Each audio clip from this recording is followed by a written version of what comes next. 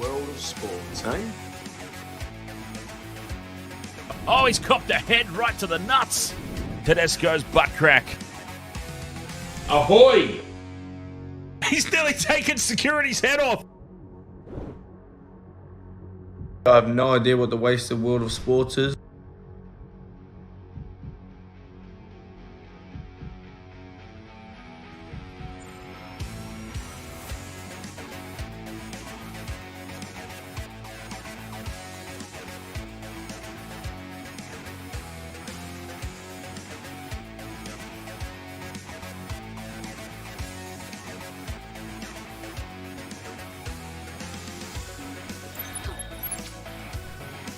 There we are.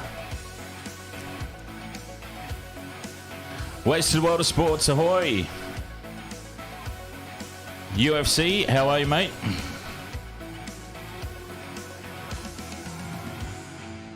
Let's get that music down nice and low.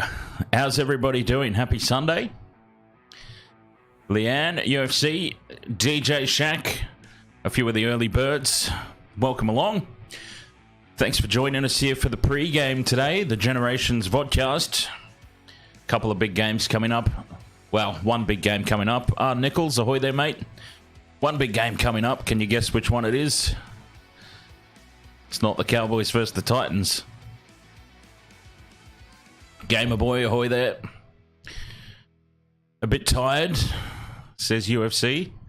Chasing all those mushrooms yesterday. All right. Good to have everybody along here for the pre-show where we like to, on Sundays, discuss generations, the footy through the years. And, of course, my co-host, the Old Panther. How are you going today? Good afternoon, everyone. Good to be here. It's unusual to be talking to you after a loss. Well, in some ways, a loss can be a gain, can't it? I'm sure the players will learn a lot from yesterday. So we're not, well, from my point of view, plus a few of the Panthers supporters that have followed Penrith for quite a while, we're not overly concerned about that result yesterday. We've seen much worse over the years.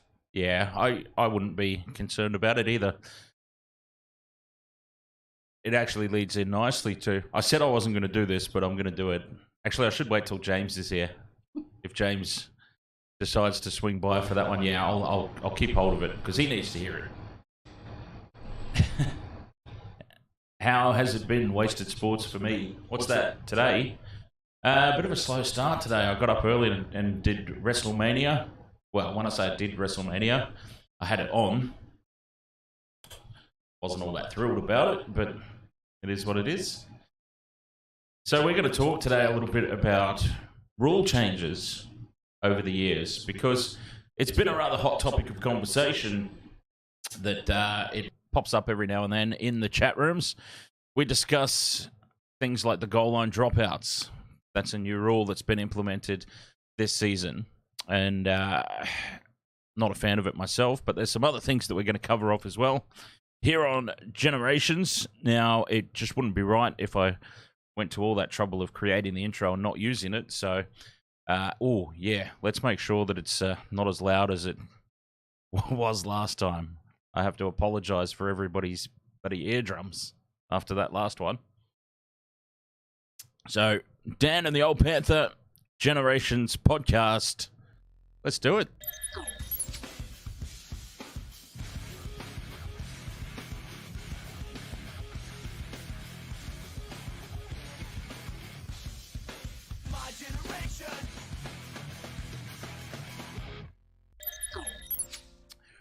All right, Old Panther, rule changes. Lots of them, I have no doubt, over the years. Do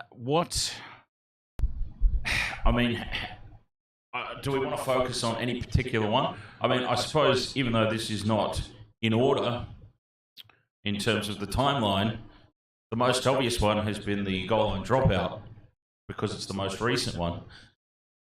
So I don't like it personally, but for those who are unaware, the goal line dropout, short dropouts have become a very big part of the game for whatever reason. people are going for goal line dropouts, doing short restarts, short kickoffs, which is good in one respect because it makes it a contest for the ball from the restarts. But they've removed the penalty situation from the restarts. That's been the big change this season. So I have said many times on streams that it's because the Broncos had a cry over the grand final. I think that's why it got changed. The Broncos jumped up and down and had a cry about it and had the rules changed. But that's just because I like to have a crack at the Broncos every chance I get. Absolutely. Is it UFC or is it James who's into the conspiracy theories? James. James. Yep. Oh, it's sad that he's not there then. Yes. Because I've got a cracker up my sleeve waiting for him to arrive. Because the conspiracy theories go back to when the Cowboys beat the Broncos in the grand final in 2015, wasn't it? Yep. There, by they beat the Broncos in the Golden Point, and after that, the rule was changed so that they would have, was it 10 minutes each way or 20 minutes each way before they went to Golden Point? And yeah, it used to be extra time, 10 minutes, I believe. And then of course after last season, where they mucked up a few of their short goal line dropouts, the rules changed this year. Yeah, so plenty there for the conspiracy theorists. My personal opinion about this change. I was just going to say, is it a conspiracy theory if it's fact, though? Is it on the internet? Probably. Oh, well then, yeah, it's a fact. Yeah, I've been cogitating about this rule and spoken to you about it as well, off air. And I reckon that the change in the rule actually penalises the attacking team for good play. If they're good enough to get the defence stopped in their in goal, and then the defending team takes the short drop out, and all they're really going to give up is a play the ball. To me, that penalises the attacking team for their good play. If they're good enough to keep that team in the in goal, then if they muck up their restart, then I think it deserves to be given 2 points. And they're not the attacking team's not always going to take 2 points, are they?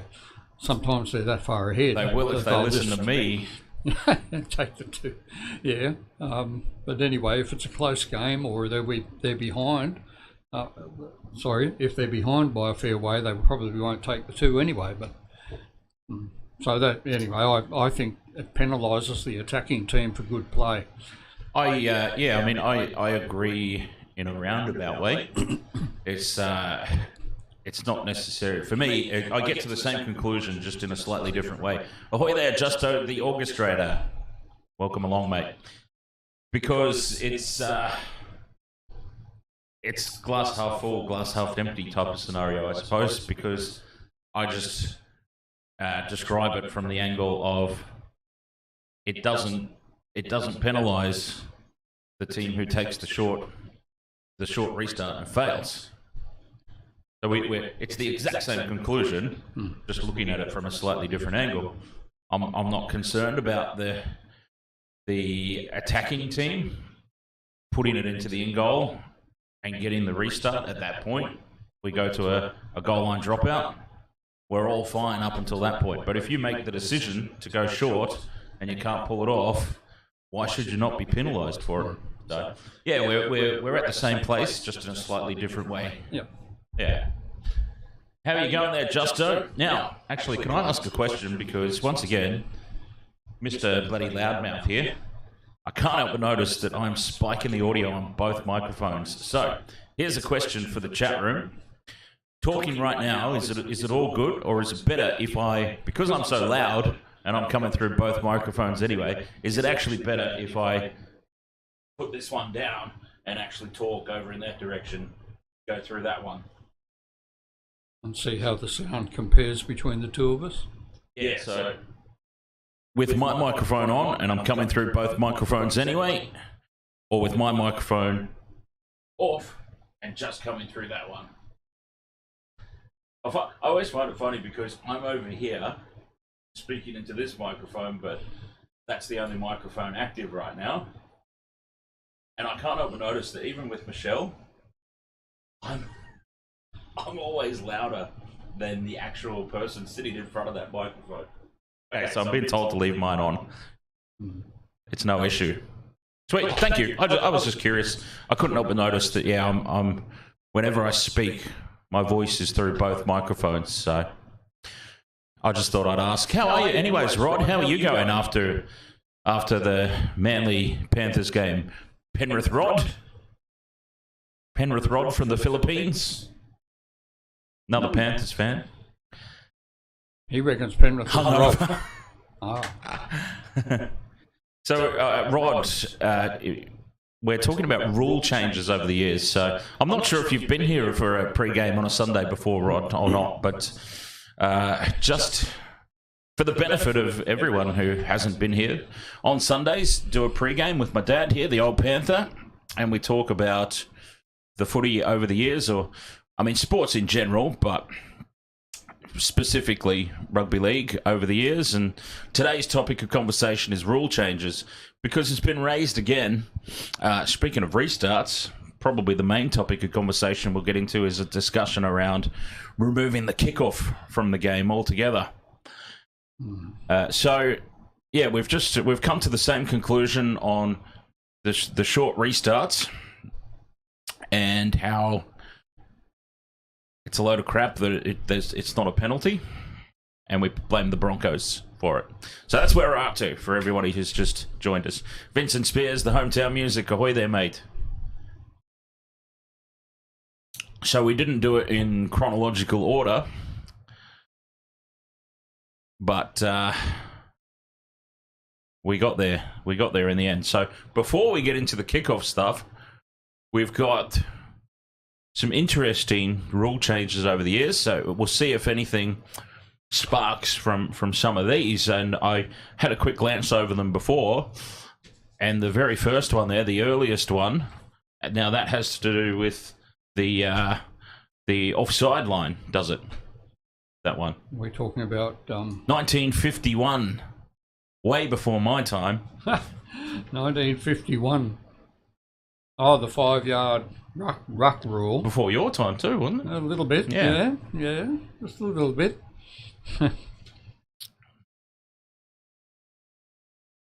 Yeah, so this is to do with the offside line. They've been fiddling around with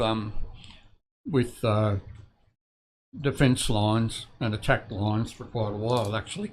And in 1951, they introduced the 5-yard rule, which was pretty close to 5 metres, where the attacking and the defensive team had to be 5 yards back from the play ball, and that used to be policed back in those days. The attacking team had to be back 5 yards. None of this stuff with, players, blockers standing next to the dummy half and things like that. But that only lasted one season, because then in 1952 they decided that they would bring in the no-yard ruck rule for the attacking team. Oh, so was it both the attacking team and defensive team that had to be back, was it? They had to be back in 1951. Yep. Yeah. Okay. And in 1952 they introduced the no-yard ruck rule. That was reinstated. Dummy half and second marker were required to stand 1 yard behind the 2 men contesting the play the ball, and that was when they had a contest. The play the ball used to be like a mini scrum. The ball had to be placed in between the marker and the attacker, and then they were both able to strike for the ball. And but that didn't work out real good, the no-yard rule. And then in 1956 they introduced the 3-yard rule. And that's pretty much the one I know about, because when I was a little fella, we used to play the 3-yard rule. I like the yeah, there we go, DJ Shat. I was going to say, I like being a rugby boy. I do like the idea of rugby league being a little bit more like rugby union. They're the old contest at every breakdown. But they had to change that rule too, because of the Broncos, didn't they? Did they? Yeah, well, I think so, because Broncos. Kerrod Walters was pretty much an expert at striking in the play the ball, and they had to do something about that. Right. Or maybe it was a Queensland thing. Maybe it happened in State of Origin. So it wasn't a change to appease the Broncos. It was a change just because one of their guys was too good at something in this instance. Before the Super League, wasn't it? The New South Wales Rugby League was in charge. Yeah. Yeah, the way it should be. But, yeah. So will I carry on with this? It's no fun. There's no Queenslanders in the chat room. Oh, okay. What's the point of bagging them out if they're not there to react? Didn't realise that. Yeah. I'll have a quick look at YouTube. Actually, I just want to see if there's any footage floating around of. Yeah, well, while you're talking about that, of course, back in these days, it was the unlimited tackle rule. So what happened was it wasn't unusual for the dummy half just to grab the ball and run. He'd get tackled, he'd make his couple of yards, play the ball, dummy half would run, get tackled, play the ball, they'd just work their way upfield that way. And so in 1961, to prevent this, to stop just dummy halves picking the ball up and running every play the ball, a new rule was introduced back in 1961 that saw a scrum pact if the dummy half was tackled with the ball. So he had to pass the ball, didn't he? Otherwise there was going to be a scrum. And back in those days, scrums were a contest. Scrums were scrums. Yeah, and but then that rule was rescinded in 1963. I don't know if the Broncos might have complained about it. There's no. They're not there. Yeah. There's no Broncos supporters out there today. I think most of them have left, to be honest, after the grand final. And if my efforts in the grand final weren't enough to chase all the Broncos supporters off, I'm sure my efforts on Thursday night were. But Michelle's still around. Yeah, and Robert M, he's a big Broncos supporter, and he's still there. Puts up with me. The scrums are actually an interesting one because Parramatta actually did it in... what year did Parramatta get to the grand final? Was that 2022? Parramatta Panthers? 2022. Because Parramatta started actually striking in the scrum. Yep. And there's no rule that says you can't. So scrums are, as far as the rules go, still meant to be a contest. I think what negates that is there's no enforcement for feeding the ball into the middle of the scrum in rugby league. It's they just roll it back through the legs. But if an opportunity arises, you can actually. There's no rule that says you can't have a crack at the ball on an opposition feed. And I just wonder why Parramatta did it so successfully in 2022. I'm surprised it didn't really catch on. Well, every now and again you do see a win against the feed, don't you? Quite often because the second row has made a mistake and kicked the ball back. Well, that's it. I was going to say Broncos did it the other night. Did they? Yeah. But that was just the ball loose out the back. Oh, DJ Shaq, you're a Broncos fan? I didn't realise. Broncos fan and a Dolphins fan, but you watch with the heart and balance of a neutral. I didn't realize. I had absolutely no idea, DJ Shack, because first and foremost, I thought, like me, and I think this is correct, like me, you're just slightly more a rugby union guy, like myself. But I had no idea about the Broncos. You obviously do neutrality, is that a word? It is now, neutrality very well, because I never knew that you're a Broncos fan. Notice this, ahoy there, mate. Leanne says, let's be honest, I'm a Broncos supporter. Okay, well, there's more of you than I realised. Let me say that. Rod says, the scrums just give a chance to take a break and open up the possibility for a set play. And that seems to be the priority lately with the rugby league, isn't it? To open up the play, yes, get the ball movement.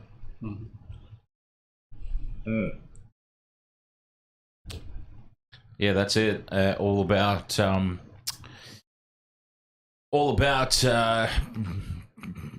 I guess drawing the forwards in, opening the backs up. When are teams going to utilise the lifting tactic that rugby uses on kickoffs when receiving dropouts?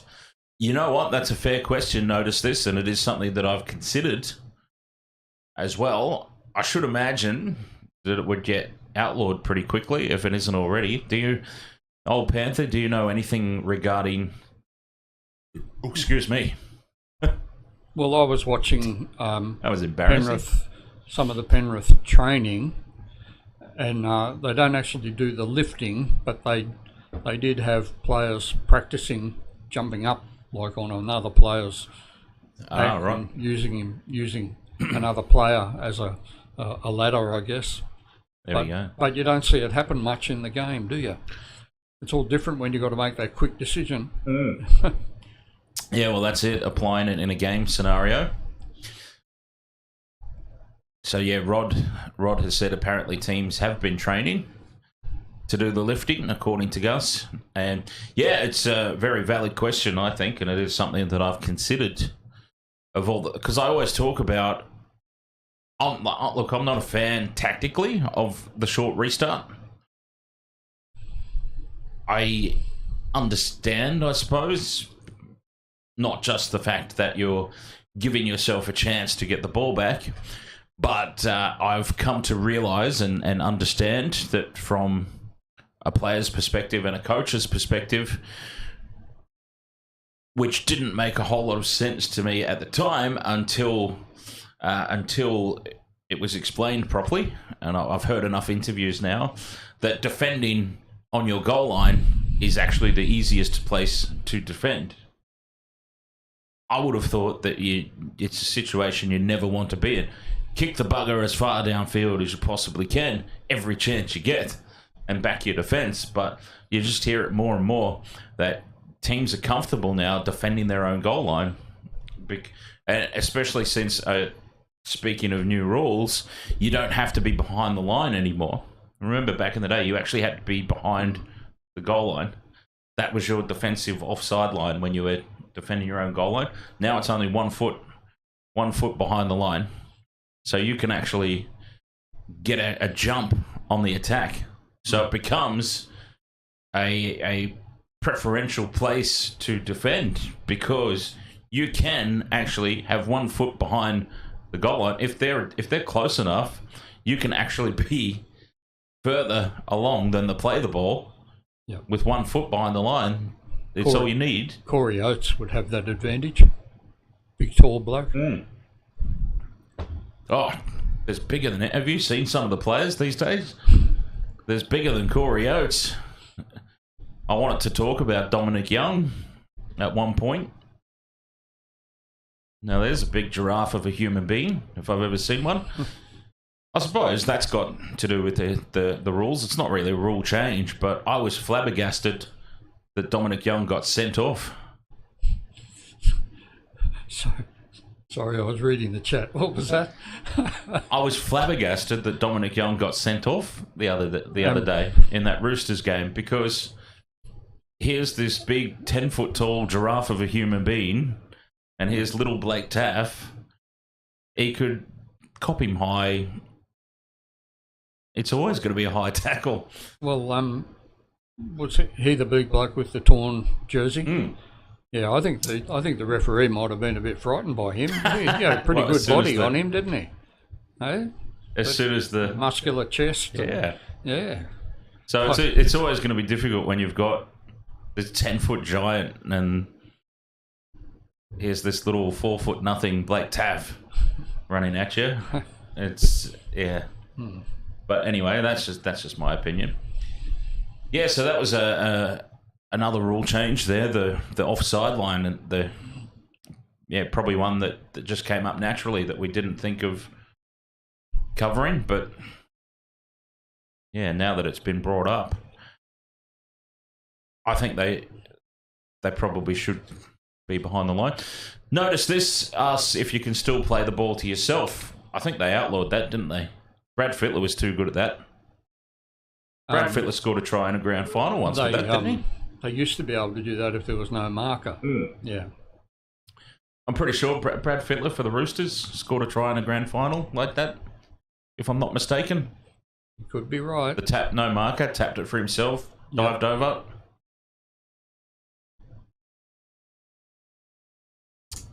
So yeah, I don't think you can do that anymore. No. That was outlawed. They have to play the ball back. Yep. Anyway, there's James. James, how are you, mate?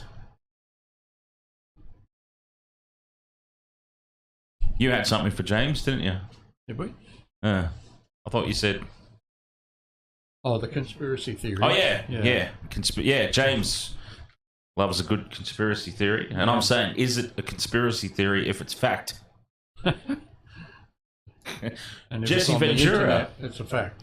Jesse Ventura. One of the... what does he say? Where's my phone? Jesse Ventura's got a really great line about that because, you know, we obviously remember Jesse Ventura from the wrestling days. Yeah. Close but no cigar. Gorilla. And he went on, he obviously got into politics and all that as well, but he went on to actually host a TV show about conspiracy theories. And that's one of the things he used to say, something along the lines of, is it I don't think of them as conspiracy theories when they're conspiracy facts. Or something like that. I'm sort of... That's not what he said verbatim, but I'll try and find it to know what he said, because it was a really good one. And I should try and remember it. James, how was WrestleMania, mate? I fell asleep in the Rey Mysterio match. But anyway... A female... Oh, there was a question for you somewhere there. What's that? Yeah. UFC asks Old Panthers, Eels versus Raiders prediction tonight. I think I went Raiders. Did you? Yeah, I think so. Yeah. Keen to stay down towards the bottom of the tipping table, huh?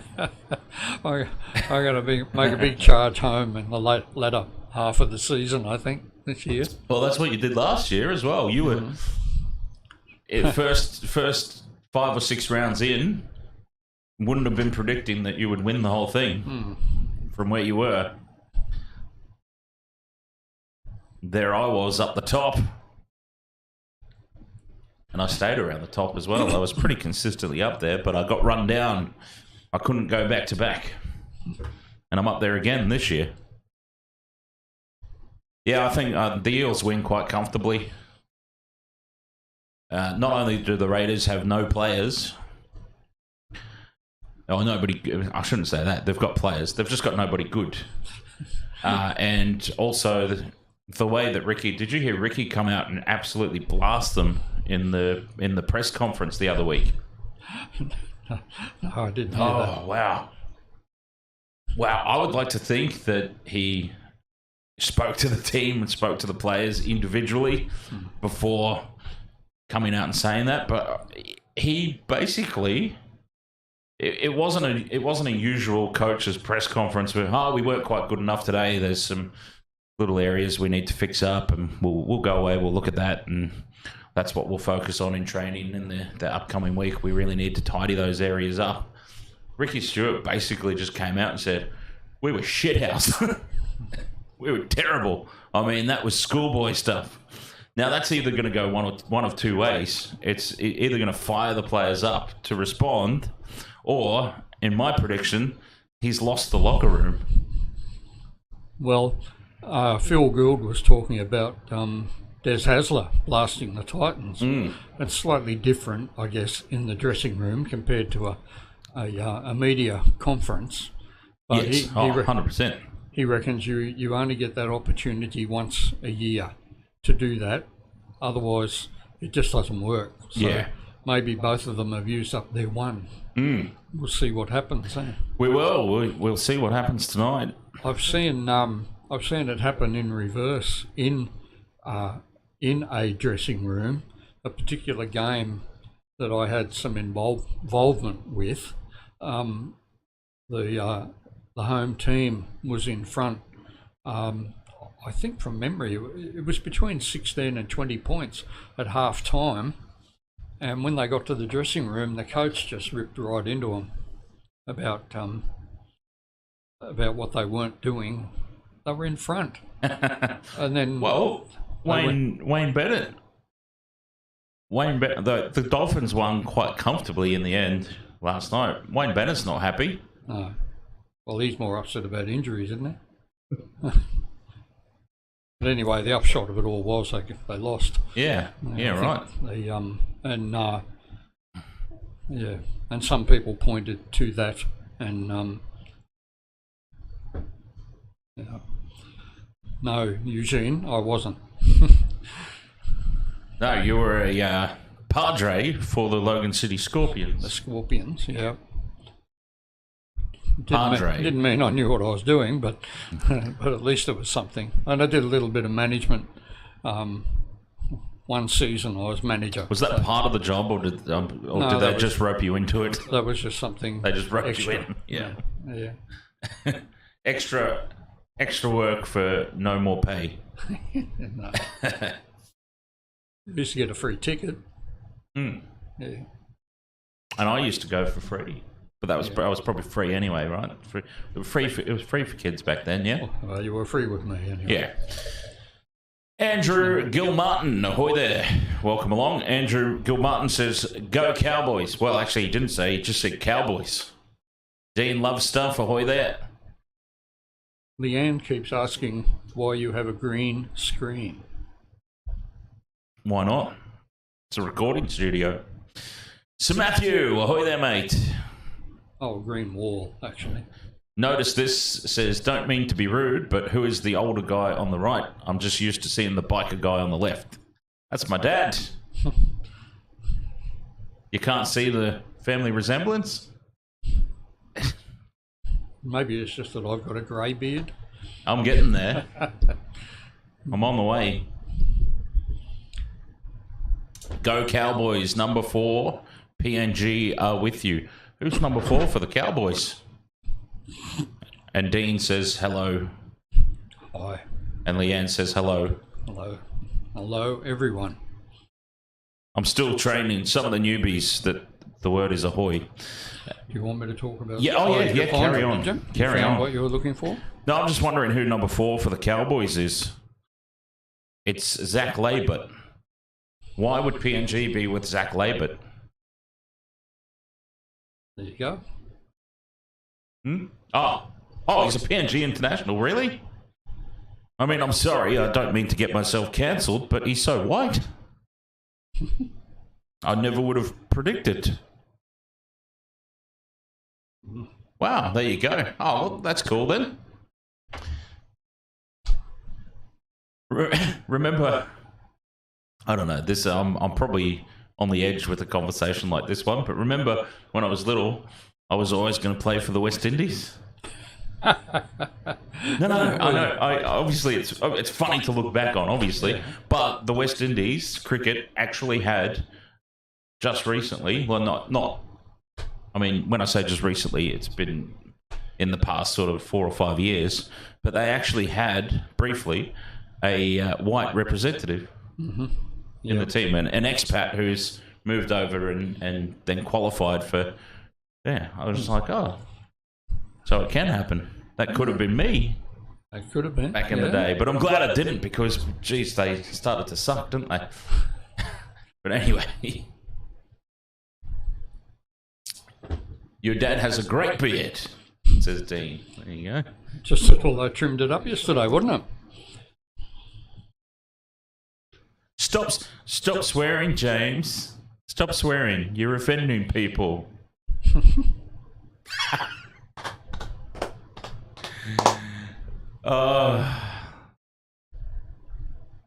She gone.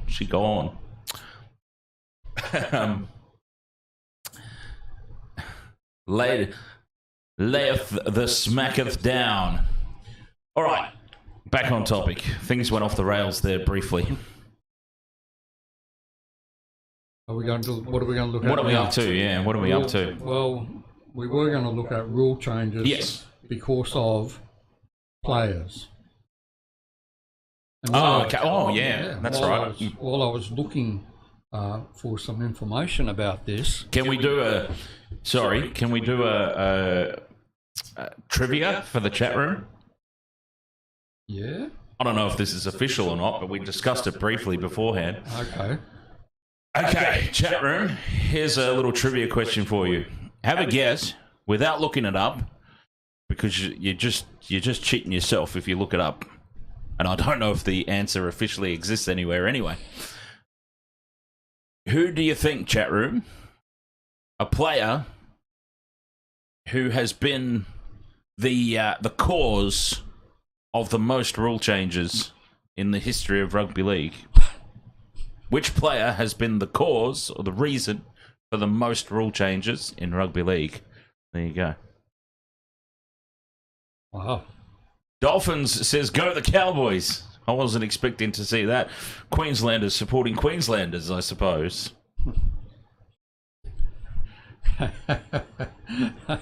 Cameron Smith, getting close. I reckon they're not far wrong. Yeah, getting close.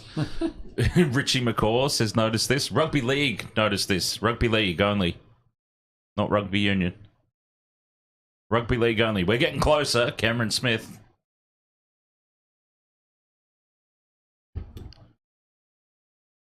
Same team.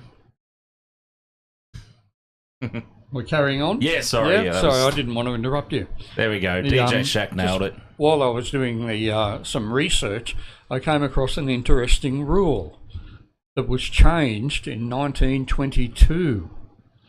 And apparently before that, if the ball was loose on the ground, you could kick it directly from the ground over the crossbar between the uprights and you got a field goal. But in 1922, they decided they would abolish that rule. So I wonder who got upset about that. Maybe somebody kept dropping the ball. Yeah, giving a point away. All right, so let's with the kickoff rule being in discussions surrounding player safety.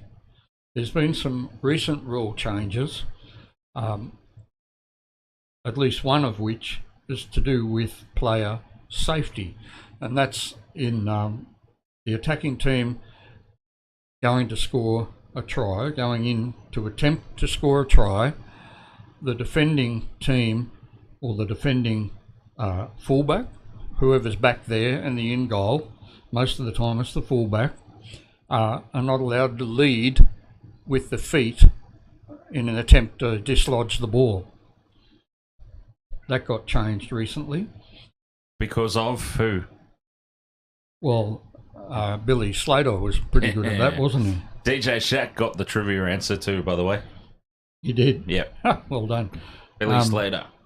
Also, and this hasn't got anything to do with player safety, but the players like Billy Slater, if the ball...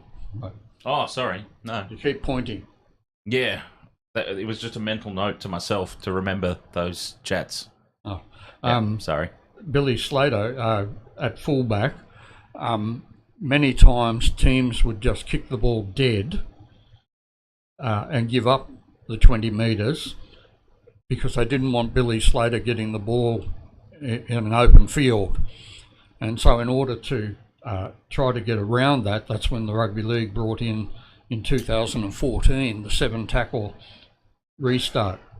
The 7-tackle set? Yeah, right. Yeah, so once again, this revolves around Billy Slater. Yep. And I believe he's got something to do with the shoulder charge issue too. Yes, oh, yeah.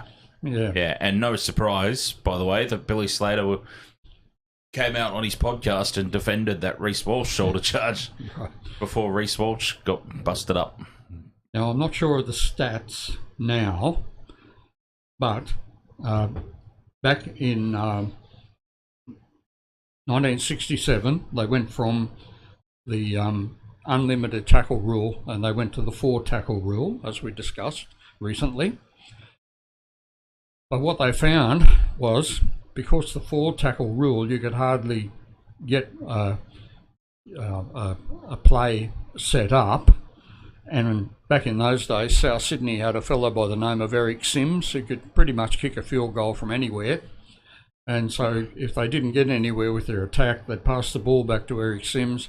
He'd kick a field goal, they'd get 2 points. And you can imagine back in those days, tries were worth only 3. Couple of field goals and you got more than a try on your points board. They decided after 1968 there was 194 field goals kicked in the season. Wow. Remember, there's only 12 teams. That's a lot. Yeah. And so in 1970 they reduced the points to 1 point for a field goal in an attempt to stop the teams kicking field goals. I think that was a smart move. I think that was a smart Well, move. based on those stats. I'm not Yeah. sure what the stats would be now, though, for field goals, but Not that high. That's been changed. That Yeah, not that high. 40-metre rule now for a 2-point field goal. Speaking of players having rule changes based around them, a couple of interesting ones came up. James raises exactly what I was thinking as that conversation was going on. Alfie Langer used to do the trip tackles. Oh, right. That you're not allowed to do anymore. Remember that? He would always lead with his leg. Yep. And almost like judo sling the players down. And I suppose, in fairness, when you're the size of Alfie Langer, you've got to do whatever you can to bring some of those big lugs down. But yeah, that was a rule that was... He was one of the ones that was good on the strip too, wasn't he? I don't recall. Yeah. I think so.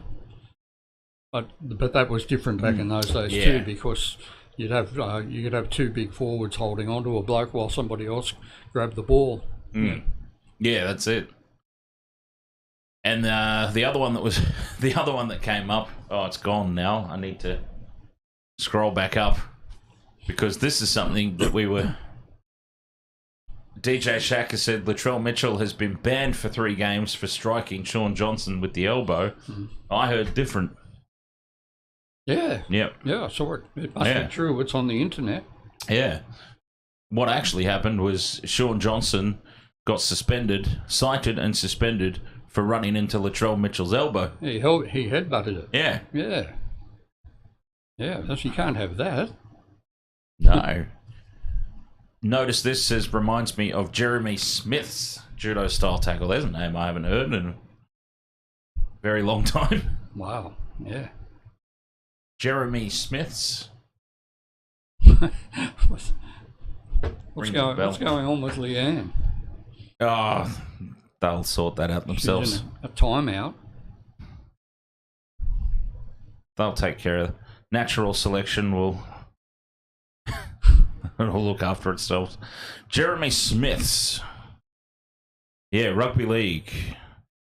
New Zealand former professional rugby league football player who played in the 2000s and 2010s. He played for the Melbourne Storm, St George Illawarra, Cronulla Sutherland. That's why the name sounds familiar. Newcastle Knights. 42 games for Cronulla, 2011-2012. That's why it sounds familiar.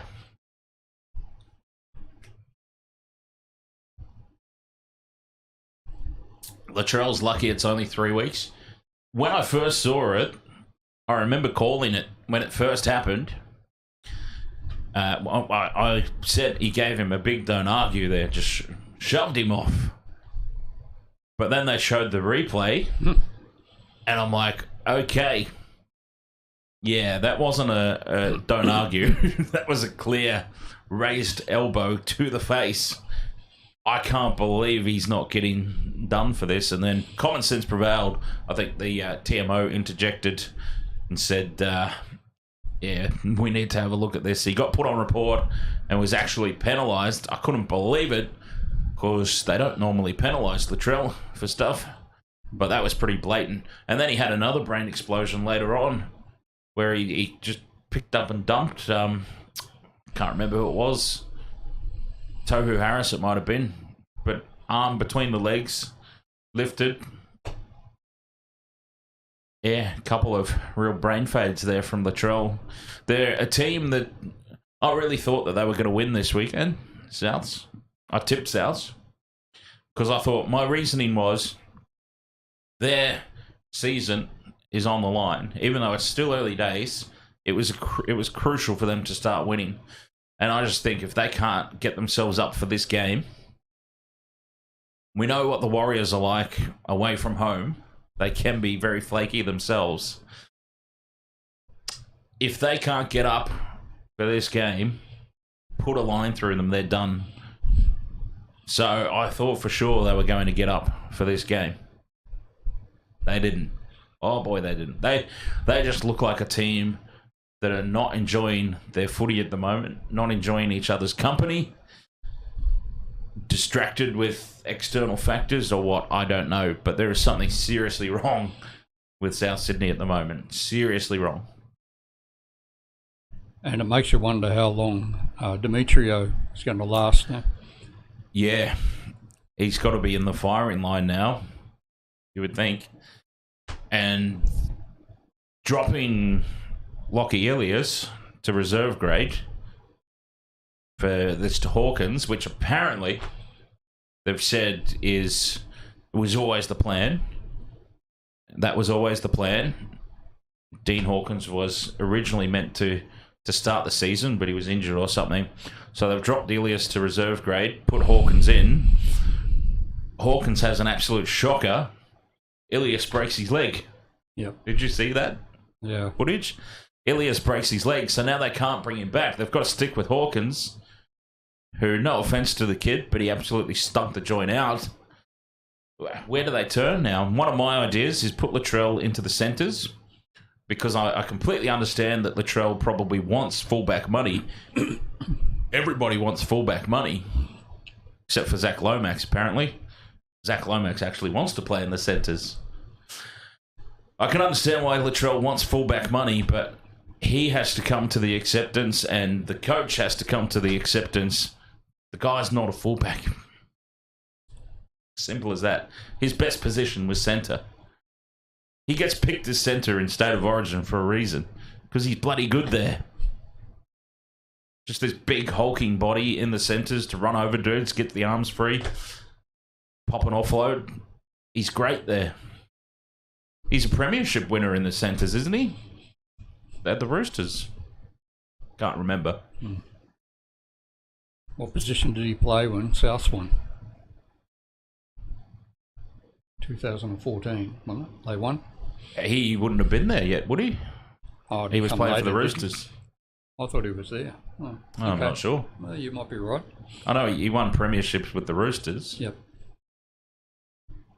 So the question I have then, when you look back at Jason Demetrio's coaching career, is he the problem, or is it, like you've said before, loses the dressing room? Are the players the problem? Are they not following instructions? Yeah, well, this will probably spark controversy, so I've got to be very careful how I say it.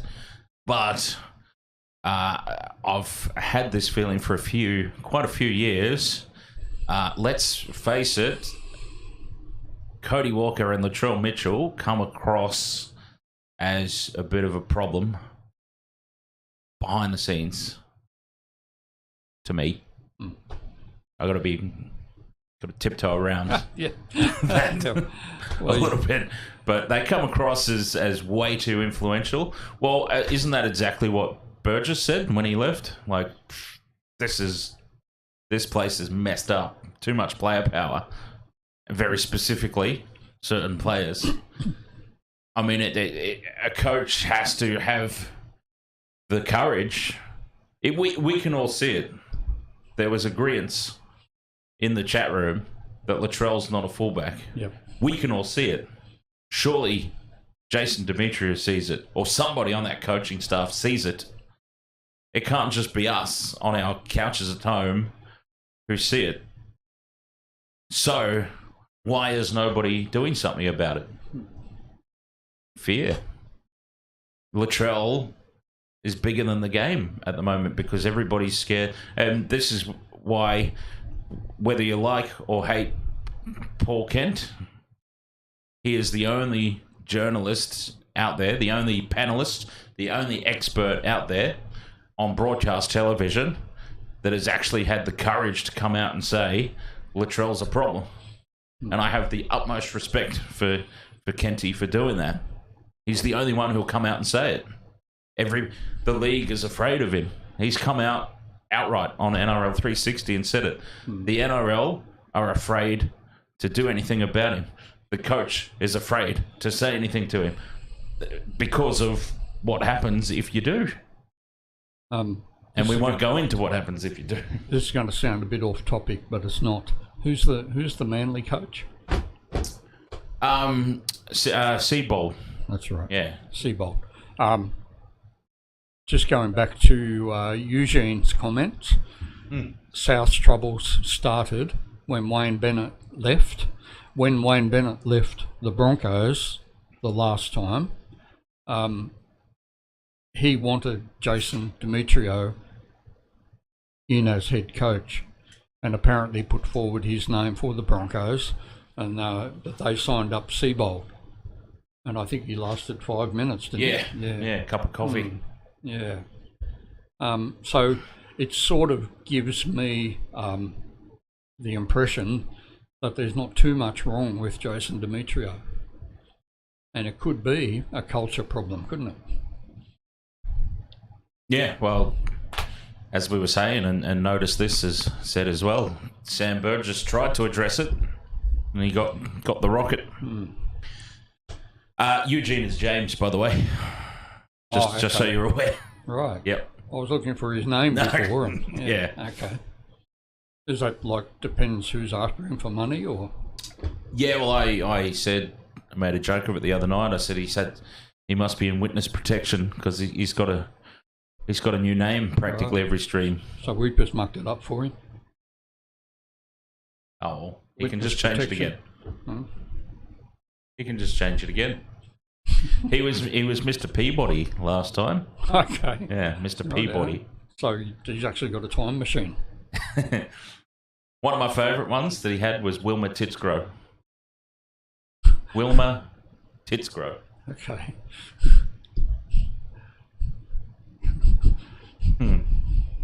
All right. It's all right, Leanne. The game starts not long now. Did we cover enough information? JD, Rod has said JD will need to, or he'll be out of there. Won't be welcome to country anymore. DJ Shaq's got a question. I'd like to ask the old Panther this. I know he may or may not watch Union, but 2 Fijian drill players are likely to be referred directly to the Sanzar judiciary for striking. Was elbowing and headbutting illegal in your day? No, you could do it. They used to get away with quite a bit back in the day. Well, what about that stuff you sent me earlier? Yeah, it was a tough game, which is why I was never much good. Apart from the fact that I probably was never fit enough either.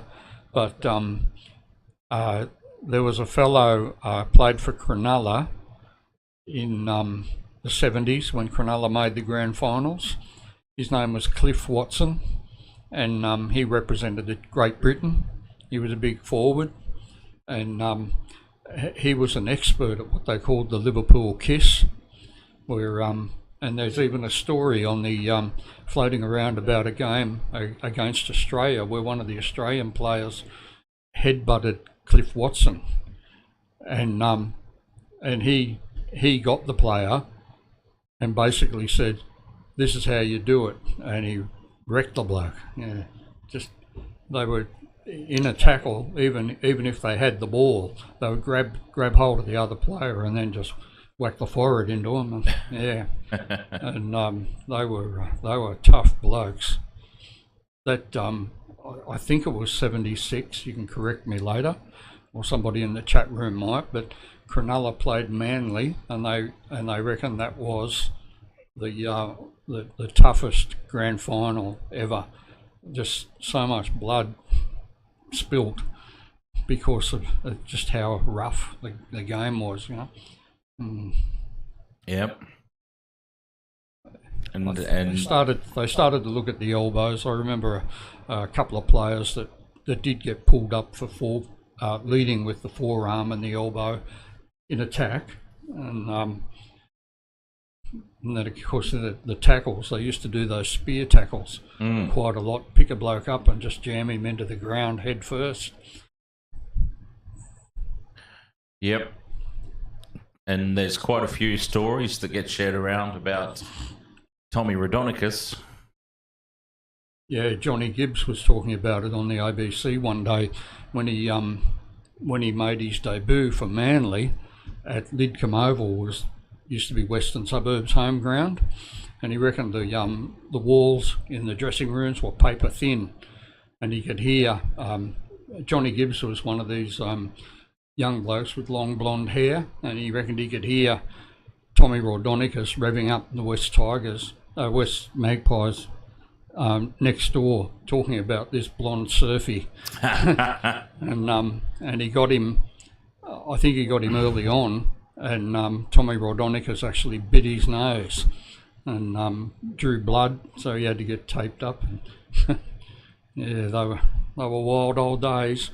Actually, there's a documentary that you can find on YouTube about the Fibros and the Silvertails, and it actually takes you into the Western Suburbs dressing room and what they used to do before the games to get fired up, and sometimes they'd even break out into fights amongst themselves in the dressing room. Yeah, they were wild, those blokes. Defunk, ahoy, mate. How are you going? Leanne asks, what was your favourite player in the 2023 NRL Grand Final? Well, I think 2023, Stephen Crichton probably goes underappreciated in that grand final for mine. Nathan Cleary obviously had a really good last 20 minutes, but Stephen Crichton had a really good game. He had a good game, and I often give a thumbs up for Jack Cogger when he came on to replace Jerome Luai. Even after the game, Nathan Cleary said that it was Jack that opened up the game for him, and showed him things that he hadn't seen. So, yeah. Well, Luai, it's questionable as to whether Luai was 100% going in, and I think we established fairly early on that it probably wasn't. And I mean, I discussed it at one point. It would be very hard to relinquish that position. When you're a professional player, you want to be out there playing, especially in a grand final. If your team's in the grand final, you want to do King Julian. Oh, yeah. I'll show you this. Let's see what you think of this. So it'd be very hard to step away, but sometimes you just have to have that mentality of team first. And maybe if he wasn't at 100%, he should have just taken one for the team and said no. But easier said than done. Yep.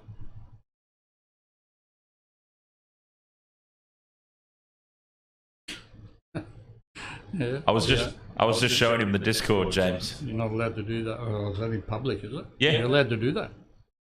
Probably not, but we do it here. We don't care about hurt feelings and whatnot around here.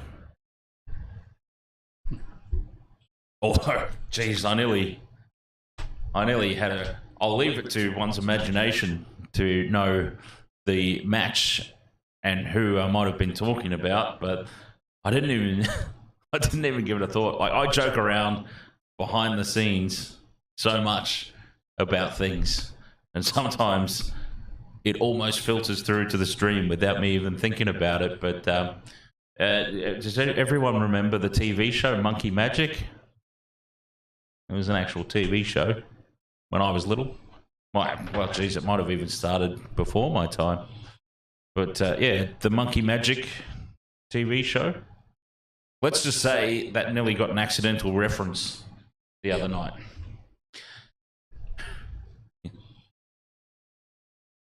A certain somebody came racing through the middle of the field, and the ball popped up for him, and over he went, and there was nearly a little Monkey Magic reference that snuck through, and glad I stopped myself. Okay, there was another question there because we need to wrap up shortly so that I can get ready for the next game. Cowboys Titans coming up. Cowboys should win quite comfortably, you would say? Cowboys to win quite comfortably? Yeah, I suppose it depends what Des gets up to. Des might put the boots on yet. No, I reckon the Titans are saving their first victory because Gus actually said on his podcast that the first six rounds are impossible to predict. Yep. He said everybody's going to get a win and a loss. So by next week, everybody's going to have a win and a loss, according to Gus, and the way things usually go. Because he said he could only think of one time where a team really went on just a horror losing streak. And I think he said that was Newcastle, like back in the day. They only won one game and drew one for the whole season or something. But he said apart from that, everybody usually has a loss or has a win in the first 6 weeks. So what that means is if the Titans lose today, that means that their first win will be next week against the Raiders. Okay. So I reckon they're saving their first win to knock the Raiders off next week. That'd be interesting dressing rooms to look at, wouldn't it? Like with Ricky and Des Hasler. Like, I reckon it'd be great to be a fly on the wall if you could be them both. Wouldn't be great at the same time. It wouldn't be great to be a door. In Desi's one. What was that? I said it wouldn't be great to be a door. Door, no, in Desi's. Not in Desi's. DJ Shack says, I think if Jack Cogger doesn't come on, Penrith lose easily. Well, I wouldn't say easily. But Broncos certainly had a lot of momentum. Yeah, he made a big difference to the game. At that time. How much was Fibro House compared to a brick house back in those days? How do you make the comparison here in Brisbane? That is such a James St. question. Lucia? That's pretty hobnob area, isn't it? Yeah. St. Lucia, absolutely. hobnob, yeah. Compared to Logan City. Western suburbs were a low income area. Manly, posh place on the beach, yeah. And they had the money. That was before the salary cap. What's your favourite NRL team? Even if they aren't playing this game. What, of all time? Richard says, go Titans, up the wires. Well, if it's all time, I'll say Penrith's 1991 team. How is it a James question? Because it's not related to the topic at all. That's how.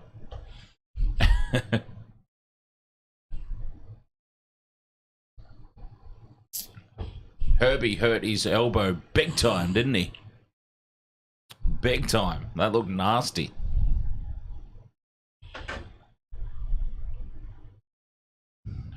Yeah, James is always fantastic value for just a completely... Because remember the other week, I believe it was James who asked about players... the players' pants switching from drawstrings to elastic or something like that. It was, and I just went, where does he think of this stuff? Rod says, "Old Panther, my brother played in that '91 team. Barry Walker was a big night that night at Panthers Leagues." Yeah, he was good. He was another good player. Yeah. That's your claim to fame. Well done. Dolphins says scoreboard going to be 74-0. Now that's a bold prediction. All right, Waste of Water Sports. I probably should get ready if I'm going to call the game. Starting in about 13 minutes. 13 minutes. So, Old Panther, anything to add before we close off? Did we get through everything? Didn't we? I think the only thing we didn't cover was the coat hanger.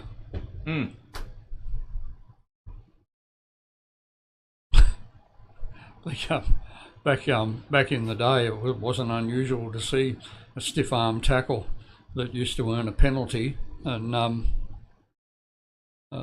that's been outlawed now. Yeah, that was just an amazing sight. If you saw a player at full speed and then suddenly his legs were up in the air and the opposition's got their arm wrapped around his neck. Yeah. Yeah, you see some great ones in the old highlights reels. Do you ever watch the old highlights reels and just go that's a send off today, that's a penalty. Absolutely.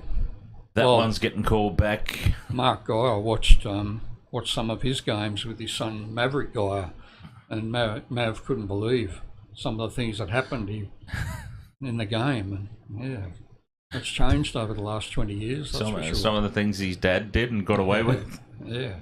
Or not getting away with. Didn't get away with a lot of the time. Yeah. Yeah, well, what about speaking of players who just have an eye for the referees, Victor Radley, I think he got pretty hard done by the other night as well. Yeah, he got sent off. He got sent for 10 in the bin, and I reckon if that's any other player, aside from maybe Big Nelson or JWH, I think he's not sent off. That's for sure. That was a Victor Radley exclusive call. That one.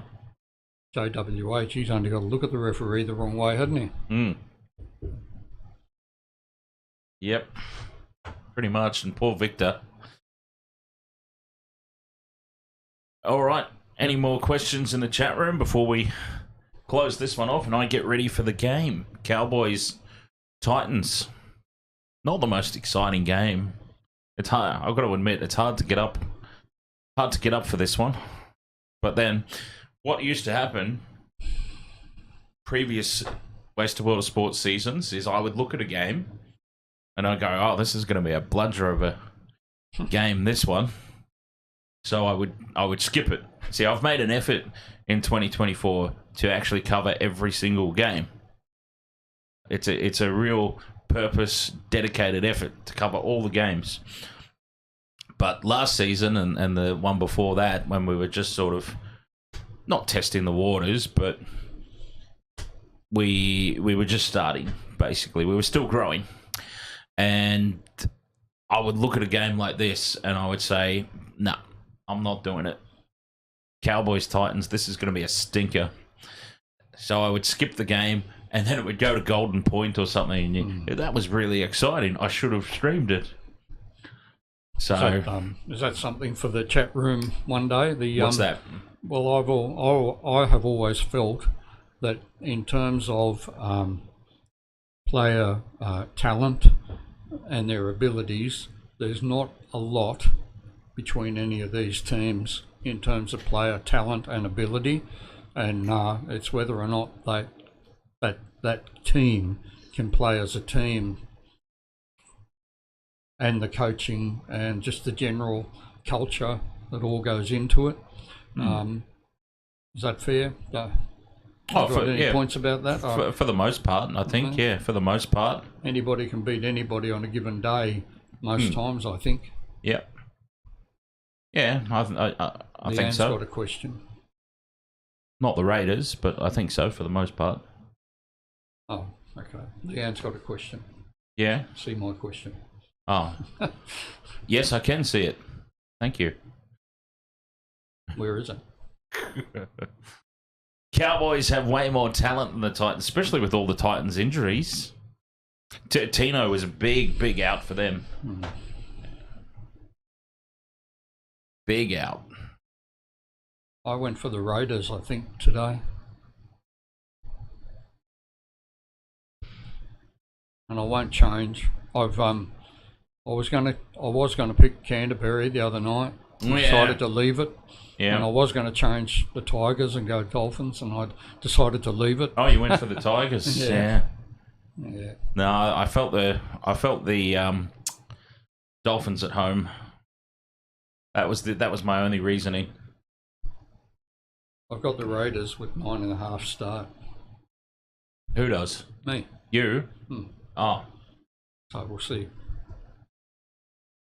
9.5 start.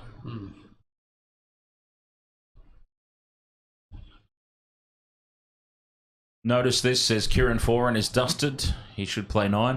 Cumbrian McCam, ahoy there. Dolphin says Titan better than the Cowboys because Auntie Debbie likes the Cowboys.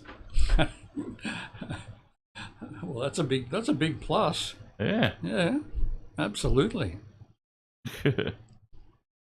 Oh, wow. Aussie Formula One star Daniel Ricciardo crashed out in a disastrous start to a critical Japanese Grand Prix. Poor Denny Rick, I think he's going to lose his seat next season. All right, West World Sports, thank you so much for joining us for the pre-show. Old Panther, I'm gathering you have no desire to stick around for this game, Cowboys Titans. Sunday night, toasty night. Yeah. So I'm going to set up. I've got most of the stuff set up this time. I learnt from last week.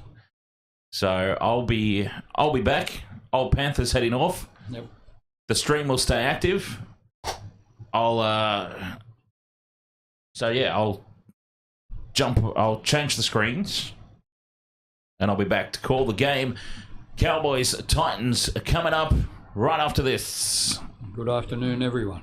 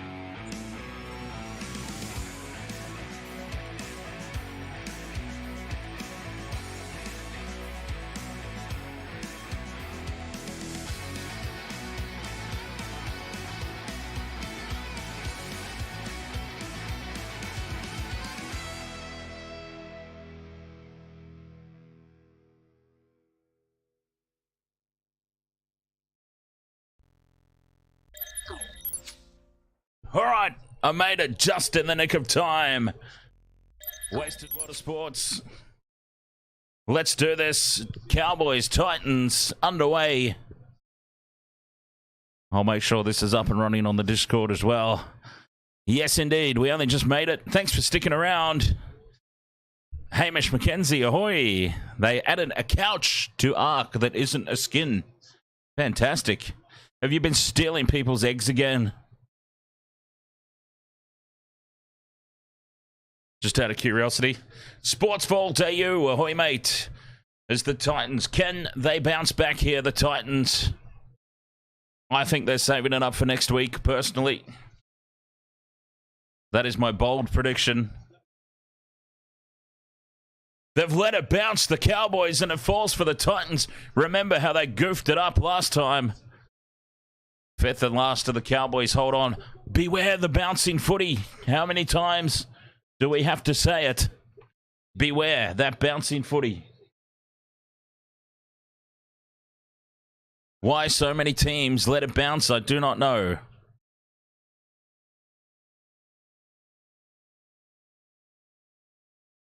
Good start from the Titans, though. They'll be happy with that. Got to be happy with that.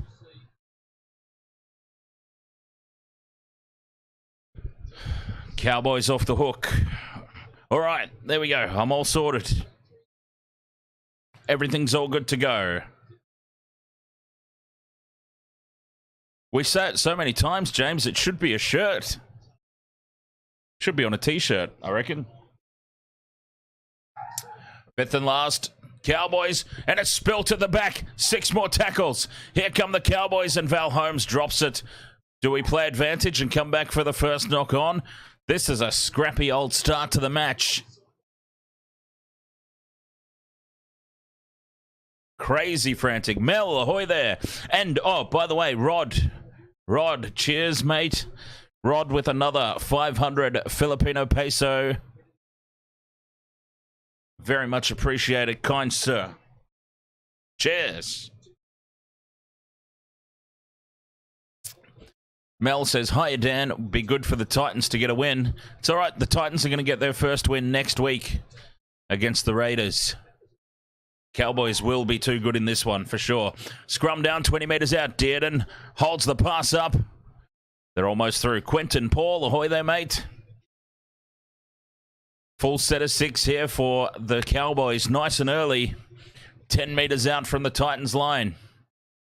It'd be a dream start after it was almost a nightmare down the other end. Out the back of good shape, here is Labert, who I just found out today is a PNG international. Drinkwater in at first receiver. To Talmalolo, draws in 3 defenders. They're just a metre out here. Cowboys on the attack. Out to the right, Drinkwater again in a first receiver. Dumped on his back for tackle 4. Ming the Merciless has his beard back. As the Chad goes on his own, the Chad, he's over the line. No way could Chad Townsend get that one down. No way. And he's been held up. Fifth and last.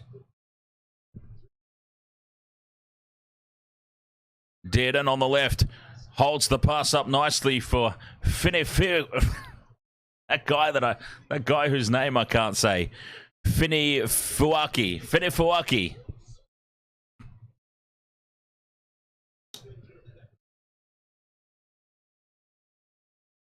And the Titans hold on. It's a turnover ball.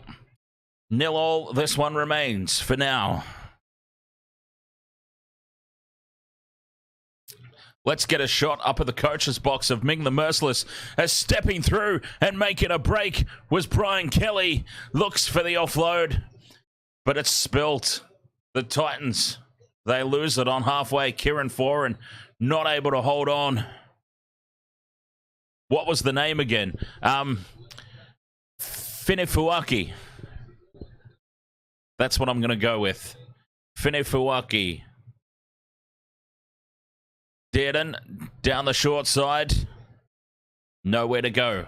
All wrapped up on tackle 3. But they're 10 out again here, the Cowboys. Terrible service to the Chad. It works out all right for them, though. In midfield is Taumalolo. He's well wrapped up. Takes 3 to bring him down, though. And through they go, the Cowboys. As easy as you like, and it is the PNG man. Christ, I've nearly fallen over the microphone stand. Zach Labert goes straight through.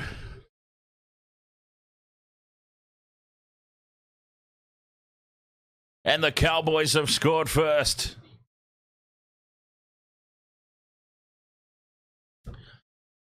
Robson out to the right. Chad with the cutout ball to Labert. Unmarked outside him was Kyle Felt, which James was asking about Kyle Felt during the Generations vodcast. Something about a try-scoring record.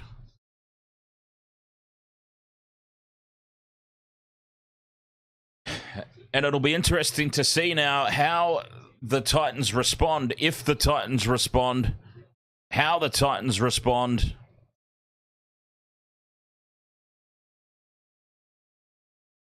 Because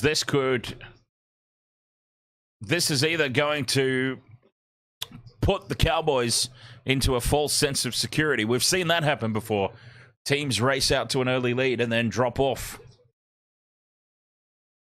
Or the Titans are just going to fall off a cliff. He just needs one more try to overtake Matt Bowen. Okay, well, it should come today. That should happen today, absolutely.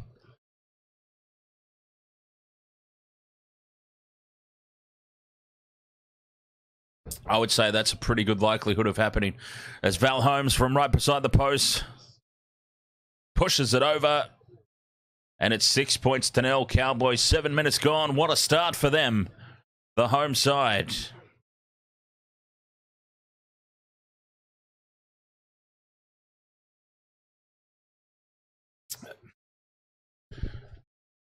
Doubleheader tonight, of course. Raiders, Eels coming up after this. Defunk says, wow, Bowen was the man. One more try, hey? And Kyle Felt. Kyle Felt becomes the man. What is it that Ric Flair always says? To be the man, you've got to beat the man. Oh, no. From the kickoff, the Chad doing Chad things. Knocks the ball on, Ben Hunt style. Ben Hunt is never going to live that down, is he? From the kickoff, straight into the chest, straight back out. Chad Townsend inviting the Titans back in here. Short dropout. Tapped back from the Cowboys. Can they get the loose ball? They can. Well, the Chad gets away with murder. And the Cowboys have it back anyway. UFC says that's exactly why we should get rid of the kickoff. To save the Chad the embarrassment of being crap. That's no reason to change a part of the game.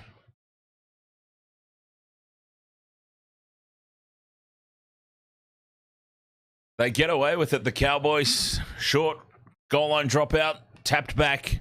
It falls for them. Fifth and last, they get back to halfway. Drinkwater in at first receiver, puts the kick in. That's interesting. Oh, they're swooping all over. All over Jojo Fafita. As soon as he takes the ball. That's huge defense. Now, what was I going to say? Jaden Campbell on a strong run. From dummy half, Randall up to halfway. Tackle 4 here for the Titans.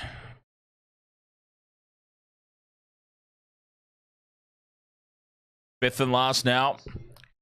40 meters out. Tanner Boyd puts it high. Drinkwater's under it. Takes it with ease. Gets the offload away as well. And it's Talagi. Or Tawalungi. I don't know. There's so many of these lungy luggies. There's Taulungi. I can't keep up. There's Labert, the try scorer. Steals some extra meters in post contact.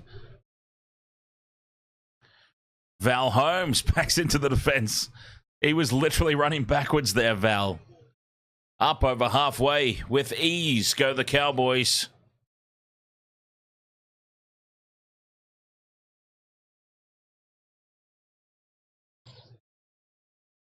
Five Langy. Oh, they've stood back and watched it again, the Titans, this time. And they managed to wrap up the Cowboys attacker. It'll be a handover. Five Langy, it sounds like I've called the Indian restaurant and I'm placing an order. Yes, please send 5 Langy.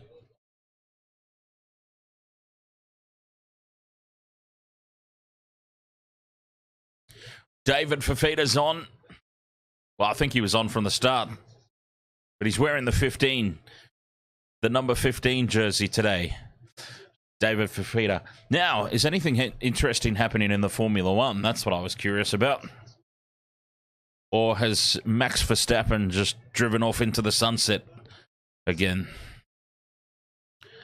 Through the hands now, out to the left. Good shape for and gets through. Gets the offload to Fafita. Fafita looking for support.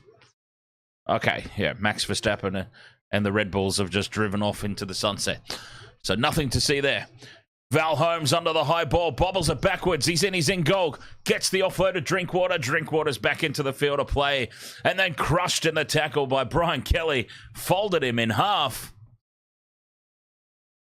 He's down like an origami swan, Scott Drinkwater. That was massive defense.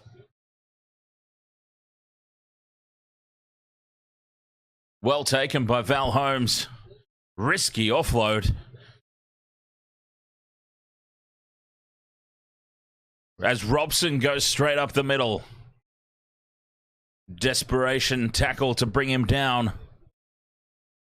Chewing up the meters here with ease. And through the hands now out to the right. Labor to Kyle Felt. Felt steps back inside.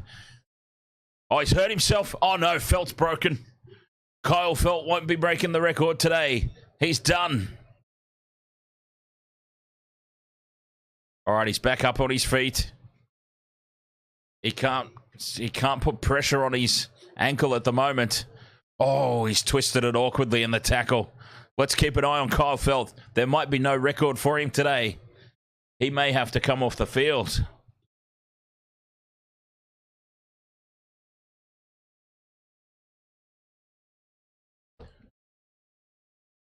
All right, he's up. He's all right. He's up in back play there, Kyle Felt. Good news for the Cowboys. But it is the Titans with the ball. Up towards halfway they go. Forward to Fafita. Fafita drags 2 defenders with him. He's brought down over the halfway line on tackle 4. Fodawaker. Just a 1-out hit out for tackle 5. 35 out here. The Titans. Foran's on the short side. Puts it in over the top. And Scotty Drinkwater back there. Well positioned. And it's Cowboys ball to bring it out of their own end. Leading 6 points to 0. 12.5 minutes gone in this one. Defunk says Tuolungi's cousin. I love Defunk that you have literally not spelled it out for me, but literally sounded it out for me. Big space here to the right again for the Cowboys. Chad can't get the pass away. He can milk a penalty, though. Oh, Farmer Chad. What an absolutely amazing milking effort there from Farmer Chad to earn a penalty.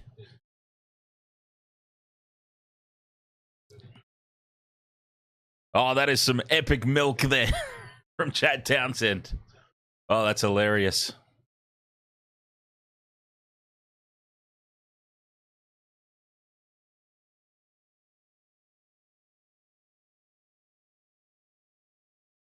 The kick into touch is up over halfway. Now Labert's trying to milk. The North Queensland Cowboy milks are back. I wondered where they got to. Remember last year, I actually gave the Cowboys credit for taking the diving and the milking out of their game. It's back. The milky Cowboys are back.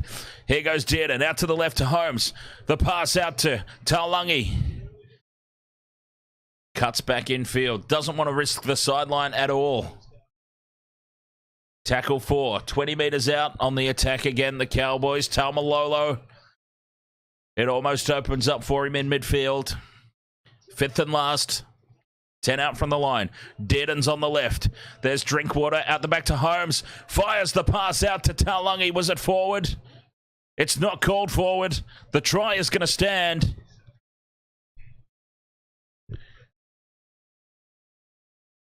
This one's down the left-hand side for Murray Taulagi. 10 points to 0. And the Cowboys, it's a training drill at the moment.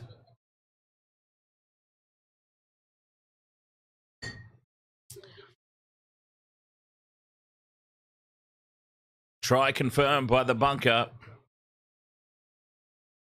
Way too easy at the moment.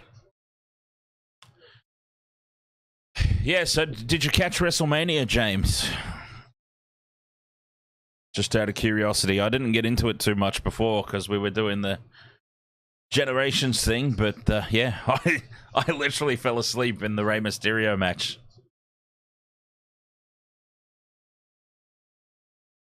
I was setting things up. I was legitimately setting things up.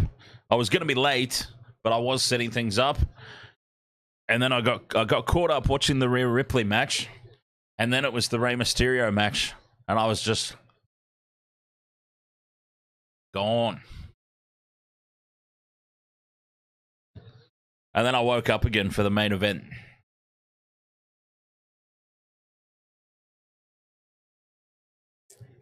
Val Holmes from the sideline. 10 points to 0 it is for the Cowboys. Strikes it well, but it starts to push its way over to the right-hand side and beyond the upright. And there he is. Mings bringing the beard back. He's grown that back quickly, hasn't he? A week. That's a week's worth of growth. Very impressive. Justin Karam, ahoy mate, welcome back. Nice to see you again. Tipping the Cowboys. Tipping the Cowboys to win. Watching from Copex, East New Britain Province, PNG. Go Cowboys. Oh, this kickoff is way too deep. It is a long way over the dead ball line on the full from the restart. Penalty on halfway for the Cowboys.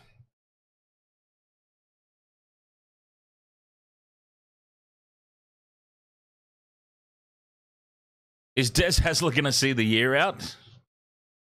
And by that, I don't mean, I don't think he's any threat whatsoever of being sacked. But I think he might leave. He might leave by his own free will. 2 balls on the field. Got to clear that up. The kick is 35 out from the try line. The kick into touch. The Cowboys will be on the attack again. It'd be hard to see a way back for the Titans. Cletus Cotter takes it to within 20. Backing into the fence. Now dry humps the air vigorously. That was pretty intense. That was. Drinkwater. The inside pass. And change of direction to Labert. Labert. Dummies. Is wrapped up. Rod, ahoy, mate. Cheers for the donation before, mate. Dearden puts the grubber kick in. Straight into the hands of Tanner Boyd. And the Titans hold on. Very crucially, they hold on. To Rod.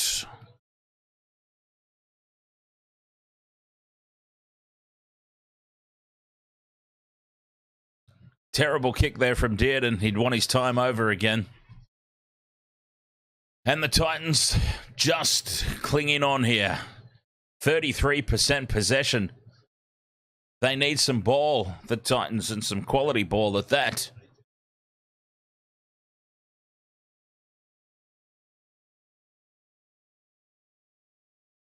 Fifth and last, up to halfway. Down the short side, Boyd puts it high. No pressure on the kick chase at all.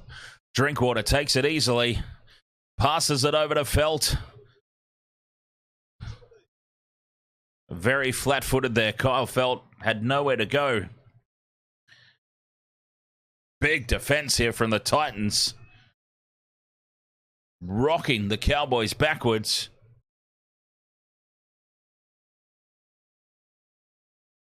He's in a world of hurt here, Labert. He's off in La-La land. He just spits his mouthguard out onto the turf. Let's see if anything's happened to him here. Oh, he's copped Kieran Foran's shoulder to the chin. Kieran Foran's shoulder right onto the chin of Labert. And it seems like he might have hurt his knee here as well. Daniel Kaikru tipping 13 plus for the Cowboys on the first half. Morobe Province. I hope I said that right. Morobe Province. And Zach Labert is coming off the field. He's done. Zach Labert. That's his day over. He's hurt his ankle or his knee. Knee. Yep. Okay. His knee got caught in between King Jolly Joffa's legs. And that is a game-ending injury for Zach Labert.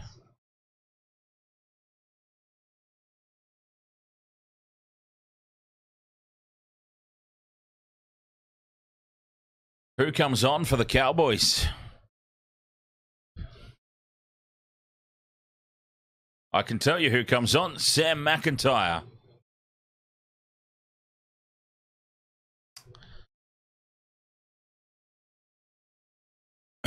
Well, how will that impact the Cowboys' attack? Chad gets the offload to Drinkwater. That's how it affects him. It doesn't. Drinkwater races upfield. He's brought down. 30 out from the line. The cover defense of the Titans scrambles back. Fifth and last. Dearden across to the Chad. Chad puts the kick in for the corner. There's a lot of Cowboys here. It bounces for the Cowboys. Jeremiah Nene can't get the ball back in. He cannot get the pass away. He can't get it grounded. And the Titans are off the hook. Ivan Storm, ahoy, mate.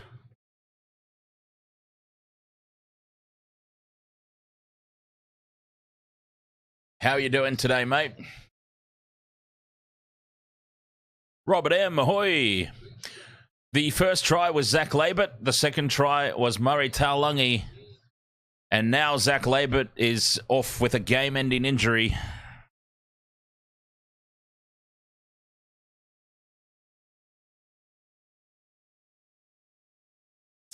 And they very nearly scored again. But the Titans just hold on. 20-meter restart for the Titans.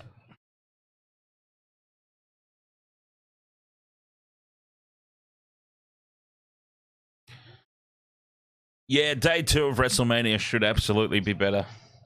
I'll tell you what I did enjoy, though. I really enjoyed, because, as I said, I was asleep, so I missed it. But I did see some highlights, and I loved seeing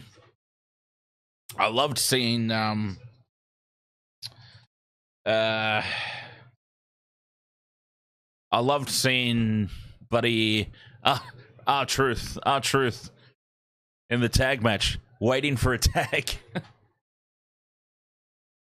R-Truth wanting the hot tag. It was classic. Through the hands now, the Titans. It's opened up on the left. Jaden Campbell doesn't pass, though. He just goes into contact. Fafita from dummy half. Links up with Smith Shields. And that'll be a handover for the Cowboys. They scramble across. And now Kieran Foran's hurt in back play. Kieran Foran looks like he's struggling to take breaths in back play. Oh, he was winded. That's why. He got absolutely crunched.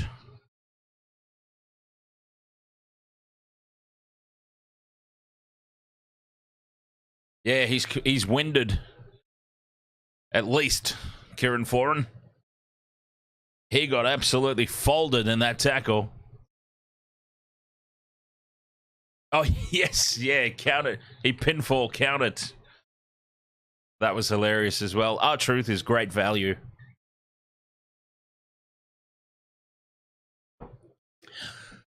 Well, I missed today because I was late and then I fell asleep. And I definitely won't be doing night 2 because I have work. But I will have it on in the background. I will be watching. Did I switch the other microphone off? I think I did. Yeah, cool. Apellis Tolly tips the Cowboys from Kavieng, New Ireland Province, PNG. Welcome along there, Apellis. Hope I'm saying that correctly. I'm probably not.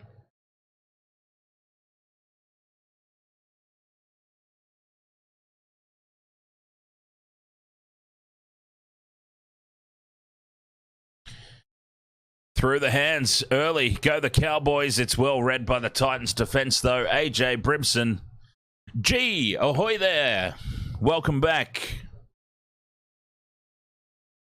I was devastated last night, G, because the Filipino shop was closed. I couldn't get my dinner guan. From dummy half goes Robson. Gets the offload back to Drinkwater. Now Taulungi's got it in midfield. 25 out from the line. Tackle 3.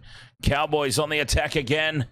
Cletus Cotter in midfield. Taken down. Robson to Drinkwater in at first receiver again. Fires a lovely cutout pass right onto the chest of old mate Finney Fuaki. 5th and last, Drinkwater. Grubber into the end goal, and Jaden Campbell is caught by Cletus. And that'll be a goal line dropout for the Titans.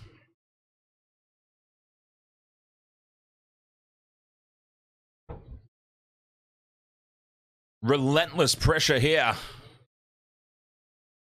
from the Cowboys.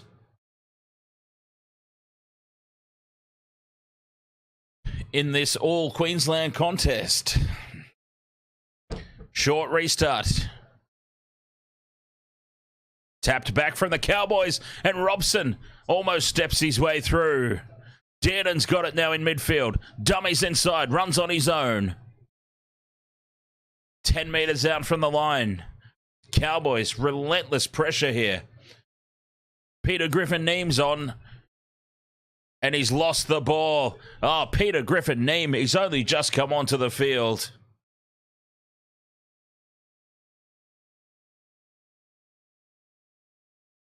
And he comes up with a mistake on tackle. What was that, tackle 2?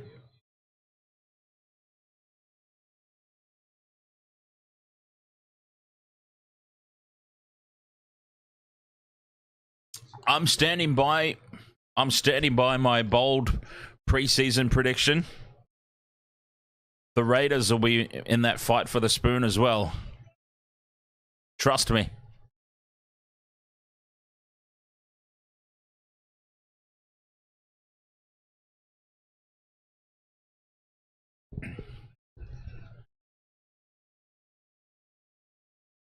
Tackle 2 here for the Titans, bringing it out of territory. They've looked, well, I wouldn't say they've looked good, the Titans, but they've been promising down that left-hand side. Brimson cuts back in field, and it has been confirmed that Zach Labert will not be back for this game. Ivan says, can the Cowboys make it to 50-plus today? By the looks of it, they can. Pretty much every set of 6, they've been getting themselves within attacking range of the Titans' try line. As Scott Drinkwater takes the high ball. Dummies the pass in front of the post. Don't do that, mate. Just take the tackle. A little bit of patience goes a long way. Val Holmes out to Taulungi again. Stepping. The Titans' defense is there in numbers, though.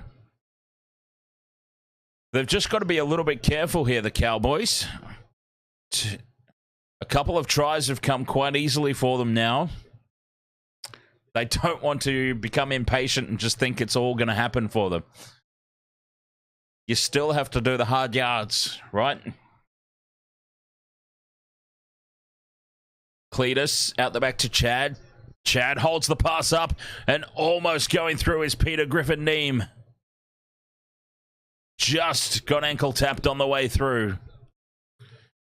Fifth and last, blindside play. Somebody's been taken out here, have they? Kieran Foran's now hurt his ankle. Jeez, Kieran Foran is in the wars today.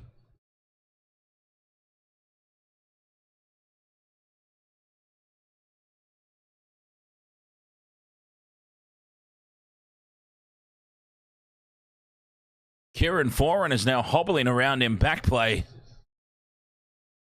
He was winded earlier.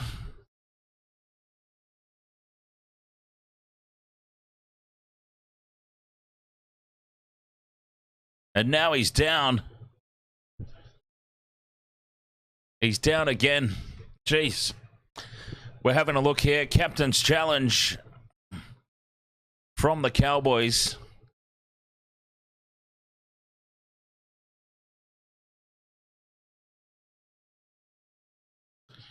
We're looking at Fafita's foot here to see if he's touched the ball on the way through.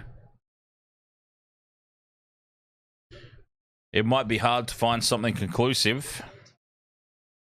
Okay, there's no touch from David Fafita, says the TMO.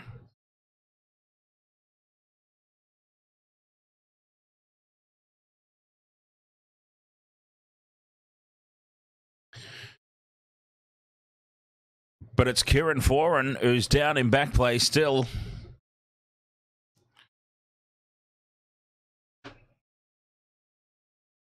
Yeah, where's Snicko for the NRL? That should be a thing. Or hotspot. Let's get a hotspot in the NRL.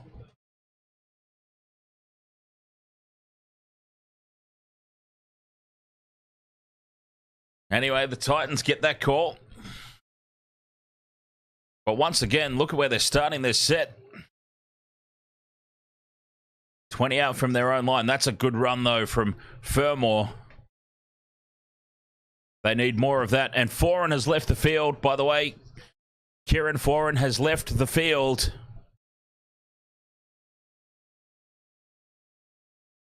So there we go. Bad news for the Titans.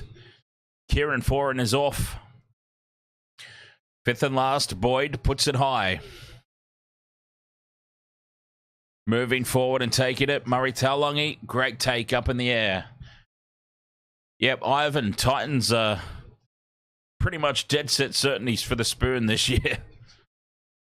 I think the only team that could take it from them are the Raiders.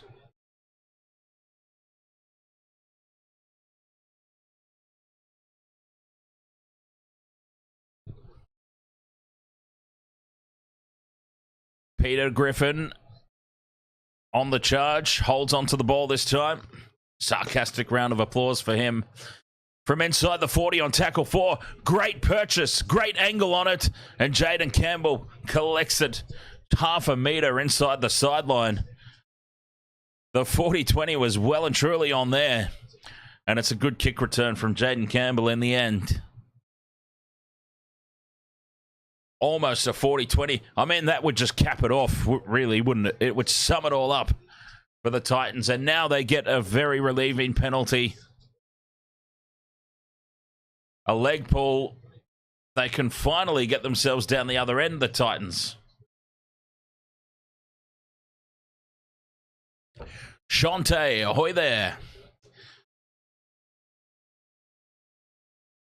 Welcome along. Titans put it into touch on halfway.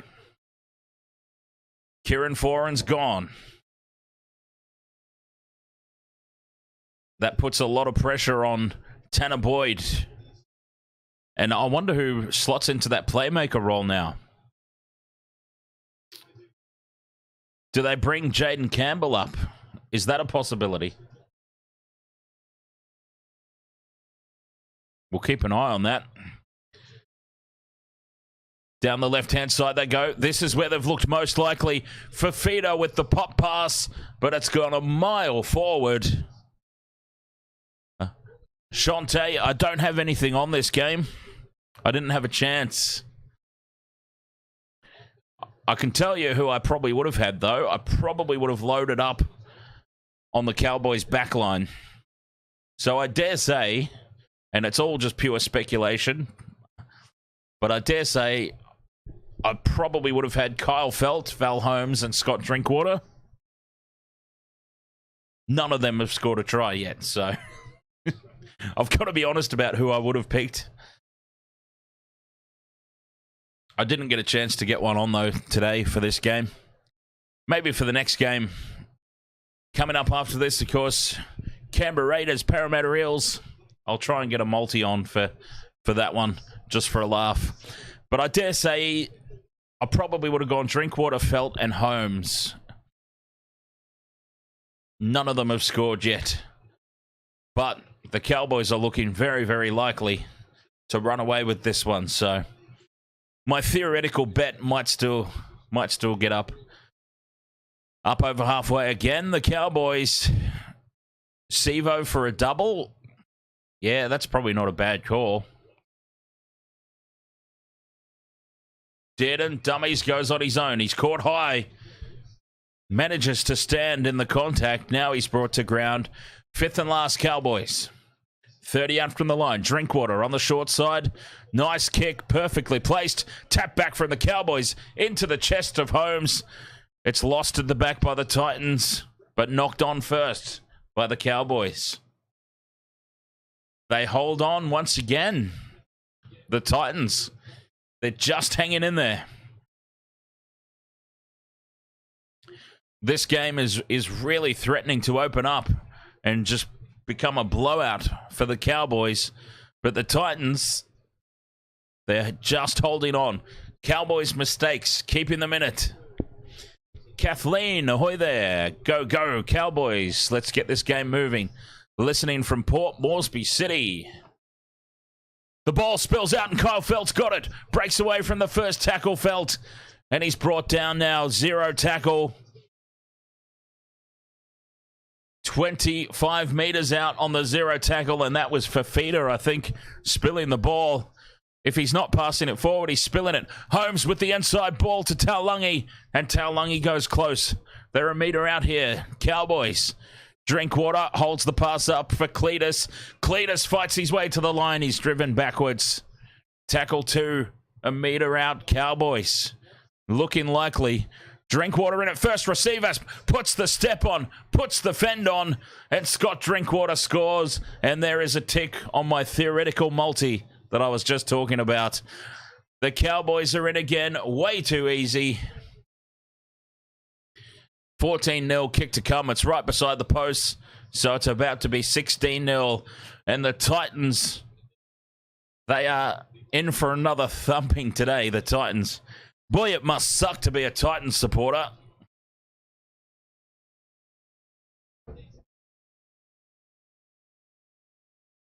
Ahoy there. Is that IXC? IXC. I'm just going to call you IXC. Go the Cowboys, listening from Western Australia. Welcome along there. From WA. James says, here's a topic for next week. Not all footy players are dumb.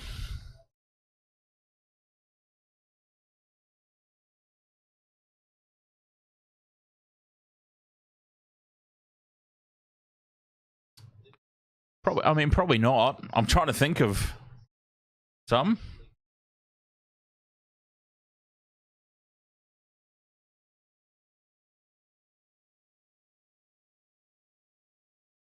But yeah, I mean, you're probably right. They're probably not. Oh, Val Holmes has taken an eternity for what is really an easy kick. I suppose you have to still go through the motions, though, don't you? Holmes moves in, converts, 16-0. The Cowboys lead. 6 minutes to go until the halftime break. And that's looking a little bit better. Ivan Storm says, I heard the commentator say 2 tries is not enough. And I would agree with that, Ivan. That was pretty important for... They've had something like 66 to 70% possession. The Cowboys, a 10-point lead certainly wasn't going to be enough.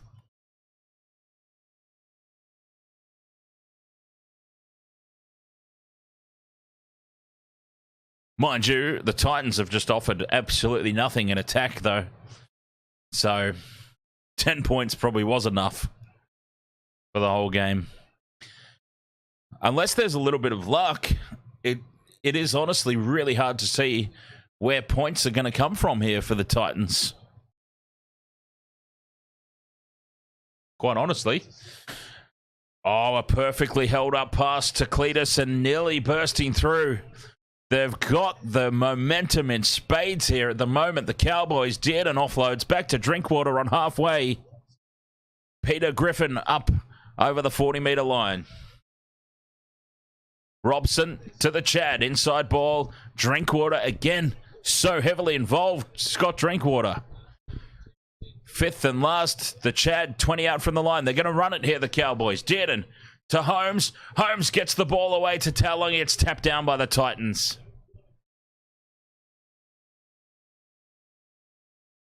Was it a forward pass from Holmes? Yes, it was. Oh, mile forward. It was a mile forward. Val Holmes thought he was still over in the NFL with that one. 16 points to 0. The Titans, if they can take any positives out of this first half, I suppose it is their defense. But I'm going to say this. Their defense has only really held on because the Cowboys keep coming up with mistakes. Cronny Sam Brawa, listening all the way from Simbu province, Papua New Guinea. Welcome along there, Cronny.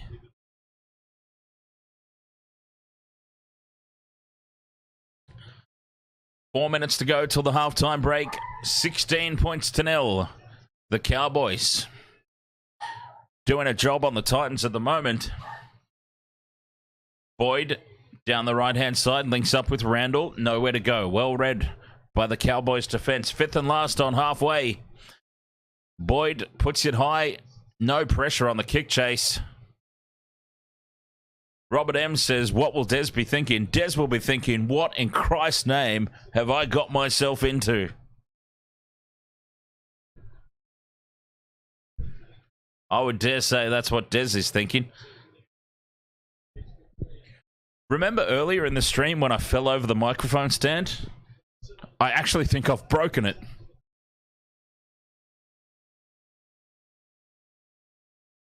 Yeah, I think I might have broken it. Kevin Leslie, ahoy there. From Madang Province, Papua New Guinea. 3 minutes to go till the halftime break. I have broken my microphone stand. Thankfully, I know quite a few people that work in music stores, so it'll be very easy for me to get a replacement. Surprised Books. Joseph Posai, Port Moresby, go Titans.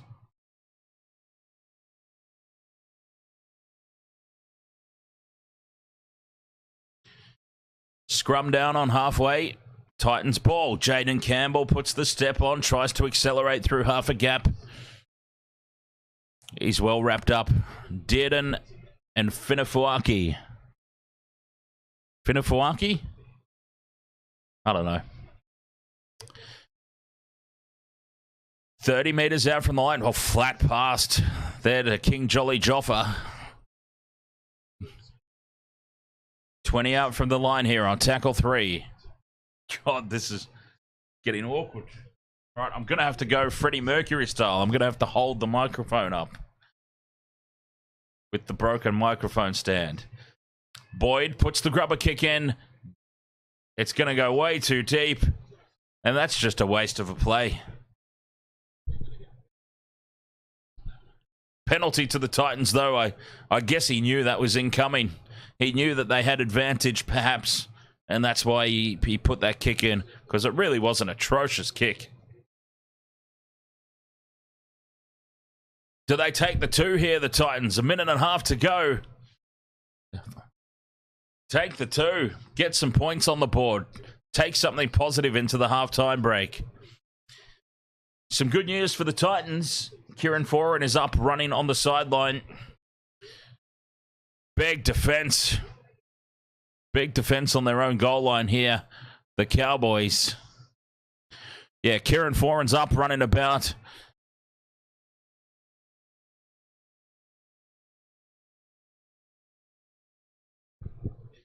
Six again for the Titans here. A minute left till the break. They're on the attack. 10 meters out. Well, only a couple of meters out now after that run. To the left they go. Brimson keeps the ball alive to Campbell, to Kelly. Kelly puts the grubber kick through, and Harley Smith-Shields will dive on the loose ball and score. A critical try for the Titans. Oh, they didn't want the 2. They wanted the full try. They wanted the 4.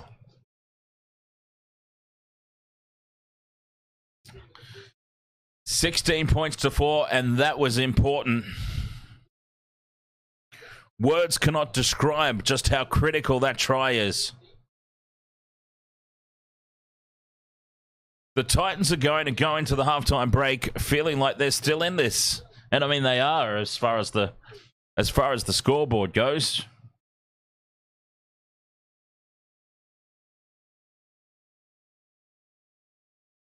Watching the game, though, you wouldn't say so. Uh-oh. Uh-oh. Wait just a minute. Wait just a minute. Jaden Campbell has got himself into the defensive line, and this is going to be an obstruction. Take that 4 points away. Take that 4-pointer away. Jaden Campbell has got himself caught up in the defensive line, and this is going to be a no-try penalty to the Cowboys. No try. 16 points to 0 it remains.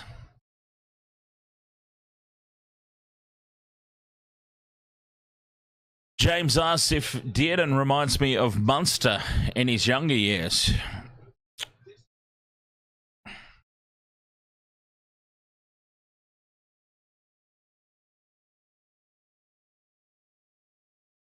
Penalty for obstruction. Cowboys hold on. They spill the ball. The Titans will get one last shot. Cowboys knock on.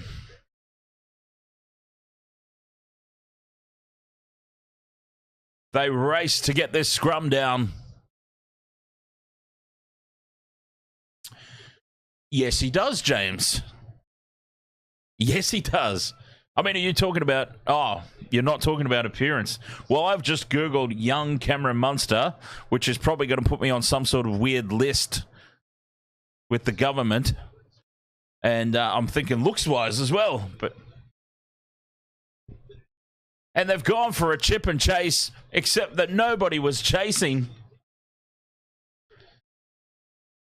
A chip and chase from Boyd. Nobody was chasing it.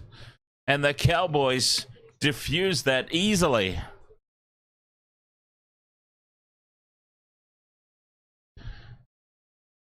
Robert M says, is that the Chad in the number 7 for the Cowboys, or is it Jake Clifford? It is indeed the Chad. And the Chad has had the most Chad of games so far today as well. Smith-Shields' try got revoked, yes. Jaden Campbell got himself in front of the play and stopped in the defensive line. Automatic obstruction. Automatic obstruction. All right, let's see if I can... Let's see what I've done here. What have I done to this microphone stand?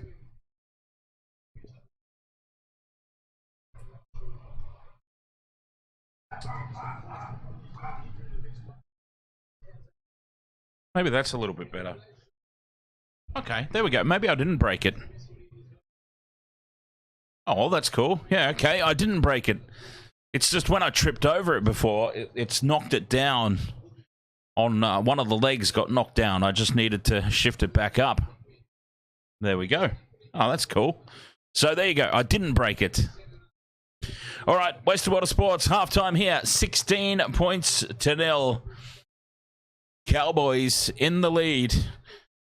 I'm going to have myself a very quick break, and we'll be back for the second half action very, very shortly.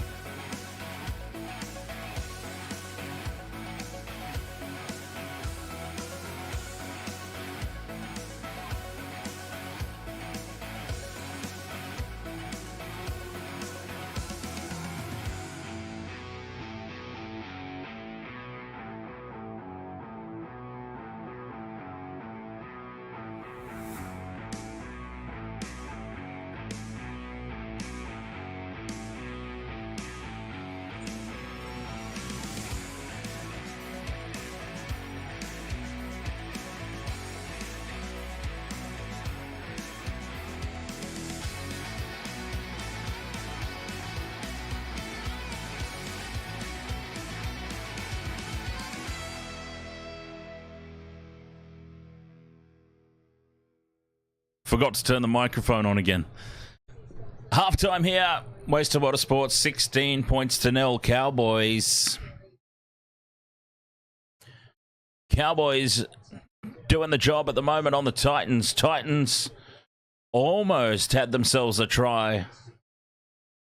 Right on the stroke of halftime there. It was taken away. Obstruction was the call. Obstruction against Jaden Campbell, who ran through, got himself in the defensive line, and we've seen those called all year long. So it's a pretty black and white rule.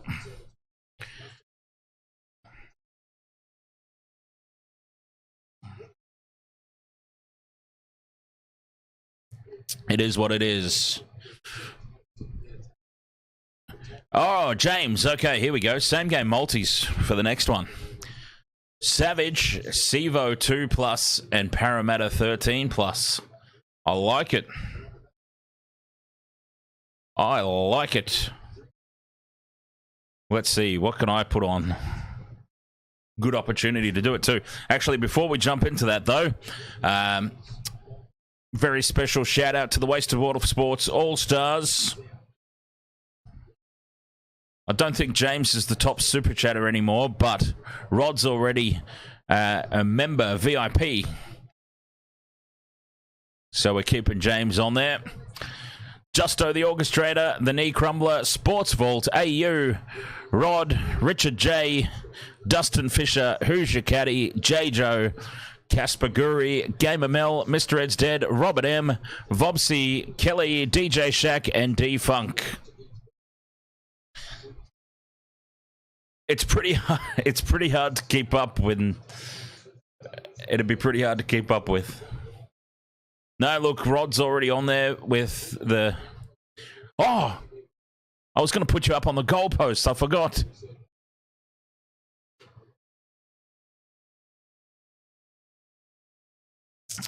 Honestly, James, I think that yourself and Vobsy, regardless of super chat or membership status, quite honestly, you guys will always be all-stars in my eyes anyway.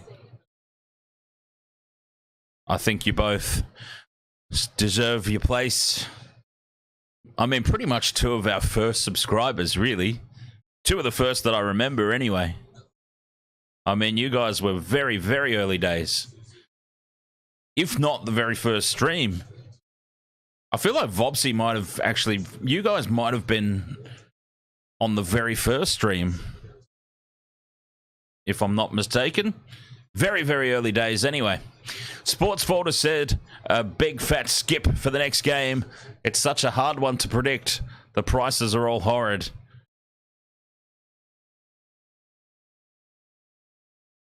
Oh, that's right. I was going to have a look. Let's see. What can I throw together?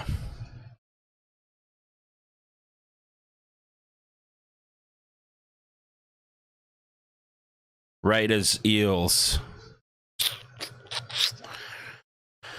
Jesus Christ. Wow. Would you get a load of some of these multis that are out there? $67. There's currently 1,101 punters on Sportsbet for this. Sebastian Chris, Sean Russell, Will Penasini, Jordan Rapana, anytime try scorers. Clint Gutherson to score 4+, Jamal Fogarty to score 4+, is paying out $67. All right, there is no way Canberra are scoring that many tries, for starters. That's my first issue with that multi. Give us a number between 1 and 12, Dan. 7.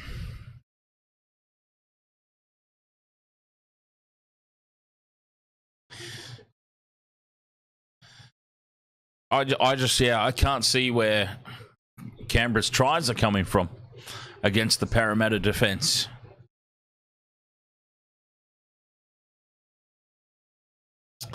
I really do think Eels win quite comfortably.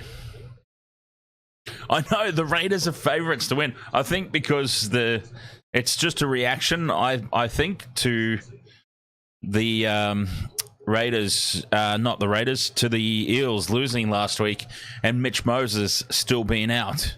Mitchell Moses is a big out. But I don't think that they're giving enough credit to just how well the Tigers played. That's just my opinion. I don't understand how the Raiders are favourite with or without Moses. Makes no sense to me. But yeah, the Raiders are $1.82 favourites. Which just... I can't understand that.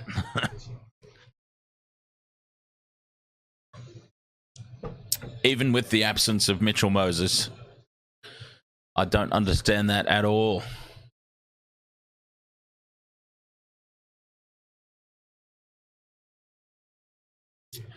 Halftime here in this one, though, of course. Still waiting for the teams to come back out for the second half.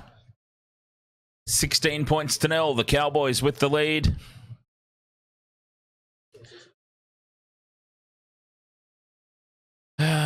I do like the Sevo double. I do like that. I might have to jump on with that one. Try scorer market to score 2 or more tries. Sevo.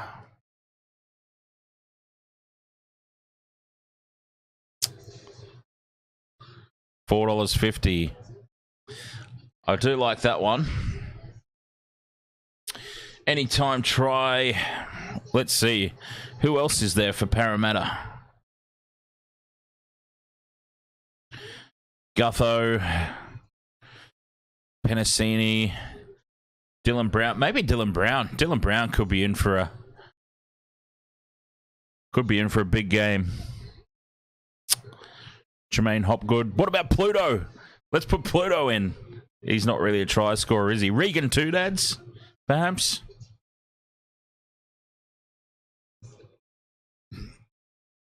What are some insights? Sean Russell. Where does Sean Russell play? Is he one of the backs?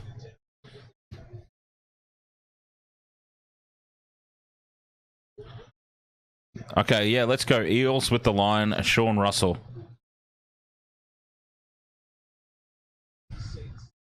Micah Sevo, 2 or more.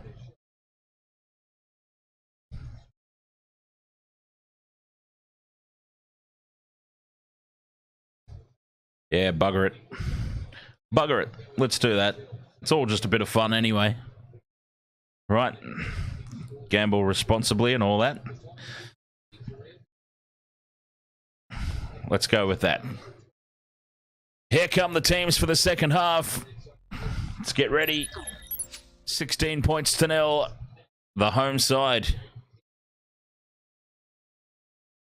Speaking of tries hard to come by, the Titans have only scored 4 tries so far in season 2024. 4.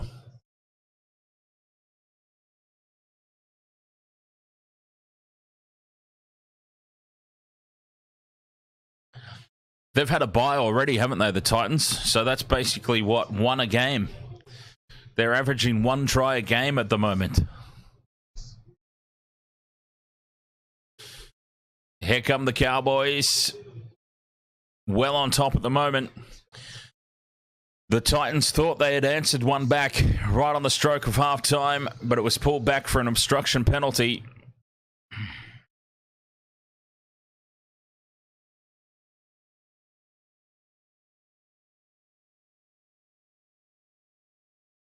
A bittersweet symphony.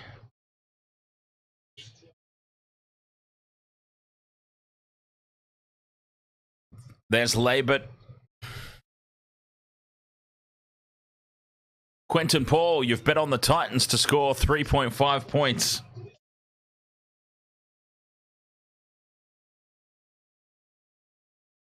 So they need a try, basically.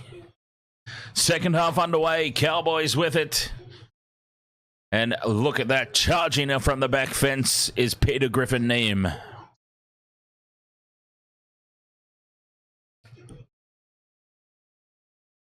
Cletus up outside the 20. Well, there you go, Quentin. They have been averaging 1 try a game. So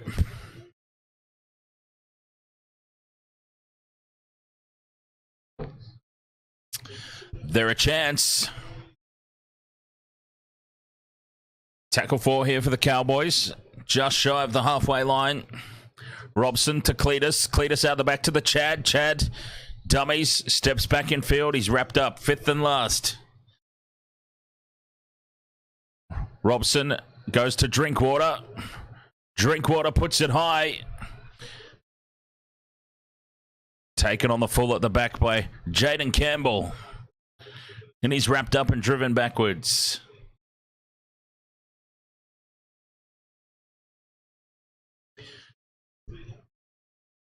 Fafita Jr. with a hit up for the Titans. Slow going, though, for the Gold Coast. Trying to milk a penalty there. That would have helped.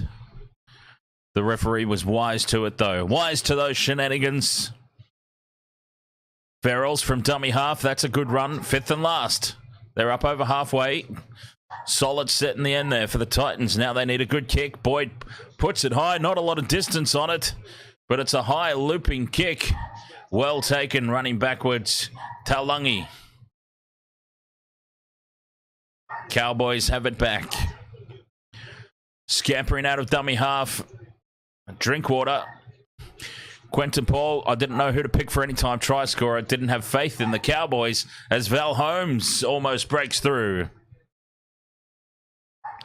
Quick play of the ball, and away goes Robson upfield. Tackle 4, Cowboys on the attack again. Continuing where they left off in the first half. Drinkwater flicks the pass out to Nanai. And now a one-on-one strip by Brian Kelly. He's done a good job there. A one-on-one steal by Brian Kelly. And the Titans have the ball back.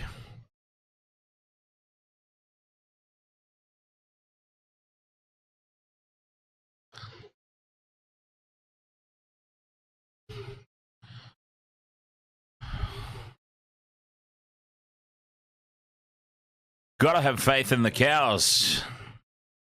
Especially if they're your team. You've got to have faith in your own team, right? Just like me. Just like me every single week. Scrum down, Titans.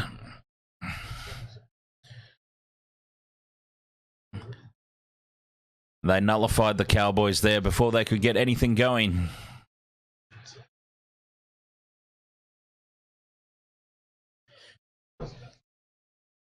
Up to halfway on tackle 3. This is good field position here. For the Titans, Aaron Clark goes to ground. Ivan Storm says, have faith in Lomax. Down the short side they go. Brimson to Fafita. Fafita draws in 3 defenders and he's brought down. 5th and last. Titans have a chance here. 25 out. Boyd puts it high.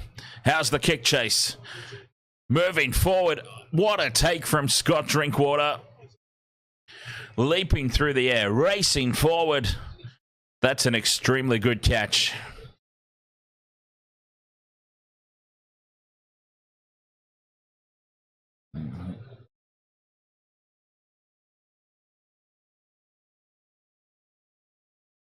What a take there from Drinkwater. Penalty to the Titans. Right out in front. What the hell was that for? Referee Butler has made... What's his decision there? A penalty to the defensive team from the play the ball. You don't see that very often. And the Titans are on the attack. 10 points to 0. 10 metres out from the line. Campbell up from fullback. He's tackled 2 metres out. He's lost the ball, I would have thought. Bursting through. Brian Kelly reaches out and plants the ball down. It's a try.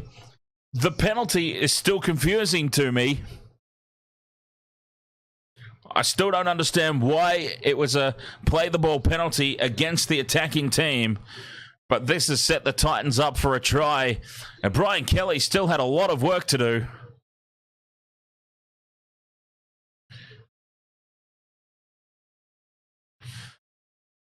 Well, Jaden Campbell's there in the way of the Chad. And Kelly goes straight through that gap that's created.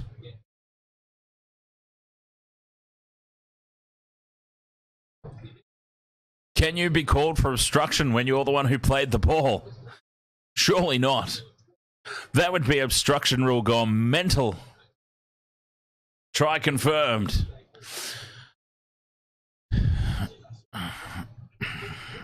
$16-4.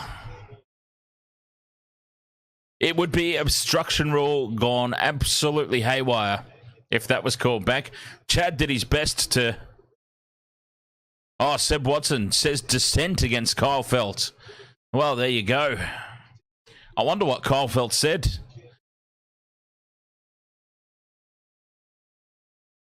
Yeah, okay. He's told him to go back to the mark. Kyle Felt was told to go back to the mark to play the ball, and he said something to the referee that the referee has obviously taken offence to.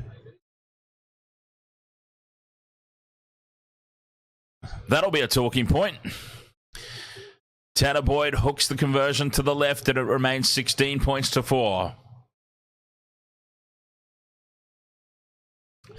He told the ref he's a Titans fan. Quite possibly.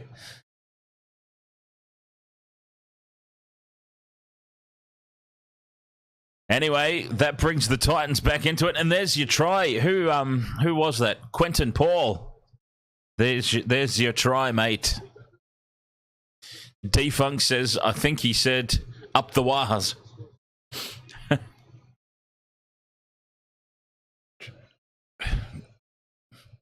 Maybe he said up something.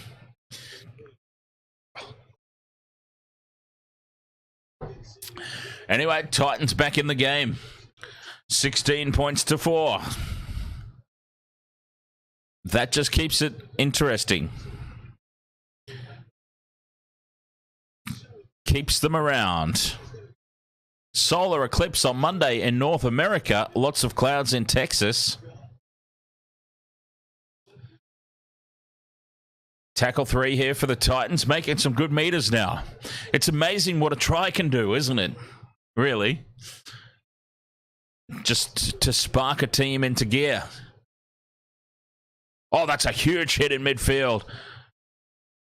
Tal Lungy, was it? No, it was Nanai. What a hit. Fifth and last, Boyd puts it down to Drinkwater. Drinkwater takes it on the full. Brings the ball back just short of the 30-meter line. Cowboys ball. Here's Kyle Felt. Let's see. Will he keep his mouth shut this time? He gets up, plays the ball without a word. Cletus in midfield. Good leg drive. Oh, it's not Cletus. It's another Cletus. How many Cletuses have they got in this bloody team? That was Jack Gozlowski. Joshua Price, thank you very much for the sub, mate.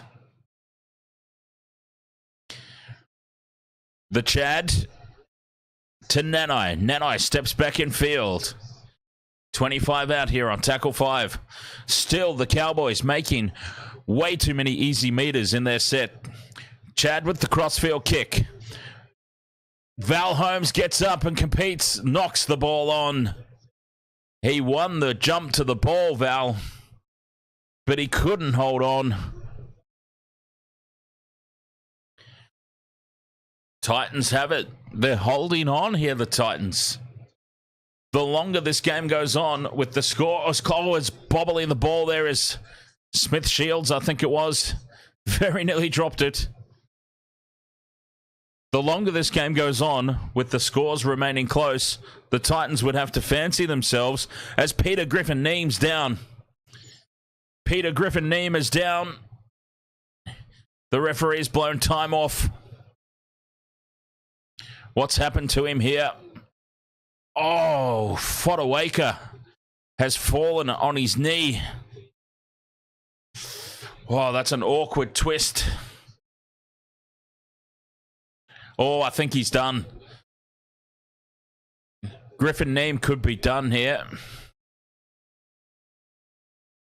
Fodawaker falling awkwardly onto Neame's knee, and that could be his day done. That is a... Oh, God, that looks so painful. That looked so painful. How is he even standing up after that? Oh, my goodness. No, he's got to come off the field, surely. Well, I know where I would be directing my attack at the moment. Straight at Griffin Neame. Fifth and last for the Titans. Boyd from his own 40-metre line. Puts it high. Drinkwater's under it. Takes it cleanly. Passes it across his post to Taulagi. Taulagi takes them on. Creates the overlap for Val Holmes. Holmes is away. Up over halfway. Stands up Tanner Boyd. Taken down by Jaden Campbell. What a break there for the Cowboys. Tackle one, 30 metres out from the line. They go right-hand side now. Spreading it to the other side. Nanai, 20 metres out.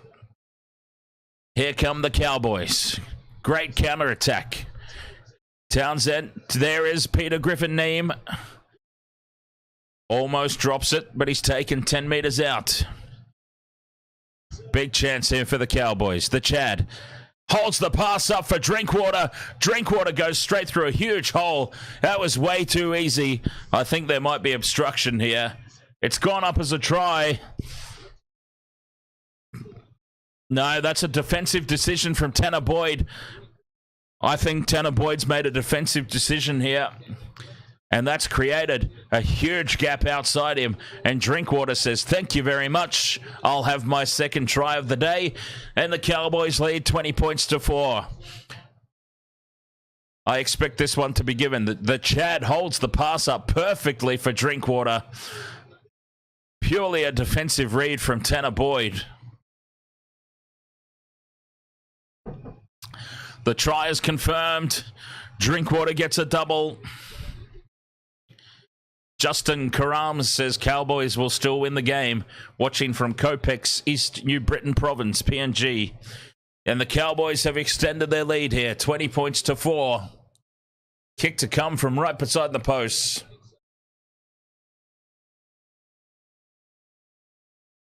And that was just a very simple set play. The fullback running around.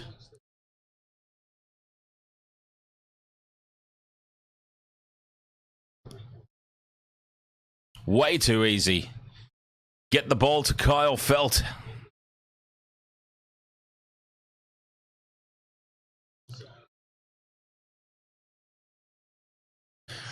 I wonder if anybody tipped the Titans in the Wasted Water Sports tipping contest.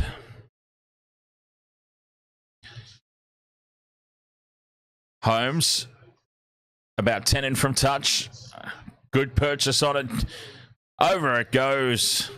22 points to 4. Cowboys looking comfortable once again. Way too easy it was. Way too easy.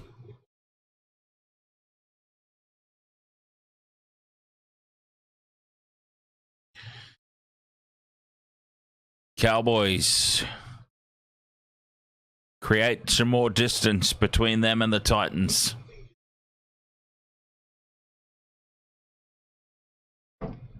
.28 minutes to go. Chad takes the kickoff. And the hit up by Gozlowski. Don't know what his name is. Bloody Gozlowski. Peter Griffin Neame. He's all right. The knee seems fine now. Joe Dirt, I'm going to call him. J. Joe says, I'm with the Titans, but I didn't tip them this round. Probably a smart move. Oh, that's a high shot. High contact from Verrills, and this will be a penalty to the Cowboys. Verrills is claiming it was all around the shoulders, but no, it wasn't, mate. It was right around his face.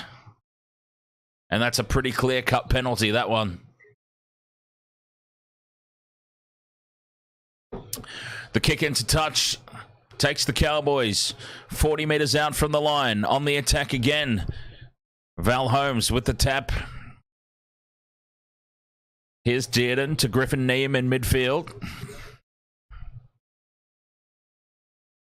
Dumped on his back. Solid tackle. Plenty of tackles up the sleeve, though, for the Cowboys. Granville in midfield, out to Dearden. Flat pass to Finafuaki. 15 out from the line, though. On the attack, Chad to Drinkwater. Jeremiah Nanai steps. Kelly wraps him up. Good tackle. 10 metres out, 2 left here for the Cowboys. Drinkwater, change of direction, back to the short side. McIntyre pops it back to Nanai to Drinkwater in midfield. A charging Reece Robson. Goes close, Robson. Has he slid over the line? Yes, says the referee.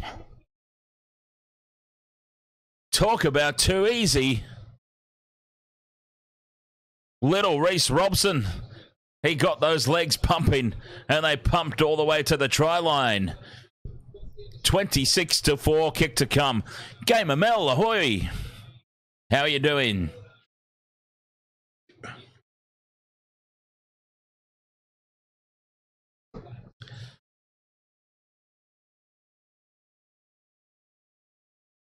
Reece Robson. Power beyond his size there to get to the line.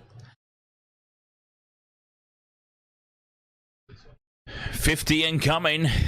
Quite possibly, Ivan. Quite possibly. There is still 25 minutes to go. It's about to be 28-4. They're over halfway there, and the floodgates, as they say.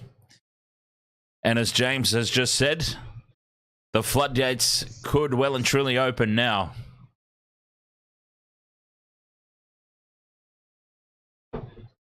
There was just no urgency in defence there from the Titans. Zero urgency shown.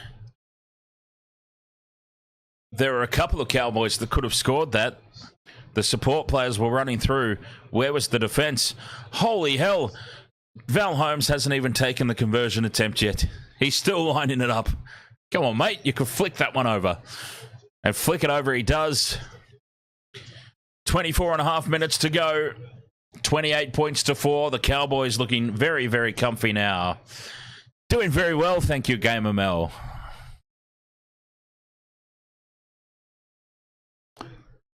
I'll be doing even better when the Raiders lose after this. Pretty tired, though, I must admit. Pretty exhausted. By Sunday night, I was talking about it in the Generations podcast with the old Panther in the pregame to this one a little earlier. Since I've made a dedicated effort to do all the games this season, or at least as many as possible, I still value family and close friends' time to if a situation arises. But I've made a dedicated effort to do all the games as the Cowboys are away again. Inside ball to Holmes. He nearly goes through. They're looking threatening. I'm always so exhausted by the Sunday night game. Griffin Neame gets the offload and Nanai. Nanai's had his pants pulled down as they hold on for dear life here, the Titans. Robson thought he was taken high there. 5th and last for the Cowboys. 20 out from the line. Chad to Nanai. Nanai puts the grubber kick in. It bounces back to him. It's called a forward pass.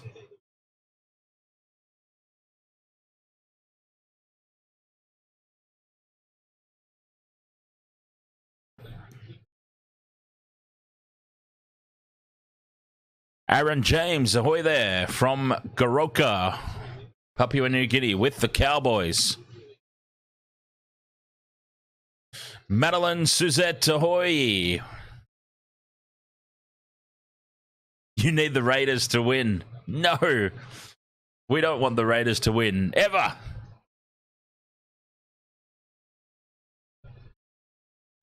Cat Lego, good morning. Great commentary. Listening all the way from South Africa. Cheers and welcome back. I'm pretty sure you've been here before. Stepping through a big gap now goes AJ Brimson. Support inside from Jaden Campbell. They must score here, the Titans, surely. And they do. That's a big try, that one. Out of nowhere as well. AJ Brimson was well and truly covered by the defence. He puts the left foot step on. Support from Jaden Campbell. There was absolutely nothing doing there. Nothing at all. It just opened up for him. And the support from Campbell, perfect.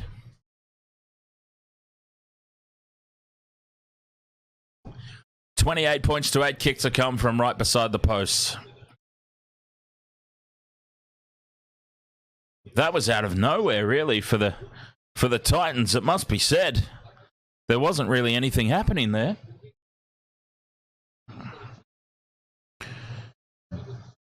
Gifted a try.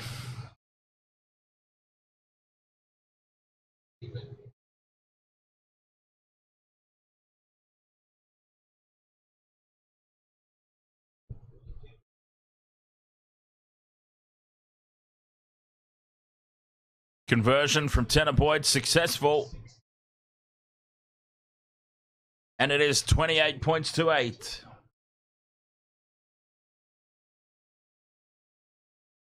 I mean, 28 points to 10. It is.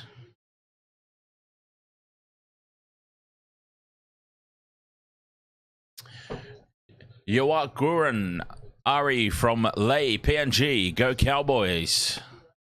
Cat Lego says, can we get over 50 points in this match? It's still 21 minutes to go. Still plenty of time. Moronic douchebaggery. Cowboys good for 50 points, just on their own.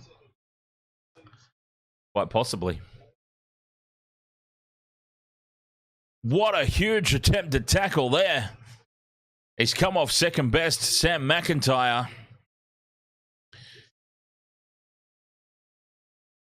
And this is not going to lend well to the debate around the kickoff.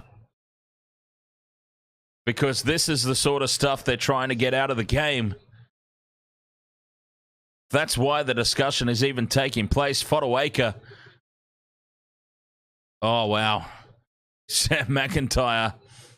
And then to make matters worse for poor old Sam, he gets trampled while he's still down there on the ground. Anthony Mamato, ahoy. Titans it is.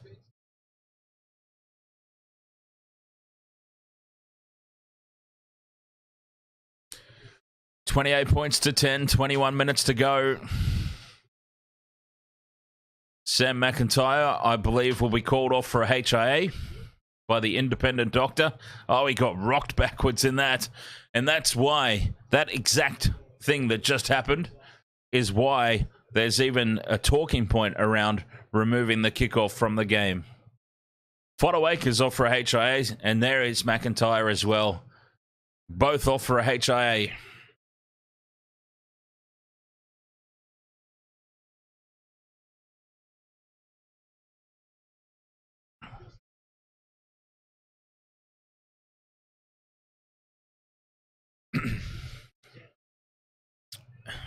I don't think McIntyre will be back. Fodawaker might be all right, but I'd say that's McIntyre's night done. All right, back to the game. 20 minutes to go. Titans.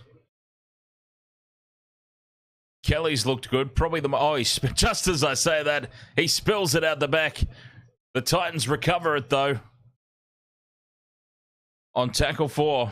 Just as I was about to give him praise. He makes a mistake. 5th and last now for the Titans, just short of halfway. Boyd will put the kick in. Straight down the throat of Kyle Felt. We still need Kyle Felt for a try. Drinkwater's got 2. He's not sharing it around. Oh, a bobble from Granville. Manages to hold on to it, though. Lucky. 20 minutes to go. 3/4 of the way through this one. Holmes out on the left, puts a step on, can't get through. Tackle 3, just short of halfway. Quick play the ball and now charging forward. Taulungi. Good run there. McLean, he's been pretty quiet tonight. 5th and last. Cowboys.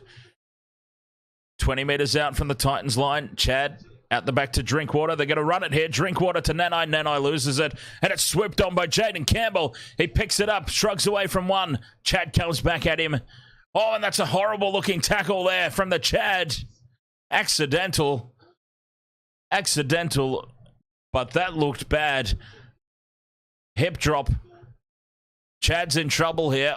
It was accidental. He'll be on report, and that'll get looked at, but that is hip drop 101. Christian Kupkovic, ahoy. Welcome back, mate. That looked nasty. Accidental, but nasty. Jaden Campbell bent over backwards.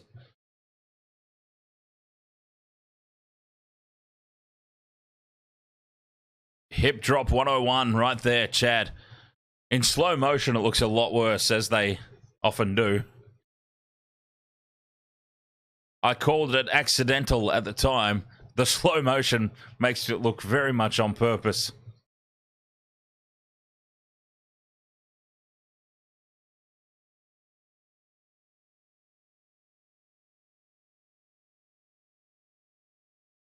No malice, no intent.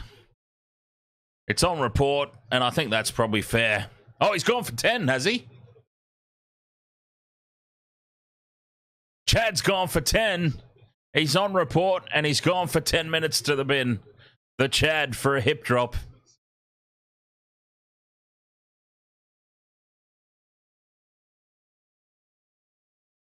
Complete accident, but, I mean, that's the way that those are being called. And so it's probably fair enough in that respect. Titans kick into touch. They're up over halfway on tackle 1. Big David Fafita. They're still in this, the Titans. Just. King Jolly Joffa. Up to the 40-metre line.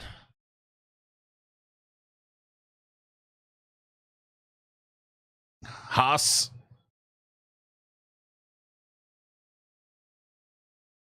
Taken down on tackle 3. Titans on the attack.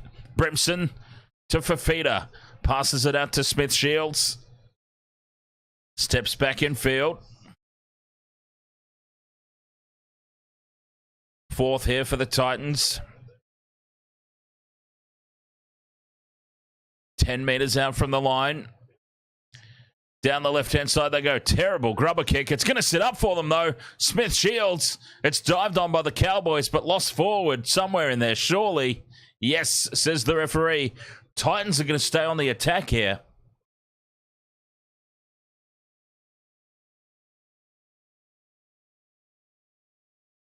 Tasma. Go Cowboys. Watching from PNG. Ahoy there, Tas. Welcome along.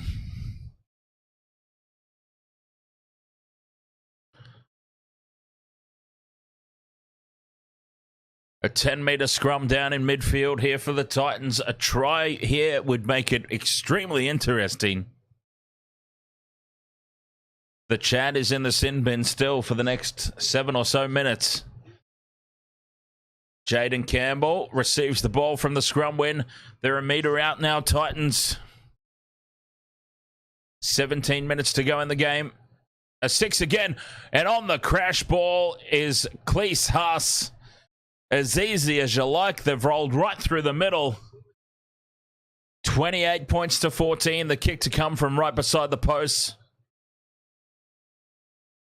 No wonder Ming the Merciless is starting to look a little concerned up there in the coach's box. Bob Jeffrey, thank you very much for the sub, mate. The Titans suddenly have all the momentum. Oh, James just got a $50 deposit bonus from Unibet. Nice. That's one that I don't think I've signed up for. One of the few that I don't think I'm actually a member of. Unibet. Are they doing deposit matches or something at the moment? Maybe I should join up. Now might be the time. I don't get the bonuses normally, of course, because I'm already a member of everything, pretty much.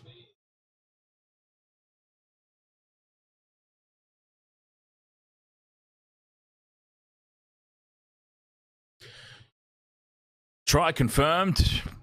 I don't know why that try needed so much looking at, to be honest.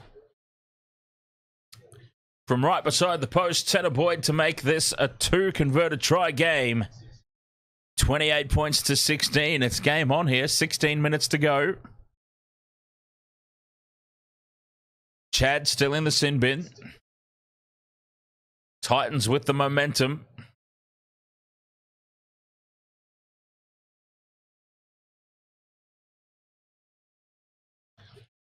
They're a chance. They're a chance. A slim one, but they're a chance.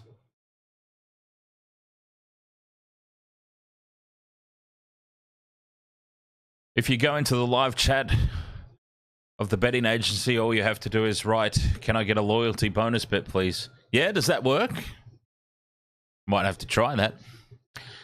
Like, oi, I've wasted so much money with you guys.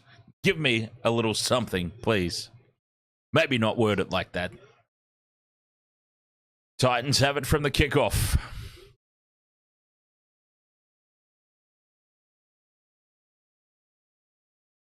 Fifteen and a half minutes to go. Valentine Timothy, go Cowboys. Full support. You will win by 10 points.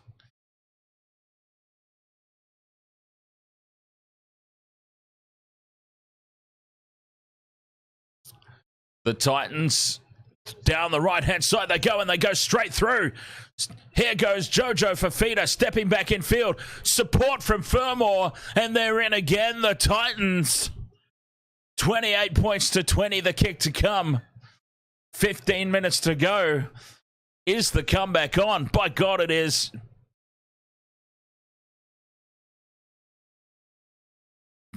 They are taking full value out of the Chad being in the sin bin. Fermor makes the initial break. Supported from Fafita. Fafita steps back inside. Fermor continued his run to score beside the posts.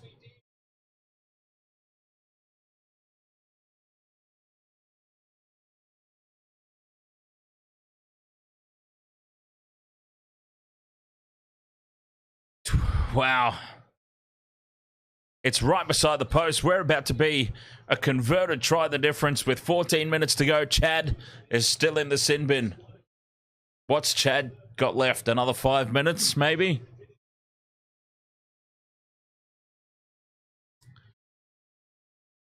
Grandstand finish incoming.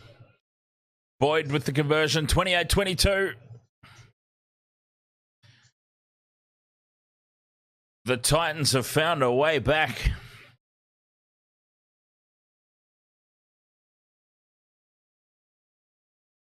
Cool. I might have to check out Unibet. Take advantage of that.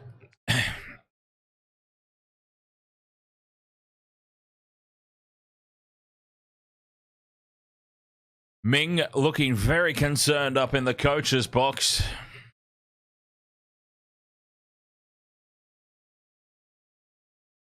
$28 points to 22.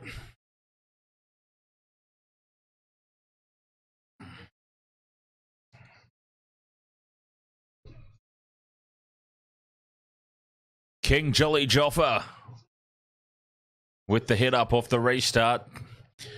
The momentum is all with the Titans at the moment. 13 and a half to go. The Cowboys need to find something to just stem the flow here at the moment. Chad is in the sin bin for 4 more minutes. 13 left in the game. Slipping is AJ Brimson. That's going to help the defense. Oh, he's hurt himself too, Brimson. He slipped over there.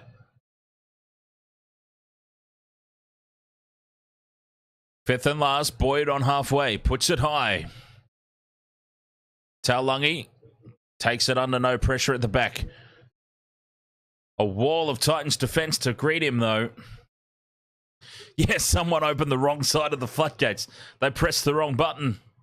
I don't know, it's probably buttons these days, rather than the old school cranks. It certainly went the other way, didn't it? Very quickly. Cowboys, though, quick play the balls here. The ruck speed's picked up. Right through the middle goes Cletus. Bumps off one. Takes on Jaden Campbell. Campbell brings him down. Does just enough to get him. Good run there from Cletus. 12 minutes to go. It is the Cowboys on the attack again. Oh, he's busted open here, Cletus.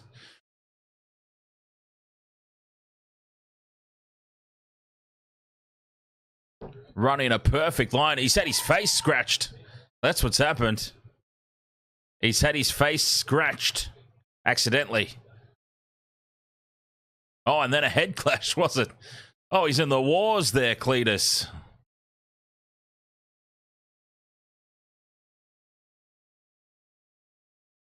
Time off here for a blood break.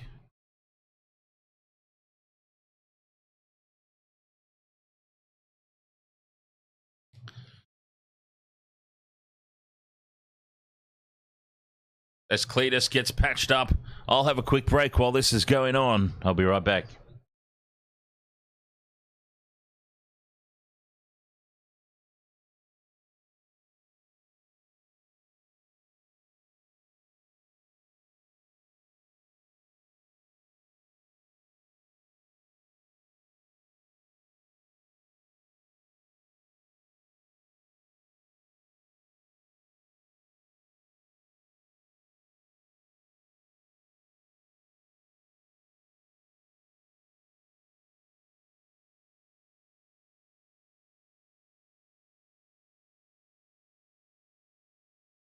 All right, here come the Cowboys. A chance to attack. Tackle 5, 12 minutes to go. 10 meters out from the line, Drinkwater. Kicks for the corner. Well taken by Smith Shields.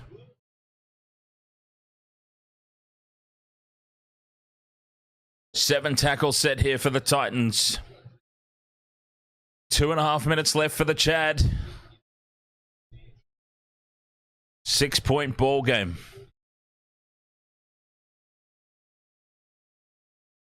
Fodawaker getting ready to come back on. He's obviously passed his HIA. Boyd. Intercept by Kyle Felt, and Kyle Felt races away. Here's the record. Here's the try, and that will probably kill off the Titans' momentum. Kyle Felt with the intercept. The Cowboys go back out. 32-22, kick to come.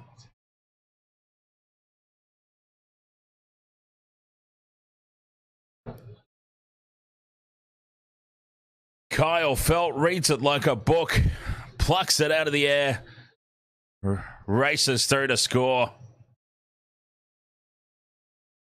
32-22, kick to come. There it is. Kyle Felt.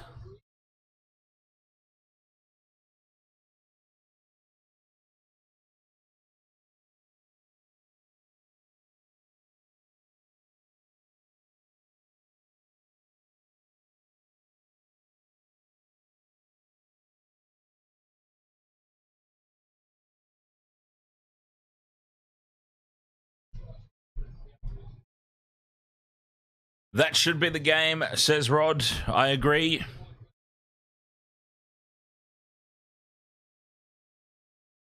Ten minutes to go. That has just completely stemmed the flow of momentum that the Titans had. Yeah, good one, James. That was your bet of the round. Nice.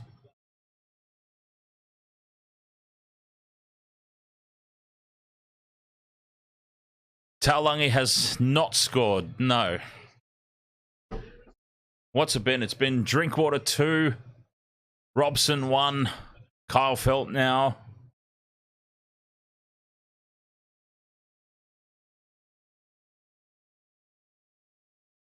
No Taulungi, I don't believe. Oh, he did? Okay, Taulungi did score. Yes, he did. Labour, Taulungi, Drinkwater 2, Robson, Felt. So there you go. Here comes the Chad. Short kickoff here from the Titans. Taulungi's got it.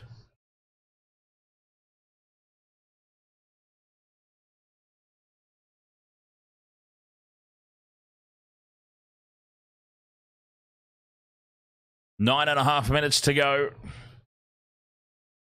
Taumalolo puts the step on. Doesn't fool anybody. That big unit.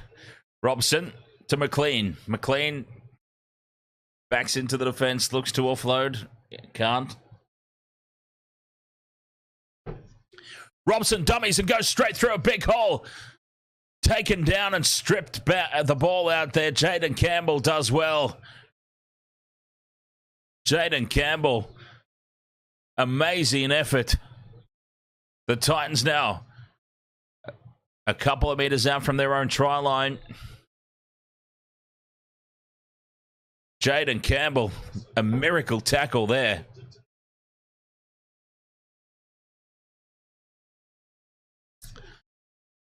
Inside 9 minutes to go. Tackle 4, the Titans. They look out on their feet. Fifth and last, 15 out from their own line.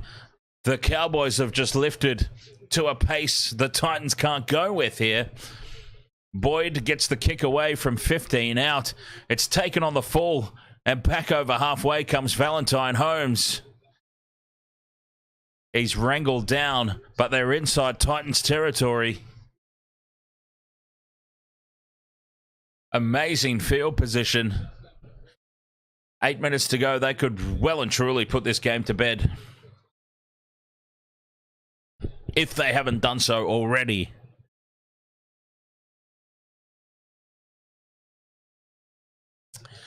It is about to be well over. Dolphins says it's raining here. Oh, Robson. Dummies open side, goes short side to Taumalolo, fifth and last. 7.5 to go, 10 out. The Chad wants a drop goal. The Chad gets a drop goal. 35 points to 12.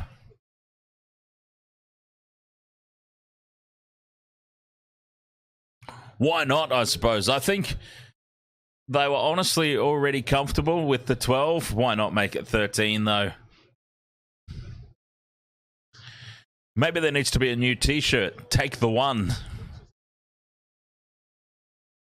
Take the one.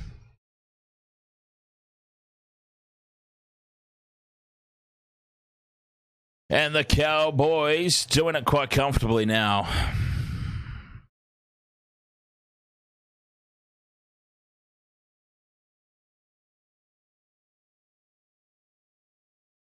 Chad said this is compensation for 10 in the bin.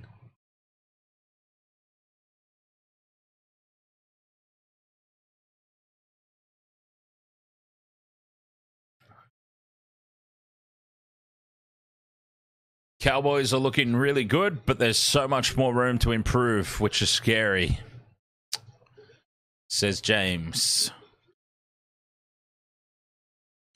6.5 minutes to go. Cowboys ball. Tackle 3. The Chad.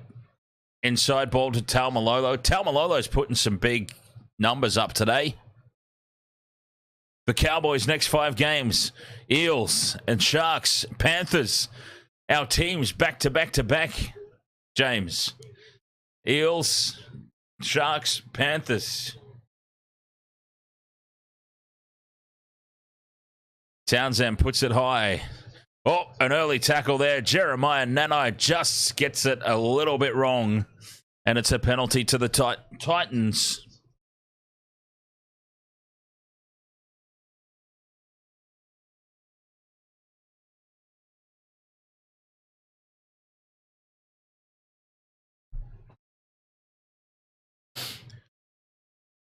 Eels and then the Sharks. And then the Panthers. I wonder if Cleary will be back by then. Wonder when he's due back. Titans ball. 5 minutes to go. 13 points the difference. Oh, don't worry, James. The Cowboys are a real bogey side for the Sharkies as well.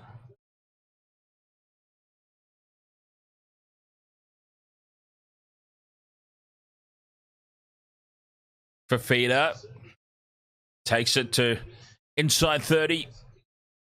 Can the Titans nab a consolation try here?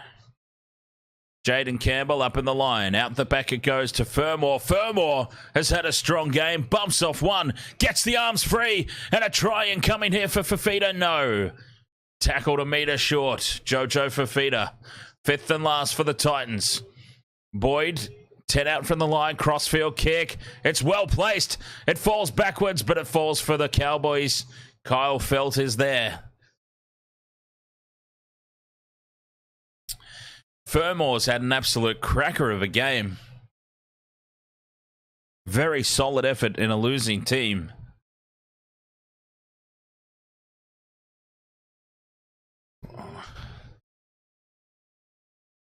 Dolphins, you got electrocuted.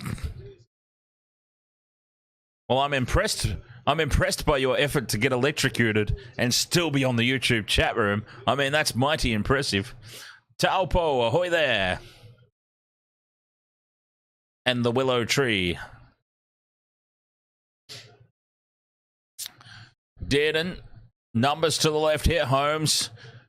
Taulungi puts the kick in for Dearden. Dearden drops it. Jaden Campbell drops it as well. 3 minutes left. 13 the difference. It'll be Titans ball.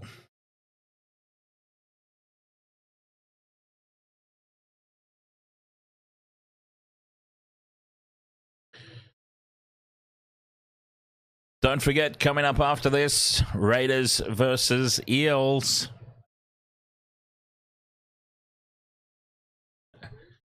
Can you imagine? Who'd have thought a couple of years ago, a couple of seasons back, that Wasted Water Sports stream would be me supporting the Eels? We've come a long way. Boyd runs it to the line. To Haas. Haas with the offload. Back in midfield. Fafita with a chip and chase. And it falls for the Cowboys. They had to try something, I suppose. Kyle Felt runs straight over the top of Kelly. And up to halfway.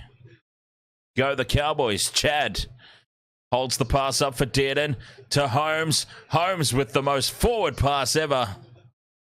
And it's over the sideline. It was so forward, Taulungi couldn't even get a hand on it.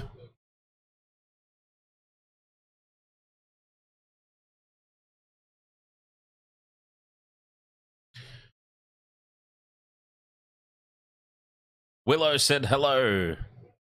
Very nice. Where's my Pikachu?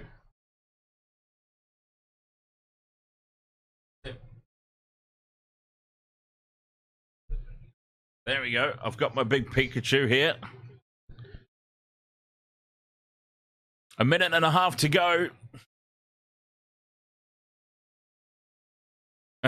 Valentine Timothy says, NRL is my lifestyle.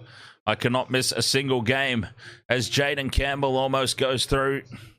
Well wrapped up. Tackle 3, a minute to go. Boyd puts the kick in, looking for Kelly. It bounces awkwardly for Felt, but Felt comes away with it.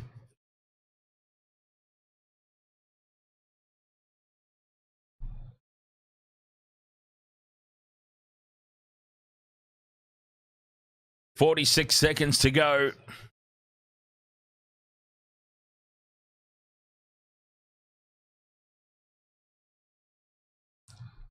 Yep, I'm taking good care of it. It's in safe hands. Taumalolo gets the offload away on halfway. Drinkwater to Dearden again. They attack this left-hand edge. Taulungi steps inside.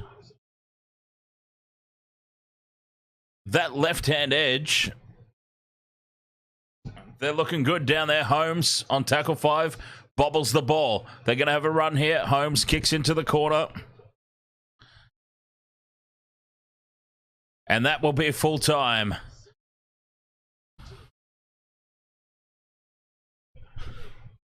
Another win for the Cowboys, 35-22. Madeline Suzette says the Titans did better than I thought they would. It's amazing, isn't it, that the Cowboys still end up winning quite comfortably, but we are legitimately saying that the Titans did quite well. Kyle Felt stemmed the momentum. The Titans were well and truly on top. They had all the momentum, and then Kyle Felt plucks that out of the air. And that was all she wrote.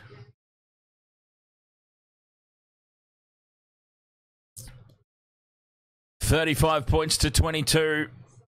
Cowboys get the job done in the end. Now, it's the big game coming up. This is the big one, isn't it? Raiders, Eels.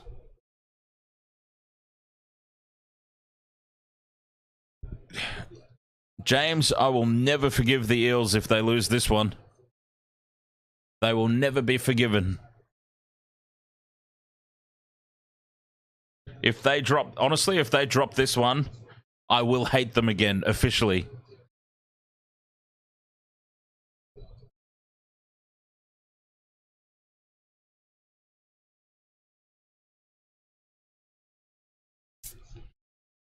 Yes, exactly, Rod. Screw the lime green goblins.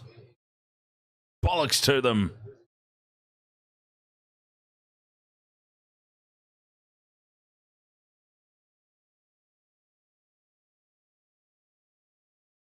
They can go battle it out with the Titans and the Rabbitohs for the wooden spoon.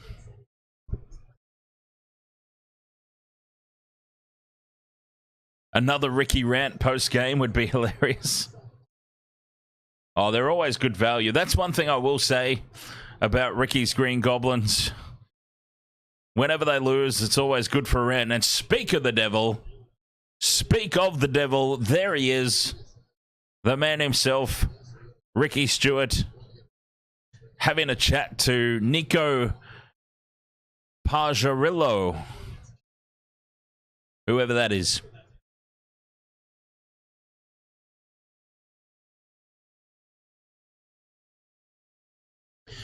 Madeline Suzette says, I picked the Eels. I think it was last week and they lost. So Raiders for me today. Dan Jam, ahoy, mate. Raiders, Eels, kickoff coming next. Let's have a quick break before that starts.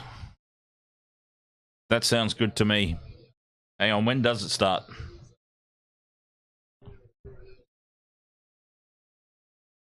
When is it on? 6:15. Okay. Yeah, let's have a quick break before this one gets underway. What I'll do is I'll try and get my multi set up on the screen. That's what I'll try and do. All right, Wasted World of Sports.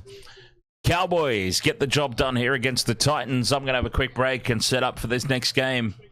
This stream is staying active, but I'll just pop the countdown screen on while I set everything up. And we'll be right back for the Canberra Raiders. Oh, sorry, Ricky's Green Goblins and the Parramatta Eels. The Mitchell Moses-less Parramatta Eels. But I think Dylan Brown will have a... Dylan Brown played extremely well, I thought, last week. He just made... Some of his decision-making was off. But that's to be expected because he's not used to being that controlling playmaker. He'll be better for the run. He'll be much better tonight. And I thought he did just fine last week. A couple of things, fifth tackle options and whatnot, that he could have done differently. And I'm sure he will do differently this week. And don't forget, they've got Big Pluto. Bloody Big Pluto's just going to run straight through and match it with these Green Goblin forwards. All right. Half-time.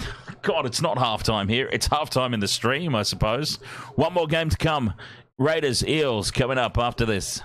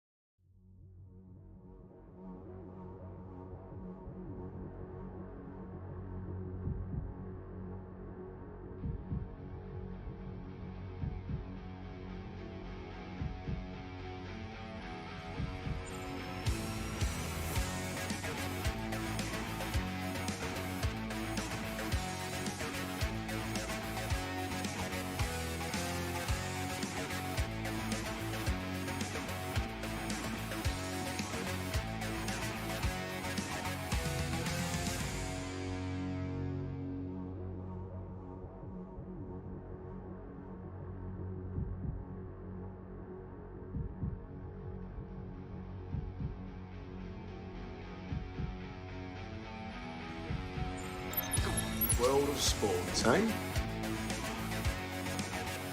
Oh, he's copped a head right to the nuts. Tedesco's butt crack. Ahoy! He's nearly taken security's head off. I have no idea what the wasted world of sports is.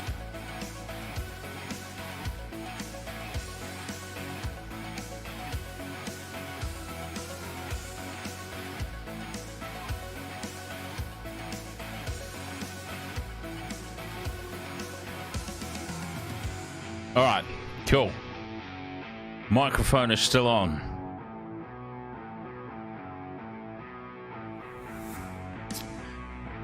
We are trying to get the multi up on the screen ready for the next game.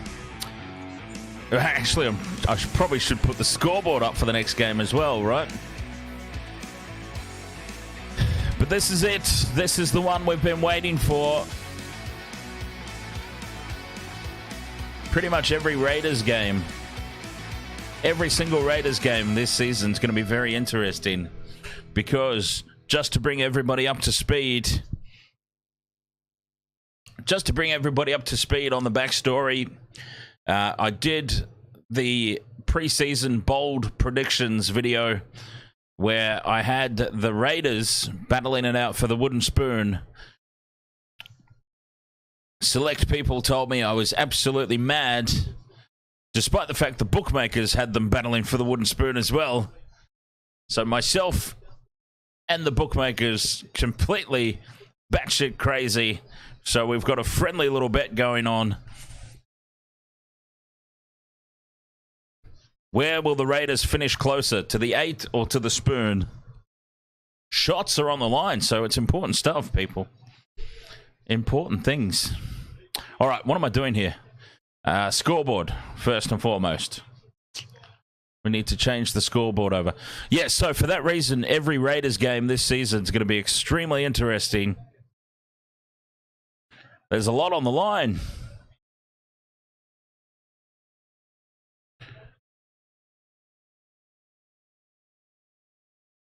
Okay, there we go. Scoreboard's up. Now the multi needs refreshing.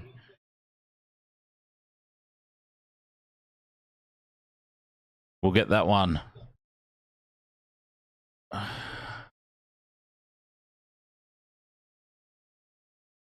Why hasn't this updated?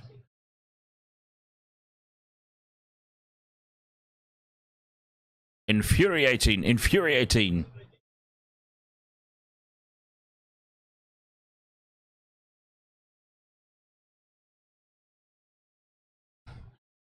God, am I going to be able to get this done before the game starts? We're racing the clock here. Racing the clock.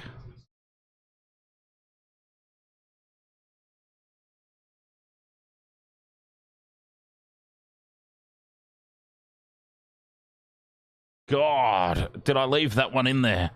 Oh, this is no good. I don't know if I'm racing the clock here and I'm losing the battle. Here it's the most stupid thing to have ever entered rugby league. The Viking clap. Canberra, you should be ashamed of yourselves. Honestly. You should be ashamed that this is even a thing. Hang your heads. Anyway. All right, there we go. Okay. I think I got it. I think I got it. I think I got it. Maybe not that one.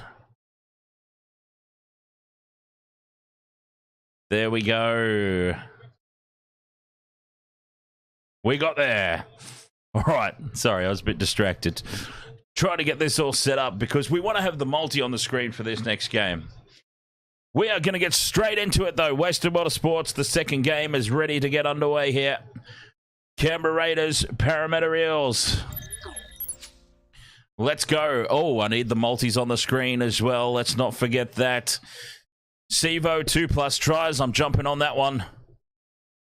The Eels to cover the line. And Sean Russell, anytime try. Underway we go. Big game. Biggest game of the round.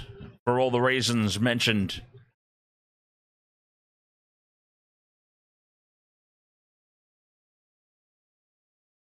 Every game with Ricky's Green Goblins is important.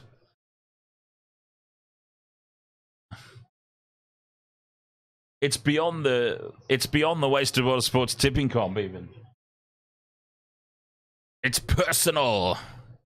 A personal wager.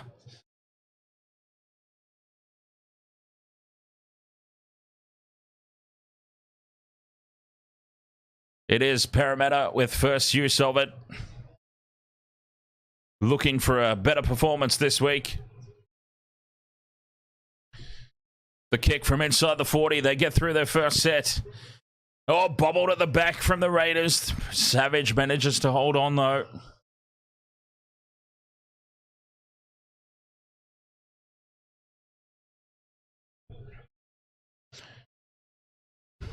And the Raiders.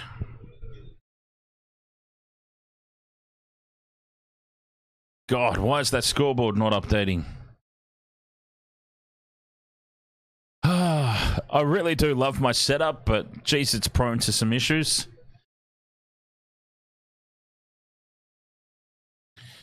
The Raiders up over halfway. Oh, that'd do it. Okay, there we go. I think we're all good now. We should be right now. Sweet. Fifth and last for the Raiders. Fogarty puts it high. Very high. Pressure on Sevo at the back. He does extremely well, the big fella. Micah Sevo, what a take. He was under the pump there. He's done extremely well, the big man.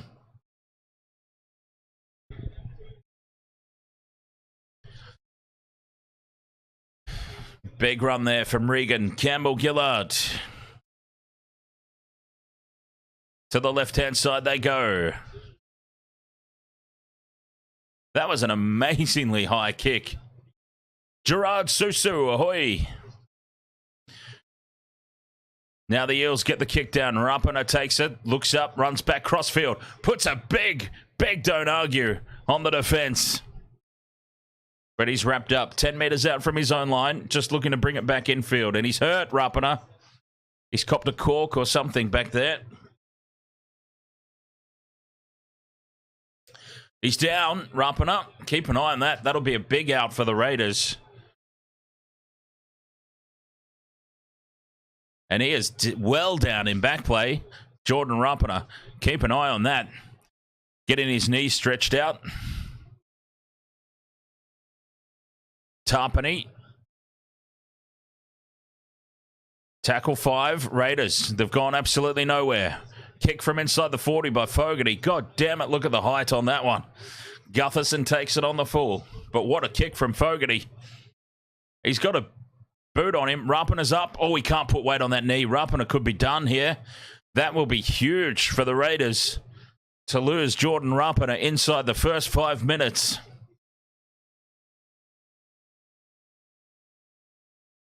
He's done. I think he's done here, Rapana. And here is the kick. There's no fullback, but it goes to Savage. For the love of God, who kicked that? Seriously. The fullback is down injured in back play, so you kick on the full to the winger. Who is that? Who made that kick? Whoever made that kick is getting yanked off the field immediately.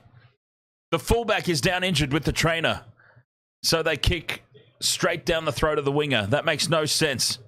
Ollie is the best. Ahoy there, mate. Your friend Reed says hi. Ahoy there, Reed. Fogarty through the hands here. Savage.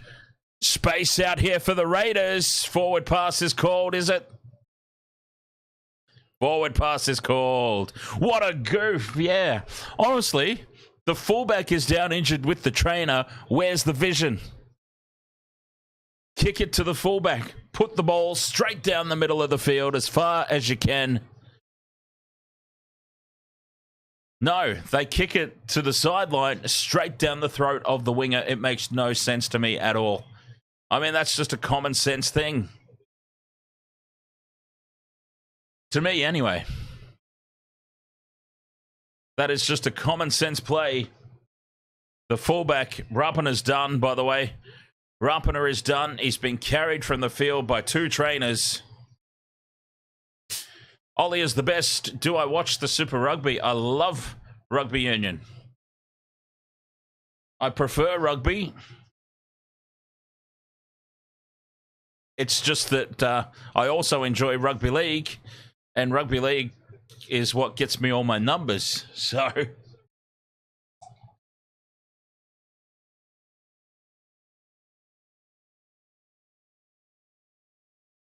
let's see what the Raiders do here, because Rapana is done for the night. I still can't believe the Eels did not take advantage of that with the kick. Fifth and last here, though. 40 out from the line. Brown puts it high. A good chase coming through here. Pressure on Sebastian Chris.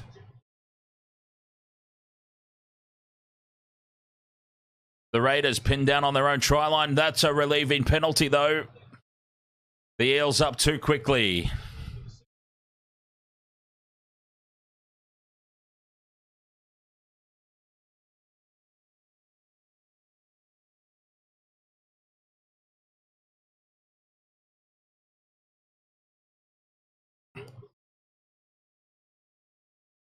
And the Raiders get piggybacked down to their own 40-metre line.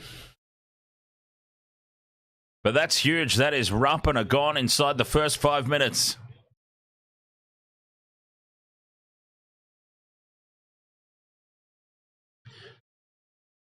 Simi Sasagi has come on the field.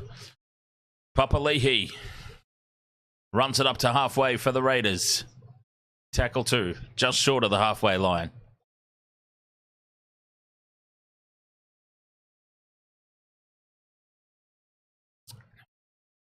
Tackle 3 here for the Raiders. Up over halfway.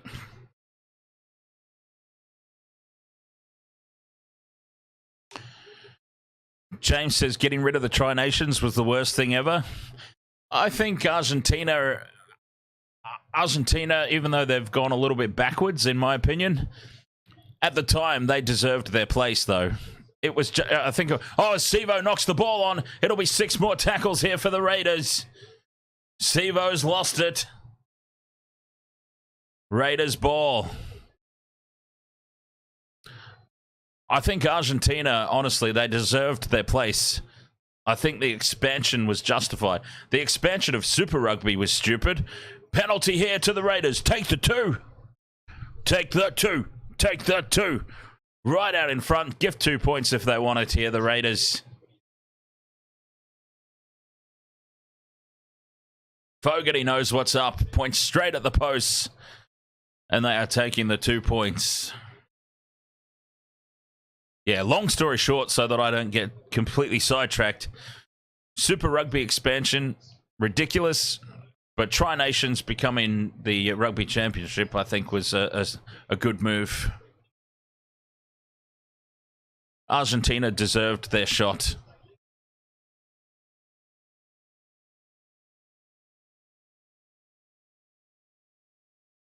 They are indeed taking the 2. A gift.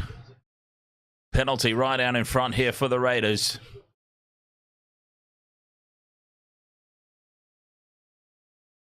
Good Lord, how long does Fogarty want to take to kick this? It's right in front. But as I say, I suppose you've got to go through the motion still. And 2 points to 0. The Raiders lead this one.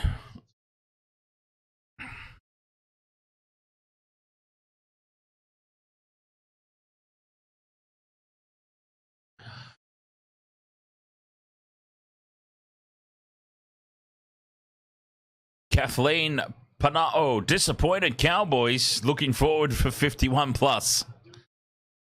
HC123 says Eels got to win this.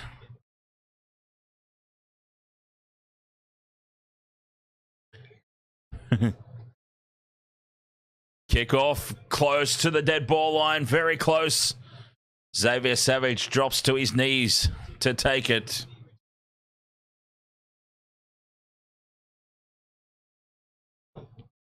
And now we've got an issue for Tarpany. Tarpany's hurt his ankle. The Raiders are dropping like flies here.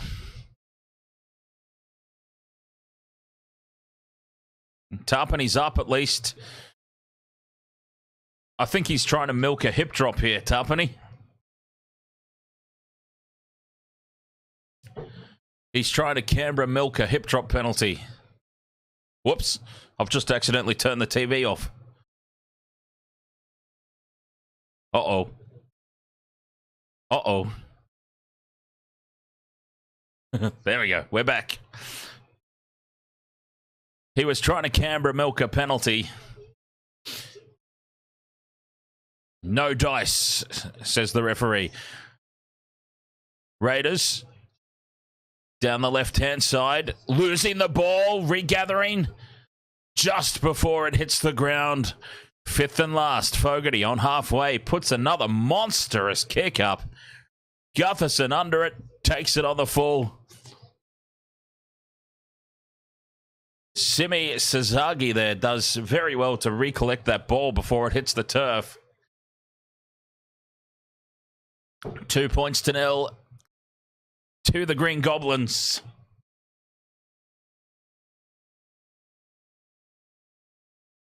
Struggling for meters, though. Canberra. Simonson has it for the Eels. Up over halfway they go on tackle 4. 4 in the tackle. Here's Madison. 4 in the tackle again for the Raiders. Fifth and last. 30 out from the line. Brown has it. Steps the chaser. Puts the kick up. Pressure at the back here on Sebastian Chris. Sebastian Chris is into touch. That's a result for the Eels.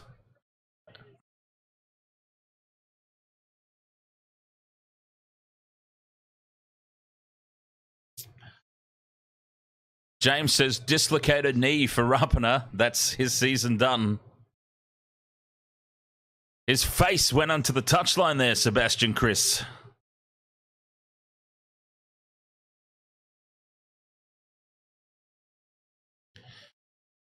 Parramatta ball, 10 metres out, right in front of the post. This is a chance to strike. And what a striker would be. Give it to Sivo. Give it to Sivo. Come on, that's what we want. Sivo, Sivo, Sivo. Crash ball. They've dropped it on tackle 1. God damn it. They've dropped it on tackle 1. Do I even need to say it? Tackle 1 in front of the posts. Spilt ball. I don't even need to say it, do I? It speaks for itself, that one. What's his name? Warimu Greg. Warimu Greg. Warimu Goof, more like it. And the Raiders. It's as if Sebastian Chris going into touch never even happened. Because this is pretty much where they would have started. Big defense from the Eels. Pro Gamer Boys, 911, ahoy there. Very big defense from the Eels. Seriously, the Raiders are just making no yardage on attack. Watch them make a break now. Oh, and here they go. Ethan Strange goes straight up the middle. Support out the wazoo. And here go the Raiders for the sideline. Cutting back in field. A flick pass out. A miracle ball to Sebastian Chris. The commentator's curse. The commentator's curse was thrown on them. I had literally just got through saying how the Raiders are making no yardage. Watch them make a break here. I hadn't even finished the sentence, and Ethan Strange goes straight through. He had support everywhere. The Eels scrambling defense. Chasing them down. A no-look flick pass from Simi Sazagi. But there were just green jerseys everywhere.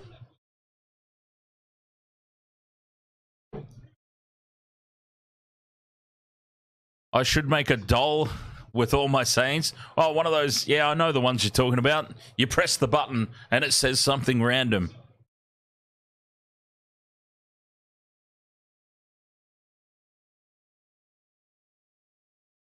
Here it is, the no-look miracle ball from Simi Sasagi. Not an Eels jumper in sight, so they had plenty of time to collect the loose ball. Oh, Ricky loves that one.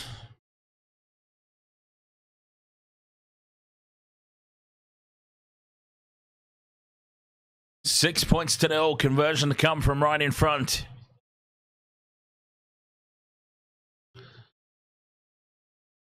Eight points to nil. 15 minutes gone. Largely against the run of play, I would say.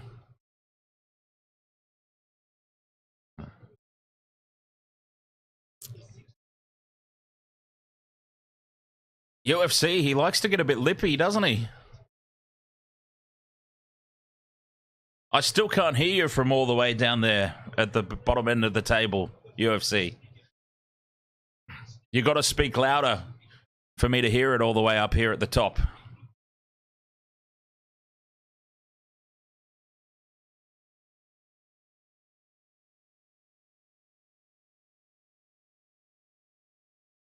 Don't forget, this is a team that surrendered an 18-point lead last week to the Sharks.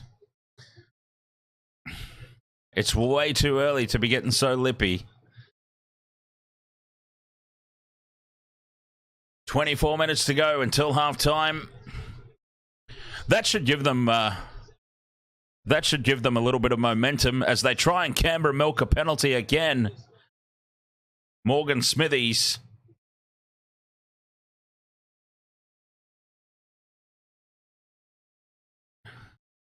James says, are you saying you're the head of the table, Dan? Well, not quite. Not quite. I'm in second place at the moment.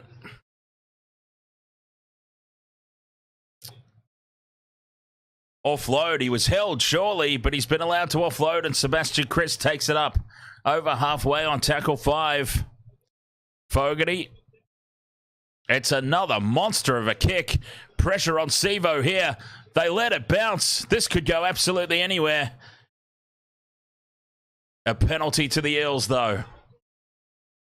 Holy hell, that's dangerous, though, letting that ball bounce. Sivo, he wanted no part of it, though. No part of that one.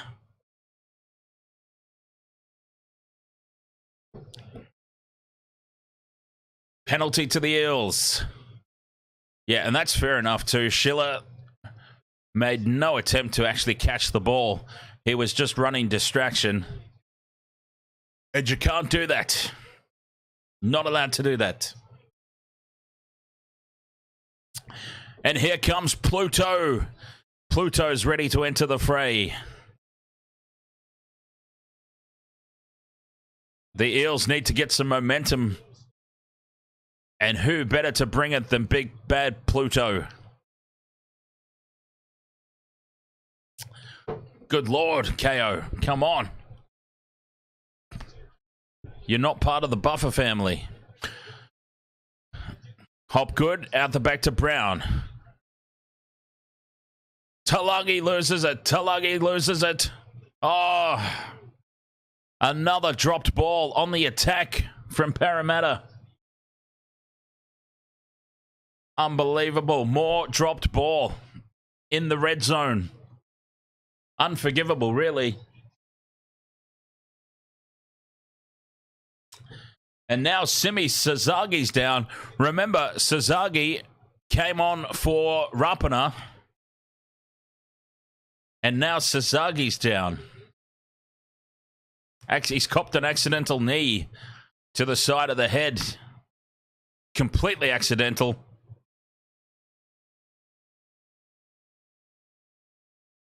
HC123 says Eels are god-awful.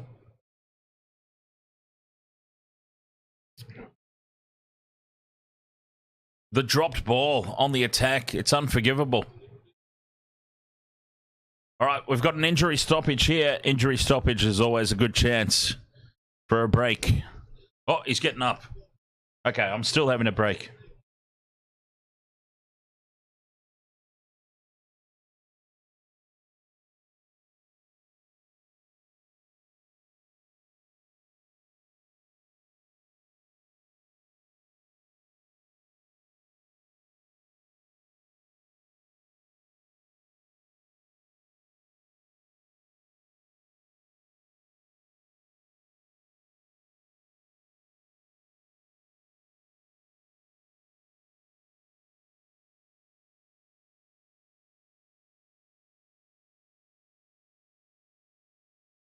All right. We're back. The Raiders on the back of that mistake. Oh, and now, is that a hip drop? Spilt ball from the Raiders. Penalty. Is that a hip drop? And now we've got another injury. Mariota. Yeah, that's a bit more of a blatant hip drop from what we've seen.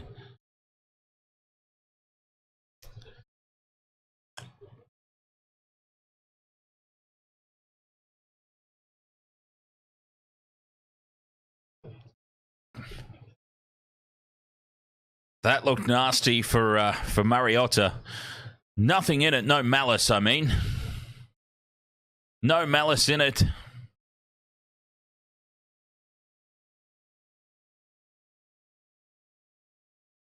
But that's going to be a penalty. It's going to be on reports. And he'll be very, very lucky if it's not 10 in the bin. Fingers crossed it's not 10 in the bin, though.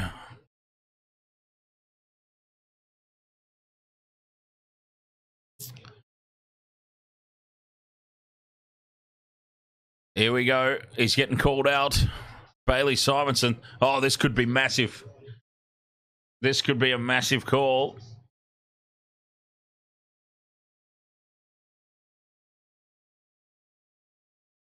He's all right. Mariota, he's just getting strapped up.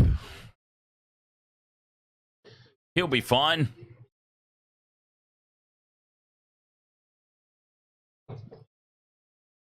There might not be any Raiders left to finish the game at this rate, though, Ivan. Oh, Rampana's up on the sideline as well.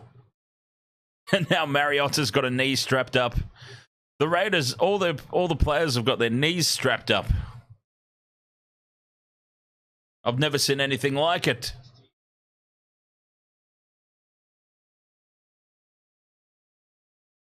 So was there a penalty?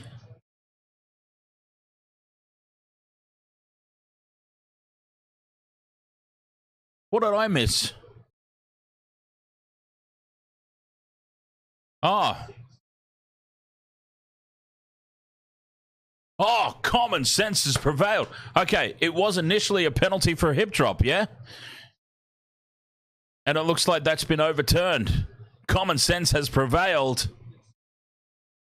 And the Eels get the scrum. I was so confused.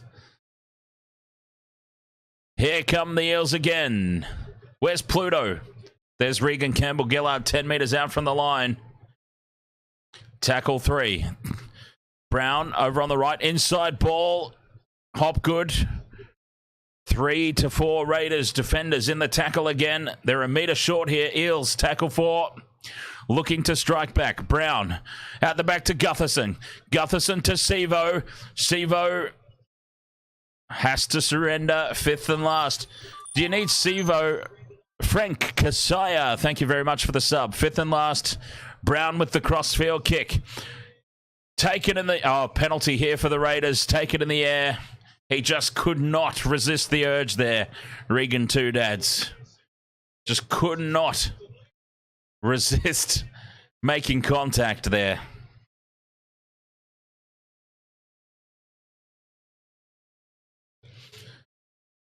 James, do you need Sevo first try scorer for the Eels, or was it Sevo first try scorer for the game? As the Raiders punch this into touch up to halfway.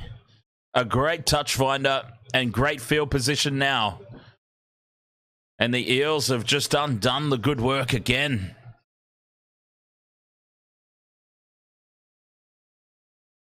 HC123 says if Raiders score next, then game over for Eels. I wouldn't say that, HC. Remember, this is the same Canberra Raiders that gave up an 18-point lead against the Sharks last week. Papali'i backs into the defense. Loses the ball, and it's dived on by Hopgood, but it's a penalty to the Ricky's Green Goblins. It's been called a strip. I would seriously consider challenging this. Papali'i just dropped it cold. Papa Leahy has just dropped it cold. It's been penalised for a strip. There is no strip there. Play on, and then it's dived on by the Eels. It'll be Eels ball. Successful challenge.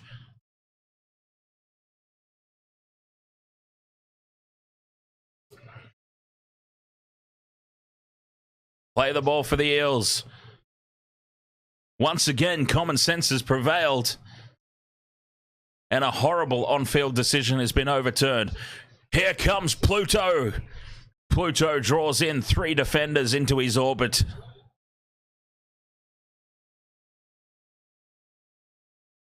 Offload and losing it backwards. Now the Eels. Oh, Lussick does well to regather, but that was dangerous.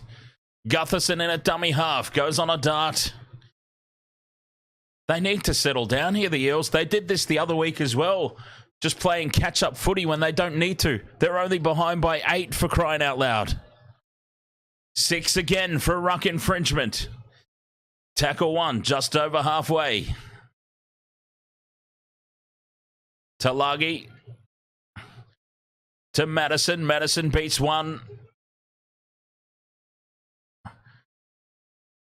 Pluto out the back to Gutherson. Gutherson dummies inside, goes out to Brown. Brown tries to stand them up, dangerously close to the sideline. On tackle 3, 20 metres out now. Simonson's got it. 10 metres out, gets the offload back to Campbell Gillard. Here's Pluto. Pluto burrows over. No, he's just short. Big Pluto. Tackle 4, centimetres short. Brown, they're up quickly on him. Talagi to Penasini. It must be 6 again. It is. Quick play the ball. Eels on the attack. Looking better now for them. Talagi to Campbell Gillard. And here's Pluto with the offload again. Gutherson spills it. Gutherson's lost it. Backwards, it says. A kick through for Sevo. Sevo scores in the corner. Micah Sevo. Micah Sevo gets 1. And here come the Eels.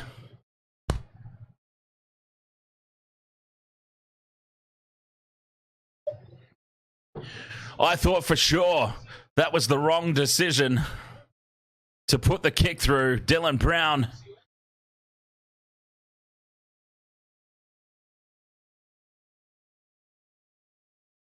The absolute wrong decision, I thought.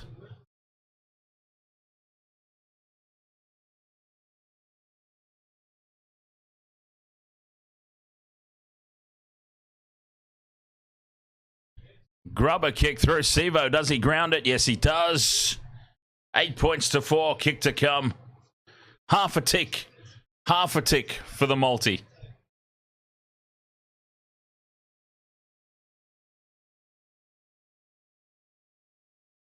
Half a tick of the multi. We need Sevo for 2.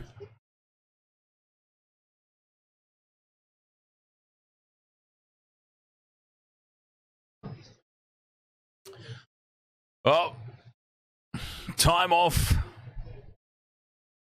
Time off. We're looking at this potential knock on.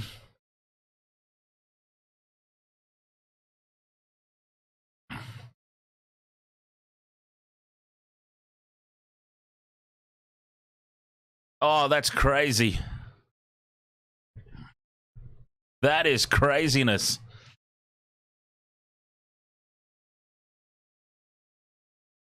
No try. It was knocked out by the head of the defender. He didn't lose it. That's a horrible call, that.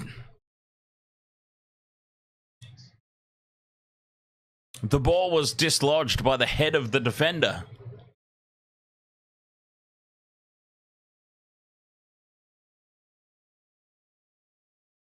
That's a...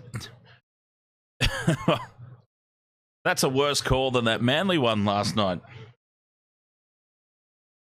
Anyway, it's been done.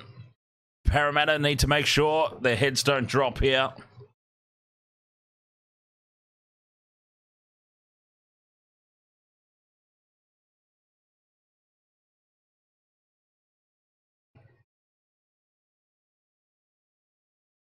the Raiders still struggling for meters. No half a tick on the multi. It's all right. It'll come back. Fifth and last, Fogarty from the 40. It's another high looping kick. Challenging for Sivo. Sivo only just does well. Only just holds on.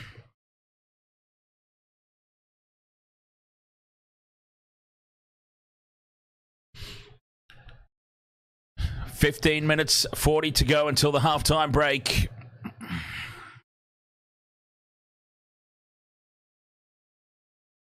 Slow play the ball, slow ruck speed for the Eels. Tackle 4. Just short of halfway now. Up over halfway goes Talagi. Fifth and last. Sivo looks surprised he caught that. I'm surprised he caught that, to be perfectly honest.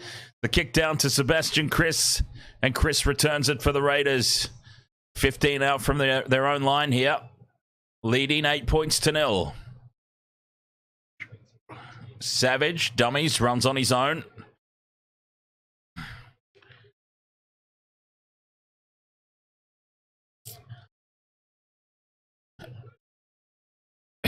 It was such a huge kick. I wouldn't have wanted to be under it. Big Red, Corey Horsburgh up to halfway on tackle 4. This is a better set of 6 for the Raiders on attack. Smithies gets the offload back to Strange. Strange runs across the defense. They've got numbers to the right, the Raiders, but it's wrapped up well by Simonson. Fifth and last. Fogarty stays on the short side, puts a little chip and chase in over the top. Fogarty, it bounces up for him. He looks to get the kick away again. Beware the second kick, and Sivo's forced to tap it dead.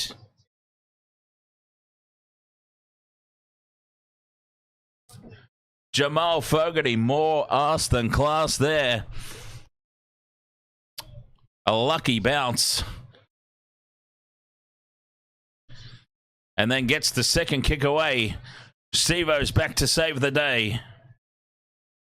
And this is meant to be a Brisbane Broncos shirt, but very fitting in that situation. Gutherson goes short with the dropout. Too short, and it's out on the full.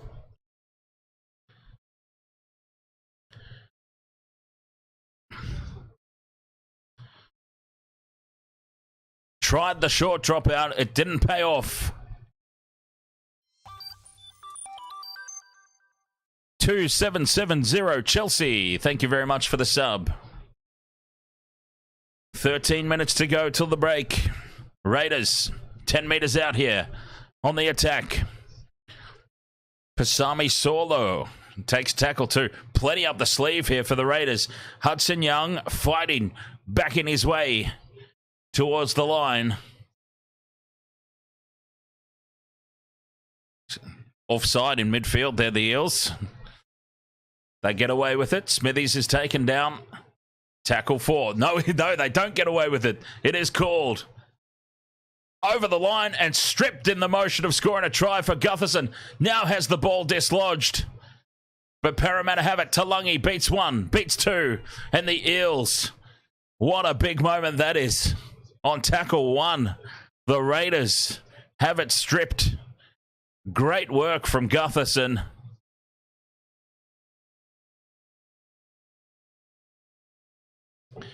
Parramatta survive with great defense on the goal line from Gutherson.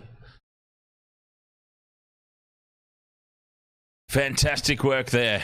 The captain leading from the front and up over halfway. Big turnaround that for the Eels. Fifth and last, short side. Brown puts it high. It's a good kick. It's a good chase. Pressure on Chris. Chris does extremely well.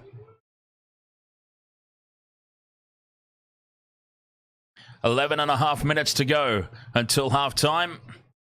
The Raiders leading 8 points to 0. Should have been 8 points to 4. Now they stretch it wide early here, the Raiders, and some space opens up for Xavier Savage. 1 to beat. He beats him. Savage must score. Xavier Savage out of nowhere scores the try.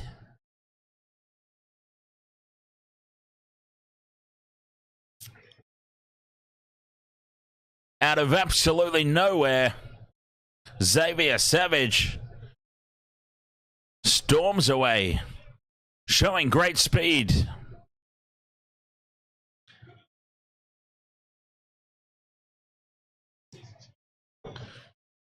Spreading the ball wide early. The Parramatta defence way too far infield there. You can't give speedsters any sort of space.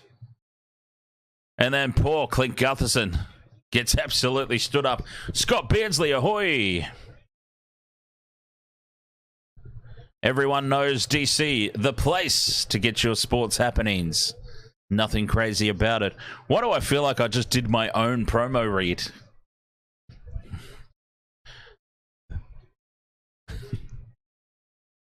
Wasted World of Sports, the place to get your sports happenings. Not a bad catchphrase, that, actually. I might have to turn that into a commercial. UFC says Scott takes his dog to the... Is this a story that's allowed to be shared? Is he fine with it being shared? HC123 says, game over Eels, I told you. HC, the Raiders gave up an 18-point lead against the Sharks last week. And Fogarty misses this one. It's only 12 points to 0. It's 2 converted tries. And they gave up an 18-point lead last week.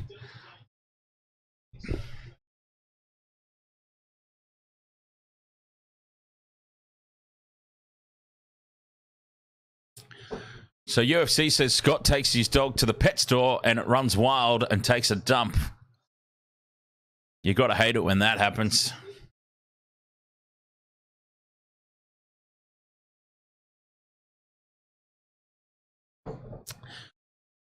Yeah, look, in all honesty, if pets are allowed in the store, you've kind of got to expect a dump or two. Now, if Scott took the dump, different story. But since it was the dog, you've got to expect that. 12 points to 0 here. Ivan Storm says, how confident are you, Dan, for the Eels comeback? James is the Eels supporter, so I'd be basing it on how he's feeling. But let's not forget, the Raiders have absolutely nothing apart from Fogarty's kicking game. I've got to give Fogarty credit for that. And Xavier Savage's speed. They're still finding meters very, very hard to come by, just in general play. So apart from a lucky bounce off a kick or getting Xavier Savage into space,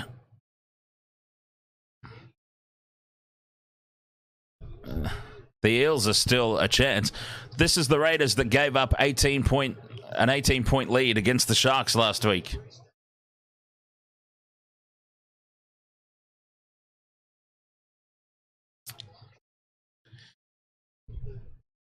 Up over halfway now, the Eels on tackle one. It's only 2 converted tries.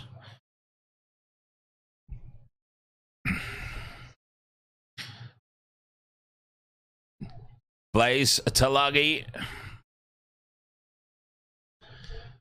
on a good run. Inside the 20 now.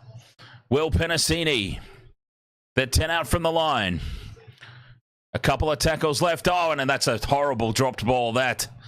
Now that's a shocker of a dropped ball. Beavers can't believe it up in the coach's box. I can't believe it. Once again, in the red zone, on the attack, dropping the ball. I mean, they are going to get an absolute kicking at halftime. 9 from 14 completions. The Raiders haven't been that much better. 14 from 18.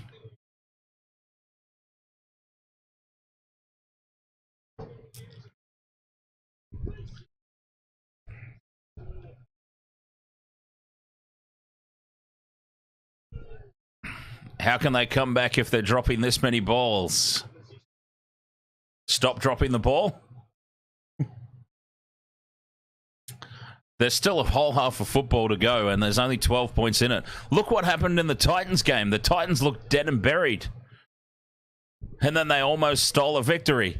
Penalty here to the Raiders. Another piggyback upfield. Discipline and handling is what's letting the Eels down at the moment, and that can get sorted out at halftime.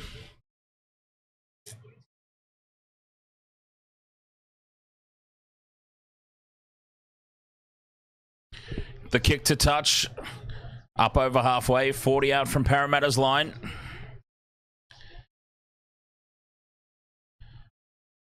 Six minutes to go till the break. Strange inside to Young. Young beats one, beats two. Young still going. Stands up Pluto. Pluto comes back at him though. 30 metres out on tackle two, the Raiders.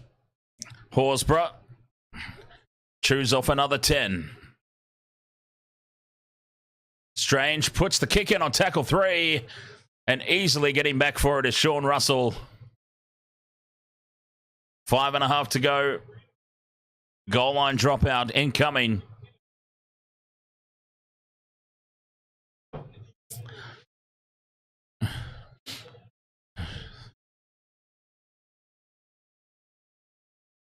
Geez, imagine how confused I would be if Xavier Savage and Morgan Harper were on the same team. They go short again. Gutherson is not good at these short dropouts. This one's worked out, though. I put that down to Sean Lane rather than Gutho, though. Look at him, big giraffe of a human being. Cruz Grenell, who scored the first try. It was... Oh, who was it? Does anyone remember?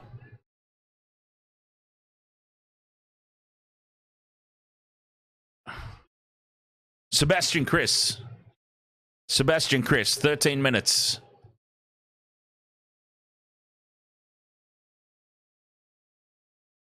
Four and a half to go till half-time. Here's Gutherson on halfway to Brown. Simonson steps back inside, fifth and last. 30 metres out. Brown puts the step on Fogarty. Puts the chip over the top for himself, but it's taken by Horsburgh. And another penalty. What's this one for? What's this penalty for? Another penalty to the Raiders. The referee is just blowing penalties for fun at the moment to the home side. The chip and chase from Brown.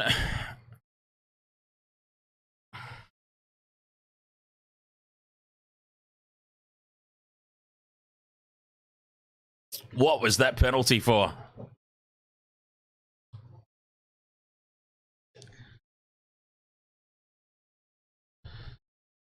Kick into touch. 35 out from their own line here, the Raiders. Oh, it was a high tackle, apparently. Fair enough. 5 penalties to 1. Crazy. 3.5 to go till halftime. The Raiders up over halfway on the attack again. Sorlo. Dumped on tackle 2. Smithies crisps.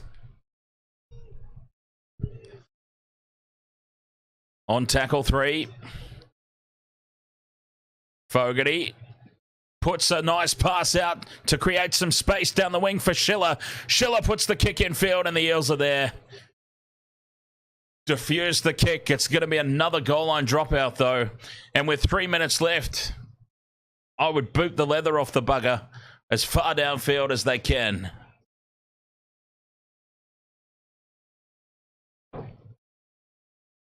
Thump it as far downfield as possible with such little time left on the clock. And a much-needed half-time break for the Eels. They go short again, though. Gutherson. It bounces awkwardly, and now that's got to be a penalty for the Eels, surely. No. No penalty for the Eels. Dylan Brown has had his head ripped off his shoulders, and there's still no penalty. What do they have to do to earn a penalty here, the Eels? 2 minutes until a break. They're stuck in quicksand at the moment down their own end. Getting no assistance from the referee.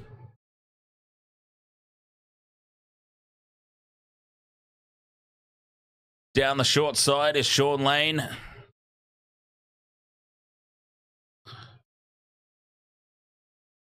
Fifth and last from inside the 40, Brown puts the kick in behind. It's a great kick. Oh, Rod's back. Xavier Savage gets a little bit of space. They wrap him up.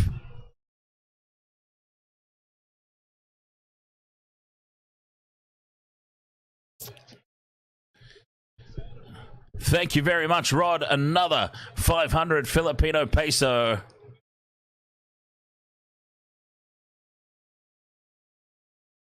Cheers, mate. A minute to go till the break. Solo with a good run. Looking to get the arms free. They look out on their feet here. Parramatta. Here's Horsburgh to Strange. Strange dummies obstruction has to surrender. Fifth and last. 30 metres out. Fogarty's going to take a drop goal. All right. Whatever works. Fogarty takes a drop goal. And there's handshakes all around for some reason.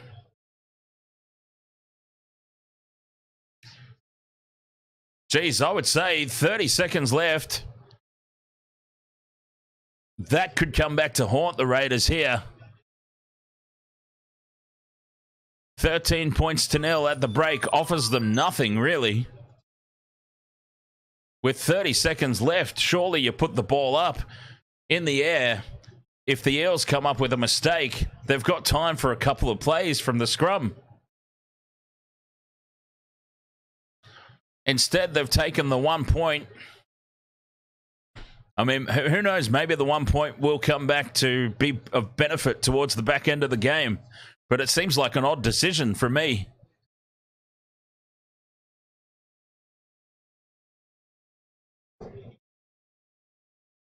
Yeah, but DJ, I understand that, DJ Shaq, but what's the point with 40 minutes left in the game to push it out to a 13-point lead? It makes no sense to me. I suppose by taking the 1 point, you're nullifying the chance of the ball bouncing absolutely anywhere awkwardly and the Eels running away the length of the field. It still makes very little sense to me. There's no extra value in 13-0 at halftime than there was from 12-0, but taking the chance at maybe 16 or 18-0. Both teams were pretty buggered, yes. That was an intense first half. Played at a very frantic pace. Let me try again. Played at a very frantic pace.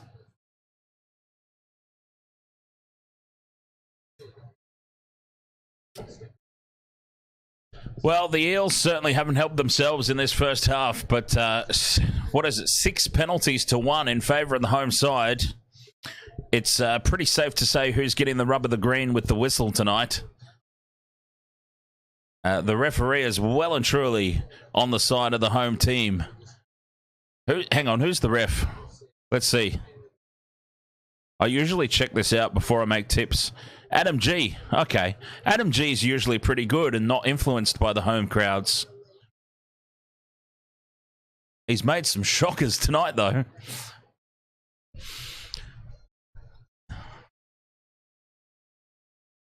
Adam G did all the Origin games last season, didn't he? SS Storm fan, ahoy, mate.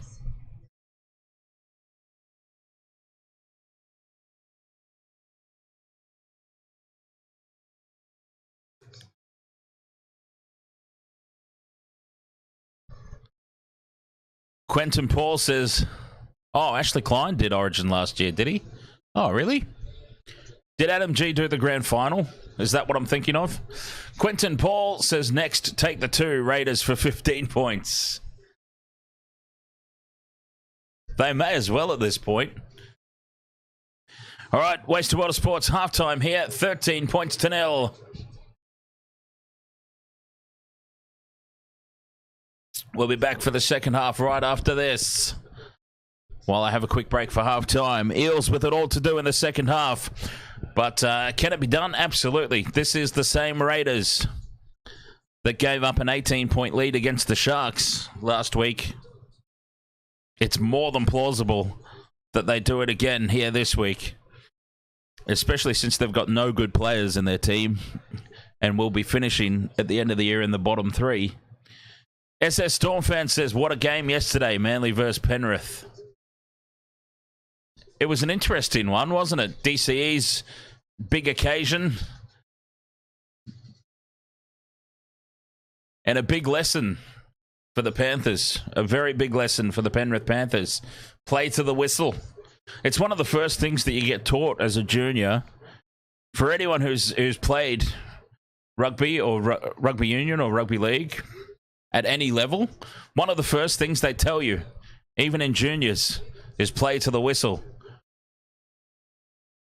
So really unforgivable for the Panthers. And credit to Kohler, who picked the ball up and ran like the wind down the other end to put the ball down.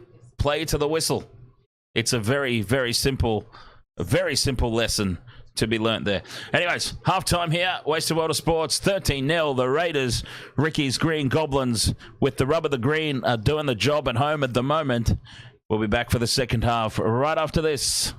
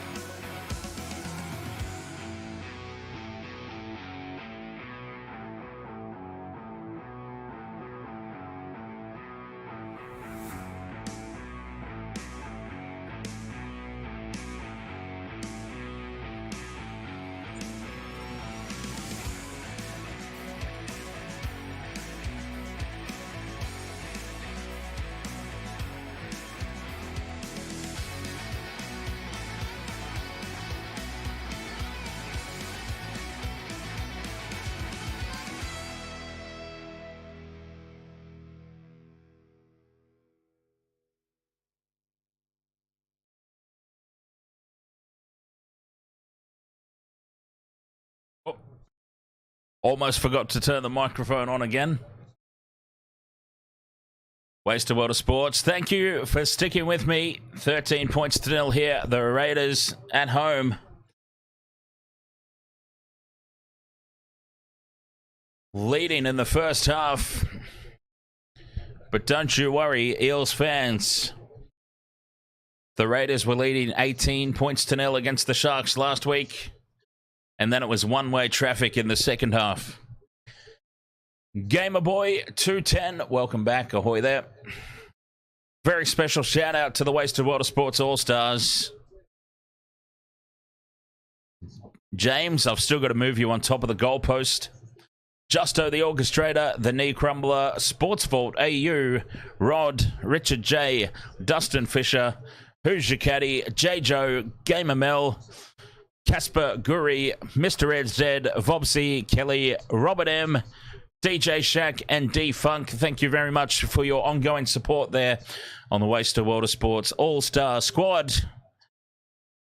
You too can join the Wasted World of Sports All-Star Squad if you would like, simply by clicking that join button underneath the I don't know where it is, in all honesty. I actually honestly don't know where it is. There's a join button somewhere on the channel that you can click and become a Wasted World of Sports All-Star. Ivan Storm says, shout out to Scramble Egg. Yeah, that poor Scrambled Egg. I really do admire the, what's the word? Tenacity. Scrambled Egg, he keeps coming back. Credit to him.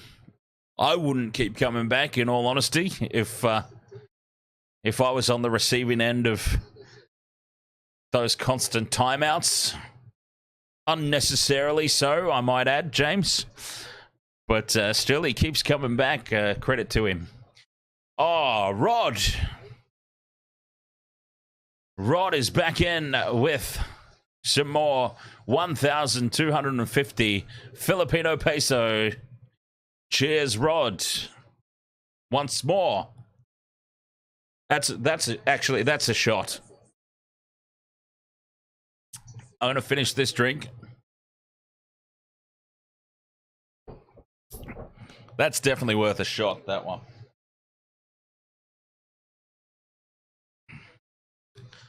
That is shot worthy. And share the love, pay it forward.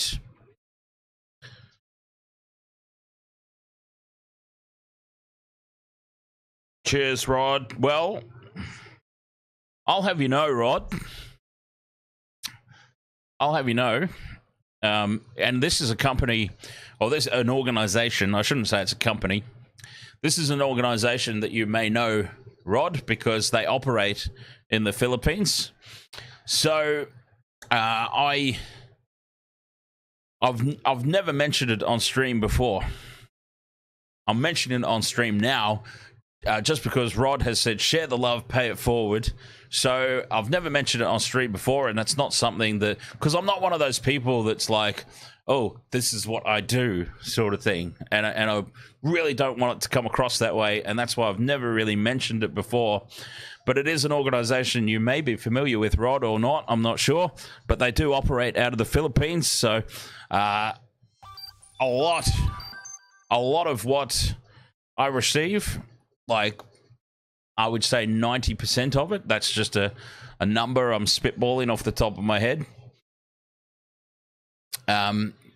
Because I've got full-time employment, I'm not doing YouTube for the money. So a large portion of anything that I do receive goes straight to an organization called Destiny Rescue.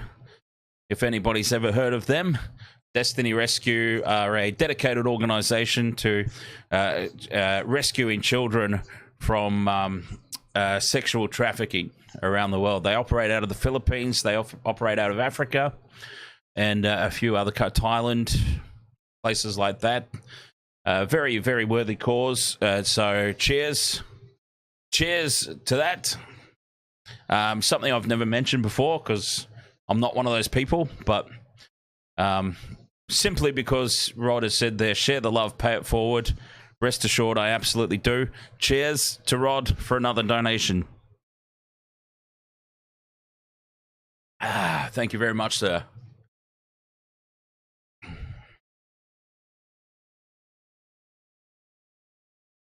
Yes, halftime here, 13 points to 0. The Raiders doing the job at the moment. But we saw this last week as well.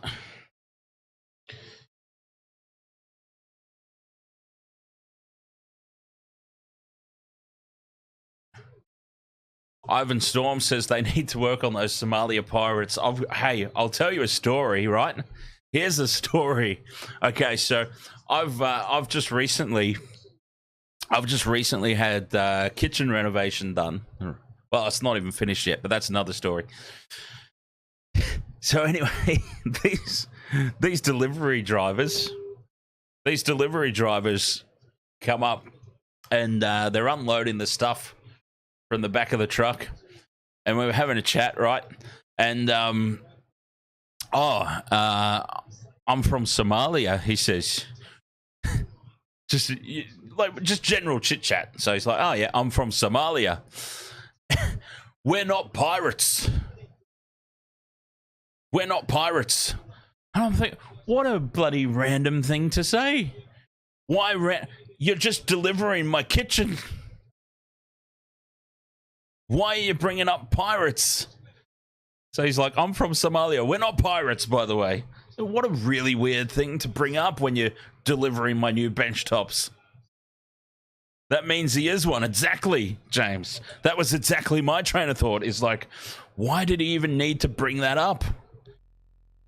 It was the most random thing ever. Where are you from? Oh, I'm from Somalia. We're not pirates. Son of a bitch stole my scissors, by the way. Literally stole the scissors. Oh, can we borrow some scissors to cut this box open so we can carry it up the stairs? Get a phone call from them like 5 minutes after they'd left. Oh, we left the scissors downstairs around the corner. Go downstairs around the corner. No scissors. Bloody pirate stole my scissors. Anyway, 13 points to 0 here. The Raiders over the Eels. The Eels with a big job to do. Second half about to get underway.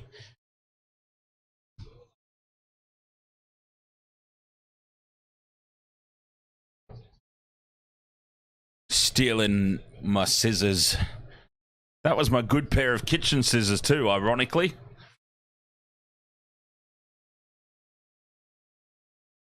All right, come on Eels.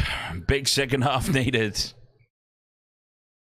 Gutherson gets us back underway, and it's Horsburgh with the hit up from the back fence. I can only imagine the absolute pillikin that they got at half-time, the Eels. Robert M. Ahoy. So Dan with Dean with the big D. With the big D out for next Friday's game, do you bring Oates back into the starting lineup with Arthurs? Are there any other options, Robert M? Who are they playing, by the way? Captain Redbeard, ahoy, mate. Must be pretty happy, Captain Redbeard. A little bit of a squeaky bum moment in that Titans game towards the end. Fogarty puts it high into the night sky again. Gutherson takes it. The Dolphins at Suncorp. Yeah, well, what's the other options, Robert M? If not Corey Oates, then who? DJ Shack says you could just shift Selwyn Cobbo back to the wing.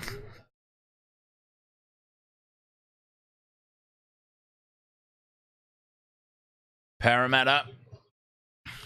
It will send some hearts racing in the capital if Parramatta score first, because everyone will be remembering what happened last week. The Raiders leading 18-0 over the Sharks and then just falling to pieces.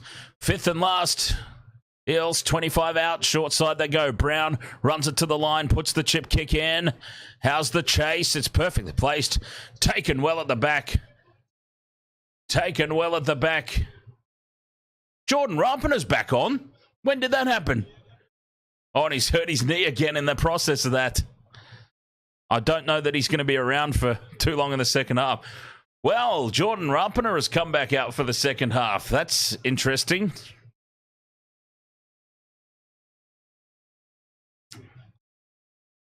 Good signs there for the Raiders. But no, he's broken himself again, Rapana. He should have stayed off. Why come on and risk it? Such an important cog of the green machine. And now they've got space down the sideline again. Schiller outpaces Sivo. Support inside. They must score here, the Raiders. They must. Breaking through is Timoko, and for the corner, Timoko scores, has he? Has Timoko scored a miracle in the corner? It's going up as a try. This will be a miracle try if he's grounded it before going into touch.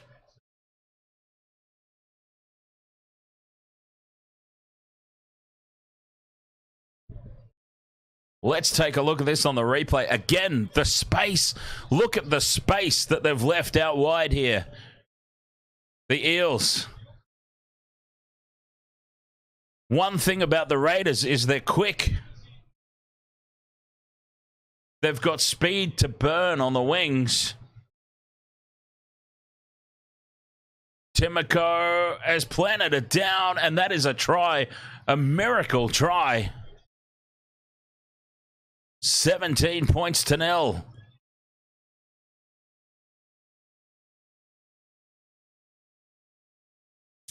And Parramatta are guilty of just leaving too much space on the wings. They may as well have Morgan Harper out there. Honestly.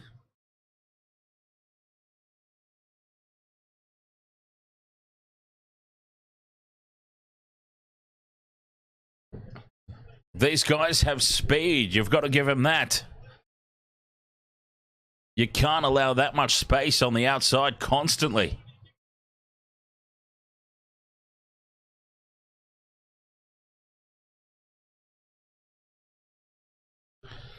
Speed is key, says Cagebird Kitty. Well, the Broncos have got that as well. The Broncos have got some speedsters on their team. Fogarty with the conversion, pushes it out past the near upright. 17-0 it remains.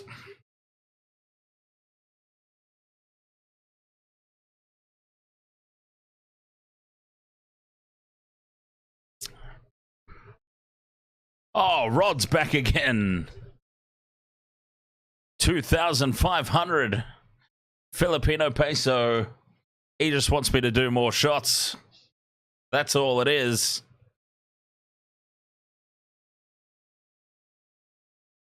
Well, who am I to say no? As the Eels get us back underway. Quick start to the second half.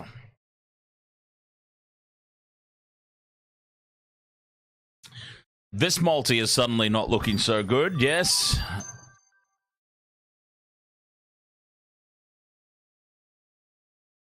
Okay. I wore half of that one, I must admit. I must admit, I wore half of that one. We've reached that point of the night. Gamerboy 210 says, did you watch WrestleMania? Penalty here to the Raiders again. What is the penalty count now? Must be about 17-1 in favor of the home side.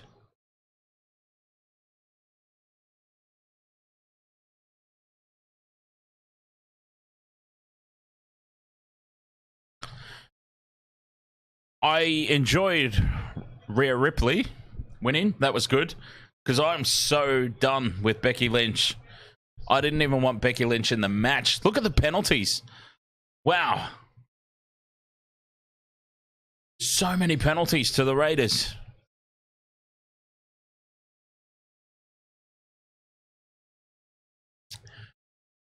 I'm quite frustrated at how terrible Damien Priest continues to be made to look when he's the Money in the Bank briefcase holder. And then I fell asleep for the Rey Mysterio match, and I woke up again in time for the main event. Cut out pass in behind. Misses the mark of Savage. Over the sideline it goes. And the Eels breathe a collective sigh of relief.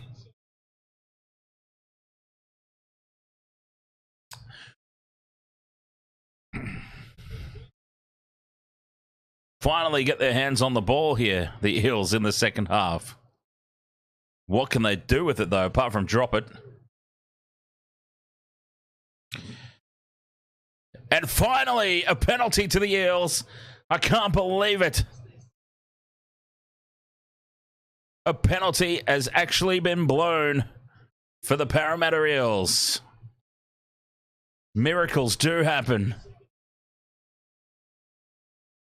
Here is their chance now to strike back and wrestle some momentum. Speaking of wrestling, and wrestle some momentum in this game. 20 metres out from the line. They need to come up with something soon, Parramatta. Moretti backs into the defence. 15 out. Brown to the line. Inside ball off a Hengawe. Goes within 10. The referee is Adam G. Robert M. Brown out the back to Gutherson. Huge cutout pass for Sivo, and Sivo scores. They can't take this one off him. They took one off him earlier. They can't take this one away. Sivo scores. There's half a tick on the multi. 17 points to 4. The kick to come. Big, bad Micah Sivo. And that was just a little bit too easy. See what happens, Parramatta, when you just hold on to the ball. And yes, that should be Sivo's second try, and that should be a tick off the multi, but an absolute horrendous decision. Absolutely horrible call in the first half to take his try away. We should already have that full tick off the multi.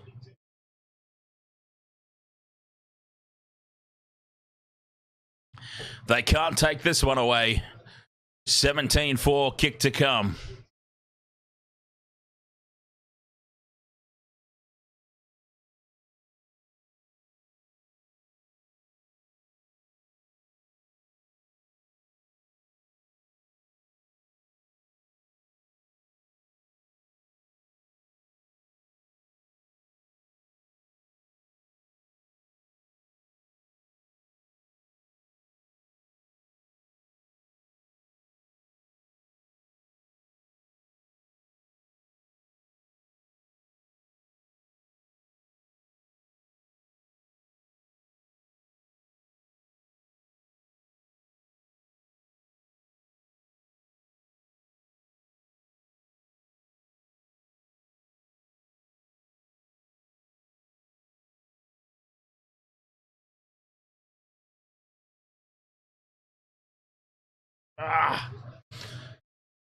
Oh, my God. Don't tell me you missed the conversion. Gutherson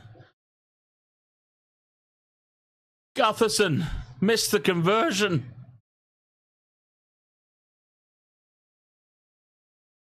How did he miss that? 17 points to 4. Very odd scoreline indeed, JYD. Ahoy, by the way. Oh, Corey Horsburgh's getting felt up on the sideline.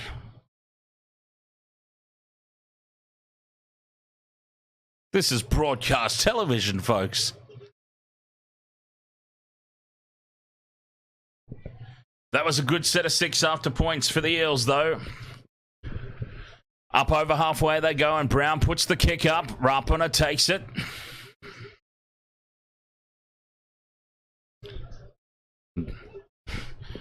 And here we go. Canberra trapped down their own end.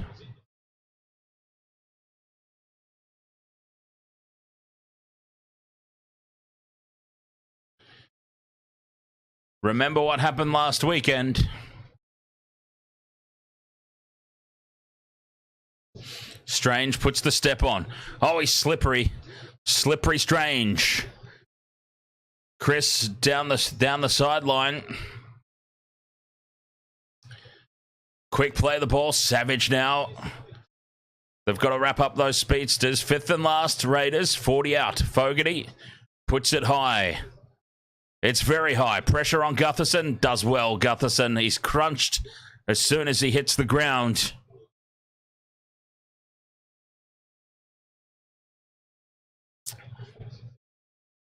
Sivo with a hit up. How many points did the Titans lose? But the Titans very nearly won, quite honestly. They ended up losing It was quite comfortable in the end for the Cowboys, but yeah, the Titans really caused a little bit of alarm for the Cowboys at the back end of that game.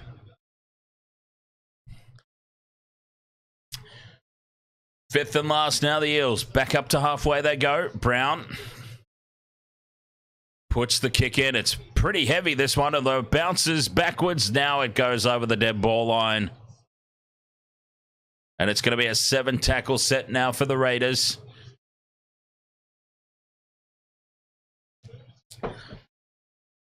It's got the feels, this one, that maybe that drop goal on halftime could turn out to be the difference in this game. It's just got that vibe about it at the moment, doesn't it?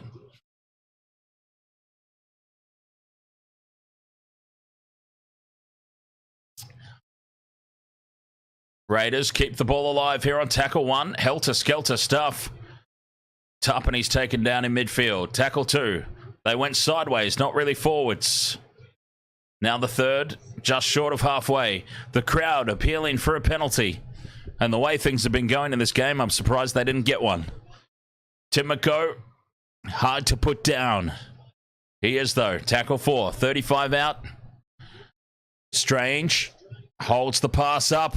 And now over to Xavier Savage. Puts the kick in field. It's going to sit up for the Raiders. Denny Levi will dive over and score.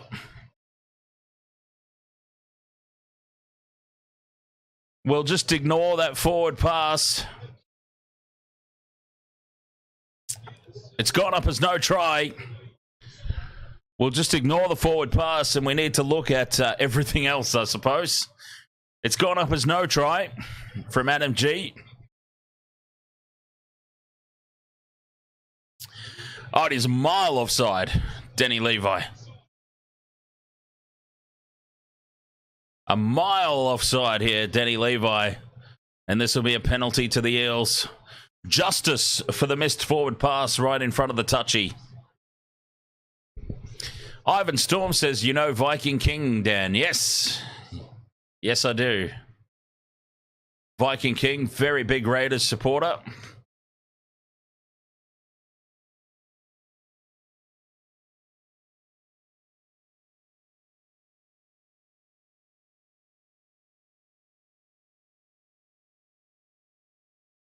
And I don't understand why we're even still looking at this. He's a mile offside.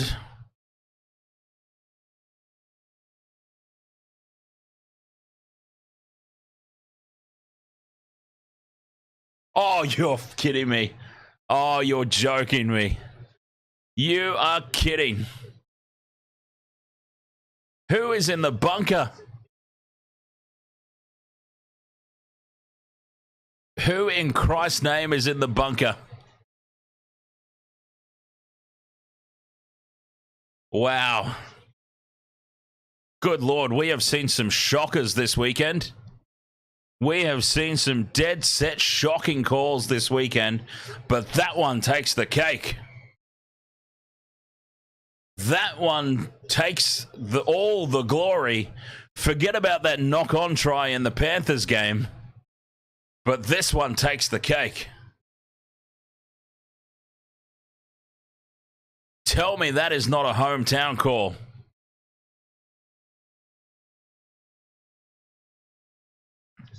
Wow.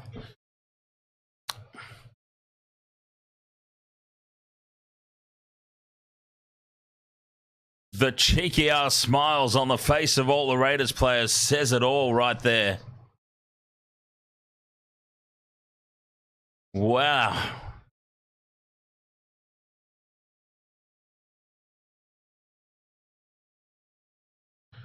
I cannot believe what we have just seen. This weekend has been full of some of the most disgraceful calls you will ever see in the history of rugby league. But that one, I'm sorry, that one takes top spot this weekend. At least the Manly Panthers game, you could say, the Manly Panthers game, you could at least have a case for an argument that the ball went backwards. There is no case at all for that being deemed onside. Yeah, catch you later, James. I don't blame you, mate, at all. I do not blame you. What an absolute rort that was. The Eels have been absolutely dudded here tonight.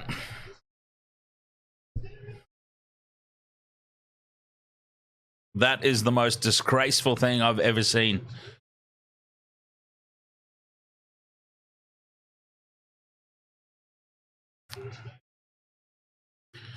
Rod says consistently inconsistent. That's pretty much the problem, isn't it? I don't know who is up there. Let's find out who is up there. Because I can guarantee you they won't be there next week. There's going to be an apology from Graham Innesley. And whoever Old Love is up there.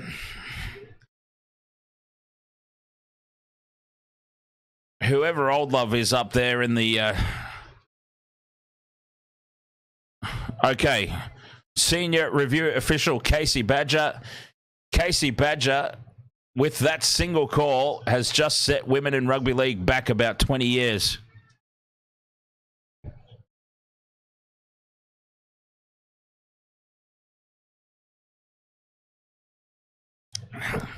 The ladies want equality in rugby league. And they've got Casey Badger up in the TMO box making calls like that. Anyway, we must move on, or I'm going to get myself cancelled. Fifth and last here for the Eels. 30 metres out. Brown, they're going to have a run here. Out the back to Gutherson. Gutherson puts the kick in field. They're all offside, and it bounces for Rapana. Rapana now breaks away upfield.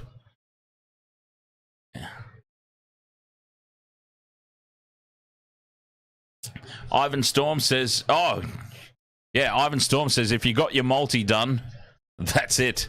And now spilling the ball is James Schiller. Letting the Eels off the hook there. That definitely would have been the ball game. Rod says, why even have the bunker when they can't even get the obvious right? Exactly. And Gutherson's hurt here. Clint Gutherson is in a world of hurt.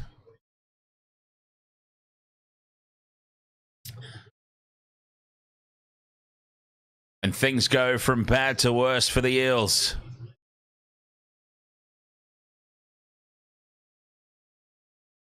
And that's pretty much it. I mean, we all saw it. I question. Sometimes it just makes you wonder. You have to... Hello? Hey. Sometimes you seriously have to wonder. We can all see it. We all see it. It is their job. They get paid to see it. And they come up with a call like that. Incredible. And it takes the enjoyment out of it. That's probably the big problem. As now Campbell Gillard, some nice interplay with Hopgood. The pass back is pushed, and it's a mistake from the Eels again, playing catch-up footy now. And now it's been ripped away from Sean Lane, and that's a try. Let's see how they take this one off him. Let's see how they take this one away from them. They'll probably say advantage wasn't played. It's gone up as no try. They're probably going to say advantage wasn't played here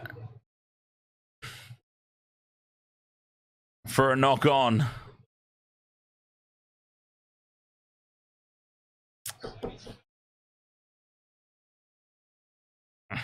Oh, has he got hands on it, or is that knocked down by the Raiders?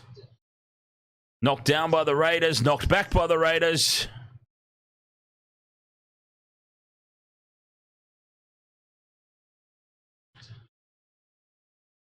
It looks like he's missed this completely. Oh, he might have just brushed it there with the pinky. The pinky might have just brushed it. But anyway, we know Casey Badger's going for the Raiders tonight, so this will probably get called back. Well, in fairness, he has touched that.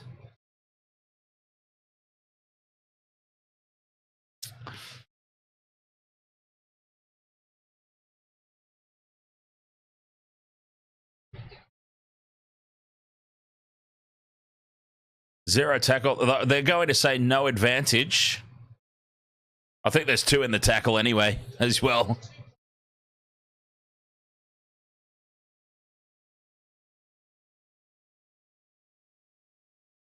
And it's going to be penalty number 649 for the Raiders tonight.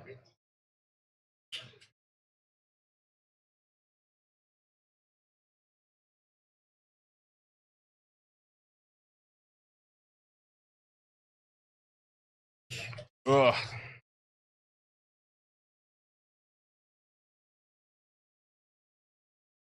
"23 minutes to go. The kick into touch just shy of the halfway line.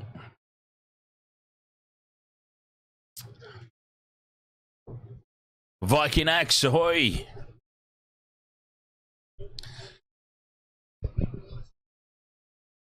Up over halfway, Tarpany.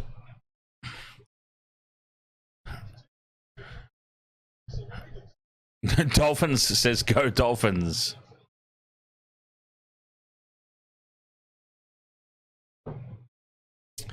Fogarty out the back to Rapana, tapped on, and this must be a try for Schiller in the corner. It was well tapped on.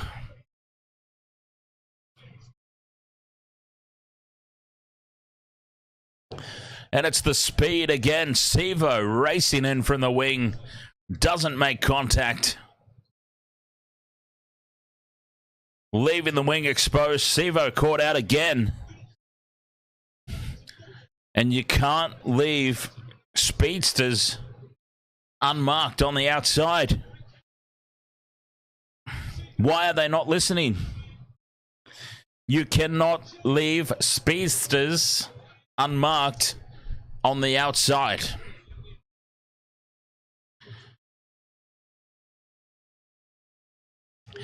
Let me repeat it for the people in the back. You cannot leave speedsters unmarked on the outside.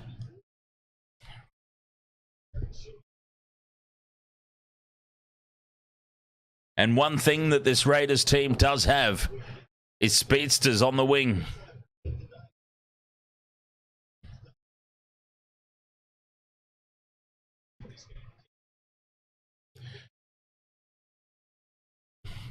Micah Sevo,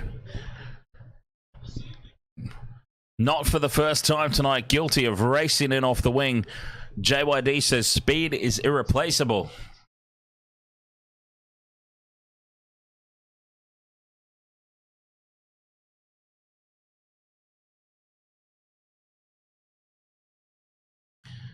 Fogarty from the sideline. Paul Matuno says Raiders are way better without Whiten. And also, look at how Souths are going now that Whiten's arrived, right? I've got to say, I was never a fan of Whiten. Whiten was actually a big reason of me not liking the Raiders. An extremely overrated player, Jack Whiten. They are not missing him at all.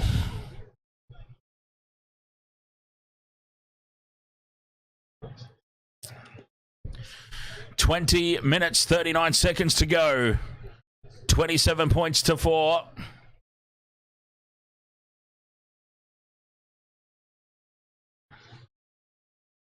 Raiders with the... Who's your caddy? Ahoy, mate. How are you doing? JYD says Lee Odenryan was shite, but he had speed. He certainly did. Lee Odenryan, one of the speed demons of the game.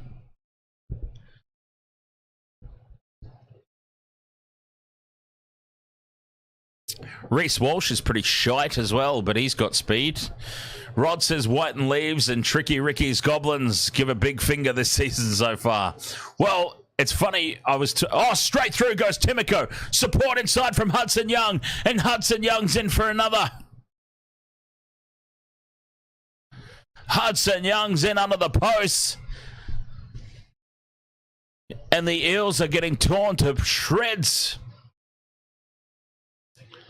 31-4 kick to come.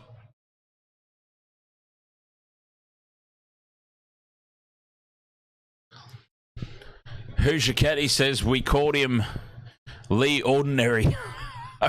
He wasn't that bad, was he? Was he? I don't really remember. He wasn't that bad, though, surely. Did he ever play rep footy? Hang on, Lee Odin Ryan.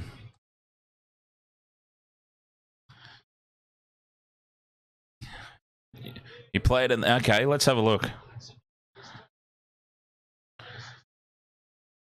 Okay, this is his Wikipedia page. Lee Odin Ryan is an Australian former professional rugby league footballer who played in the 1990s and 2000s. His outstanding speed saw him play mostly on the wing, though he also played a few games of fullback. So I love that. His only sentence in Wikipedia is about his speed.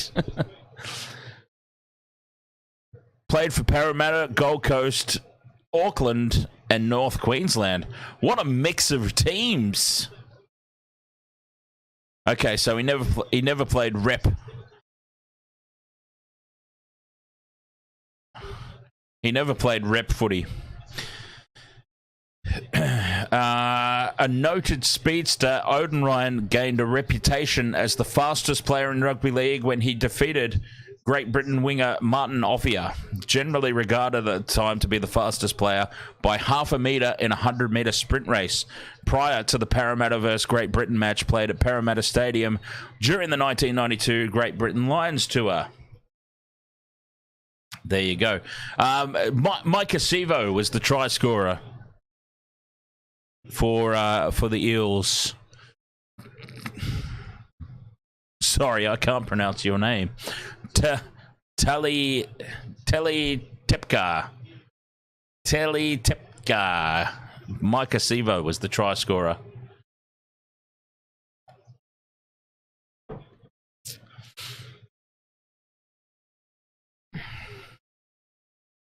What if the scoreline goes up to 50? Do we put a line through the Eels?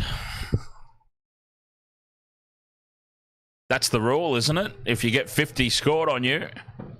I had Sevo for 2 tries as well. Heel fries, ahoy, mate. In fairness, in complete and total fairness, heel fries, you've been absolutely dudded tonight. Absolutely dudded.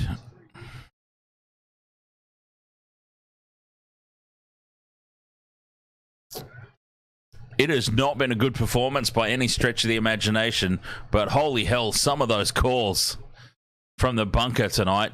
Jesus H. Christ.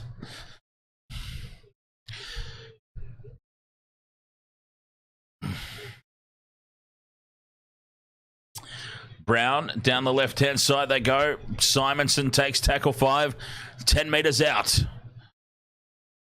Brown with the crossfield kick. It's a little too heavy, that one. They're missing Mitch Moses terribly. 7 tackle set incoming. Xavier Savage races up. Taps, goes, finds Schiller. Missing the kicking game of Mitchell Moses.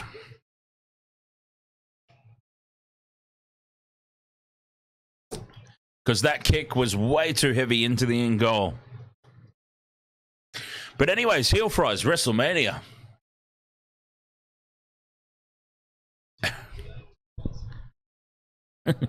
Poor James has already left.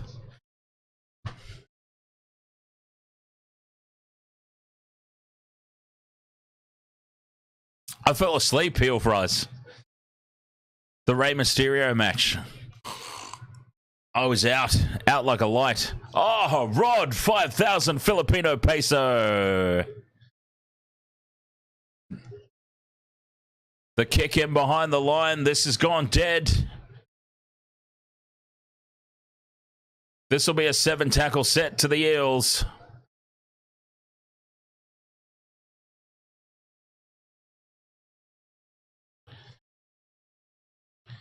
Seven tackle set here for Parramatta.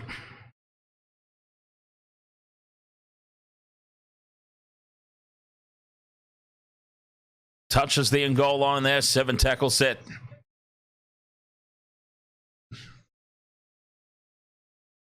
We've reviewed it. Oh,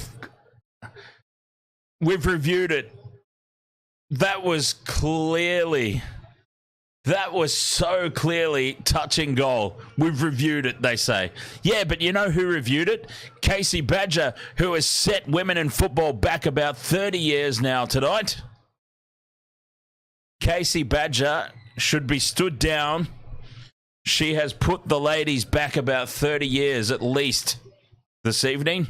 Anyway, Rod, cheers, mate. A 5,000 Filipino peso super chat. That's a shot. Cheers.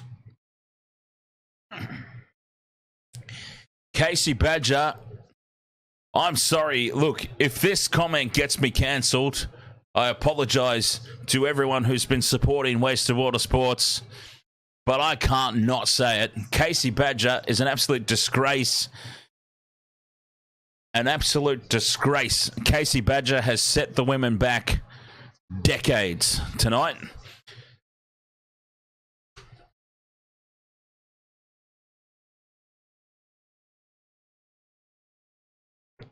What an absolute disgraceful effort. Up there in the TMO position. Up there in the bunker. Another mistake from Parramatta, but they have not helped themselves. Like I said, they have not helped themselves, but Casey Badger should be ashamed. Heel Fries says, do I call in sick for WrestleMania tomorrow? I thought about it, Heel Fries, but probably not. I'm going to have it on, but I will press on with work for sure. 14 minutes left. Scrum down, 20 metres out.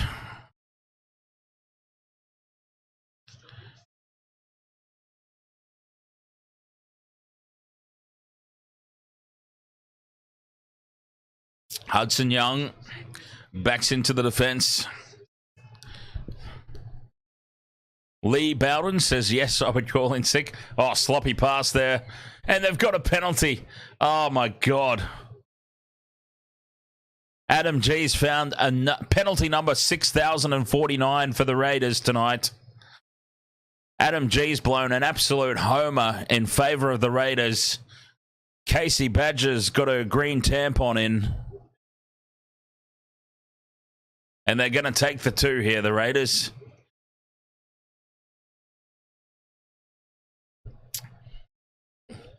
Absolutely disgraceful performance all around from the officials tonight.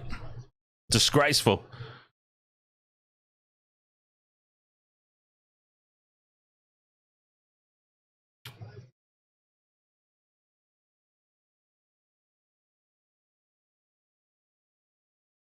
I am not going to be covering any more Raiders games on the back of this. Just pitiful performance by the match officials.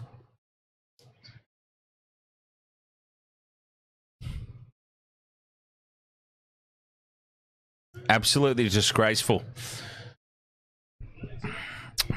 Over it goes from Fogarty anyway. Weird decision to take the 2 in that scenario. With 12 minutes to go.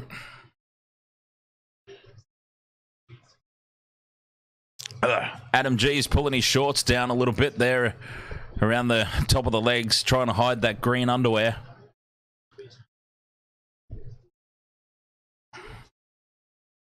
Absolutely disgraceful performance. 35 points to 4.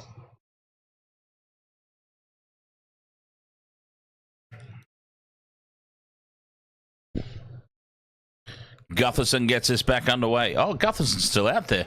I thought he got injured.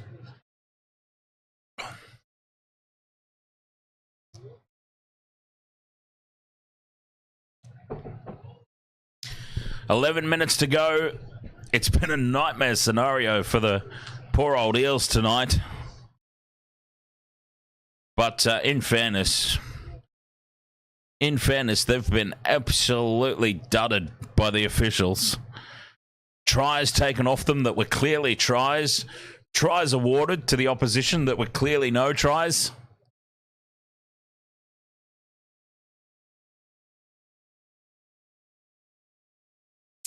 There will be an apology from Ennisley tomorrow. But it's not worth much. An apology's not worth much.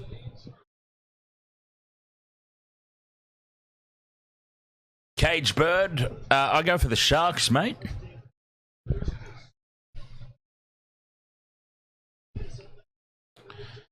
Had the bye this weekend, so I had nothing to do.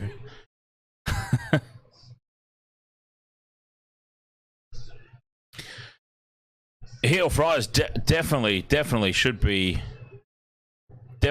closer. 15 out from the line. Here, the Eels. Cage Bird, your brother goes for the Sharks. Your brother is very wise. Maybe. I don't know. Sharks, of course, won the premiership in 2016. Probably never going to win another one, but that's okay. We got one. Brown, short ball to Lane. Lane pops it back through the legs. Brown dives on the loose ball. 10 metres out from the line here. Eels, 9.5 to go.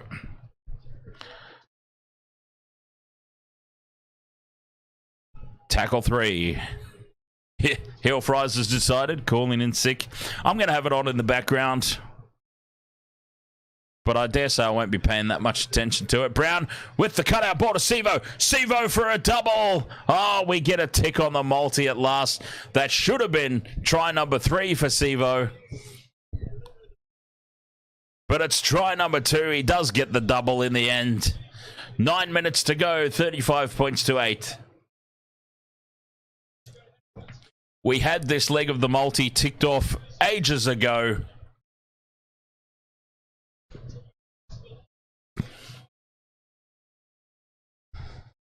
Whoops.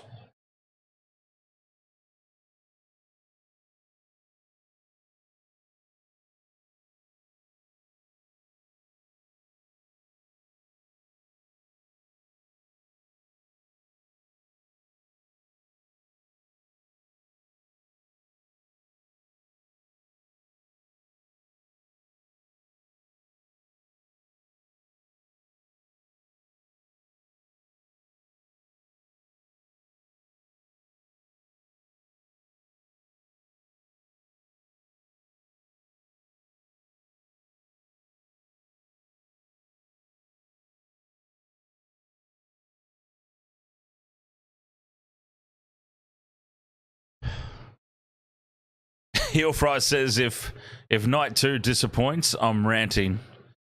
Oh well, Heel Fries, there's always AEW, right? Poor Rick. Poor Rick's been suckered into the AEW. Ugh.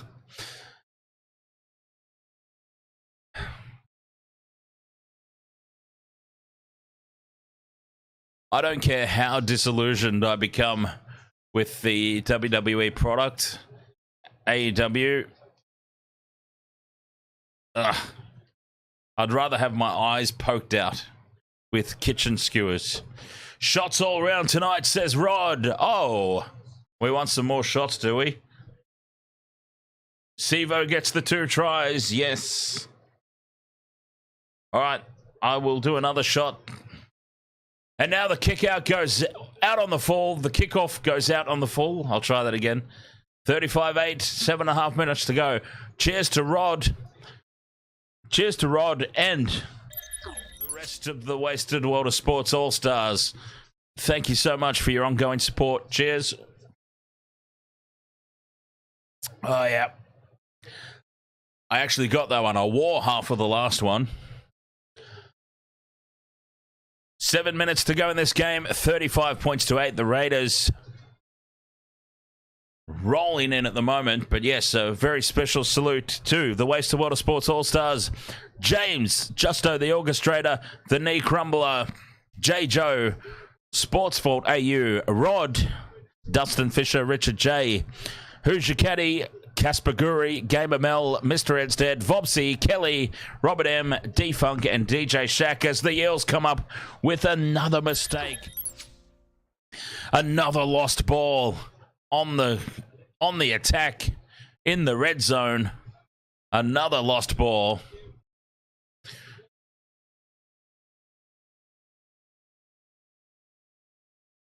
Okay, that was a... Oh, God. That was a straight drink, that one. I had started filling up my glass, right? So I'd put the rum in. And then I got distracted with the shot. And I've picked up my glass and had a swig, not realizing I haven't put my mixer in yet. So that's basically like 2 more shots in one, that. Oh, solid effort.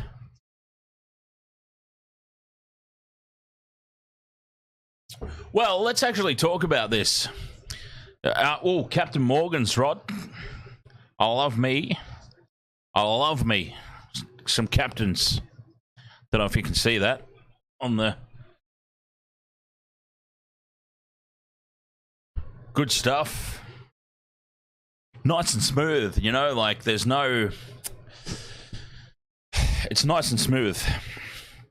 I mean, you can shot that, drink it with like it goes down well, whatever way you wish to go with it, goes down well. 5 minutes to go in this game, and it is the Raiders caught. The handover for the Eels, 10 out from their own line. So where do we go now for the Eels? Obviously missing Mitchell Moses, big time. That's obvious. Dylan Brown, I really thought was going to step up tonight. He didn't. Brad Arthur has had a lot of opportunity with this team, and he's taken them to a grand final. He's taken them to constant final series. But...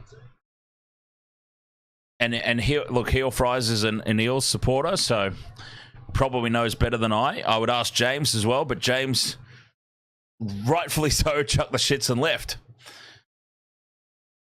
Brad Arthur's obviously done quite well, but they've had so many years. How long's he been there? And they haven't taken that next step. They're not looking like they're going to be taking that next step this year either, as Sean Lane puts the kick in, and it's taken by Hudson Young at the back with 4 minutes to go. So, but who did the Eels get? Wayne Bennett? Would you take Wayne Bennett at the Eels? Wayne Bennett's off contract, and he's not retiring anytime soon. Does Wayne Bennett come in?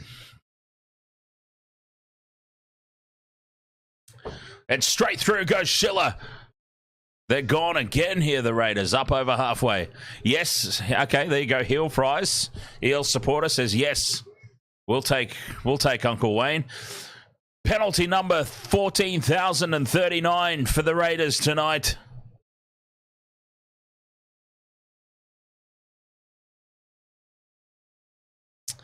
With 3 minutes to go. Oh, and that's a shoulder to the face, and this is going to be a send-off. Just to make matters worse for the Eels, this is going to be 10 in the bin and on report for Regan Two Dads. Well, he's on report and escapes the sin bin. Rod says get bellyache. Apparently talk for the bunnies for him now. I can't imagine Craig Bellamy leaving Melbourne. Honestly, when Craig Bellamy decides that it's time to hang up the, what do you call it? The coaching, because you know, when a player retires, you say he's hanging up the boots. He's hanging up the... What do you say about a coach? He's hanging up the... And a referee's hanging up the whistle? What's a coach hang up? As the Raiders get another homer call. The Canberra Raiders get another hometown call here by the referee.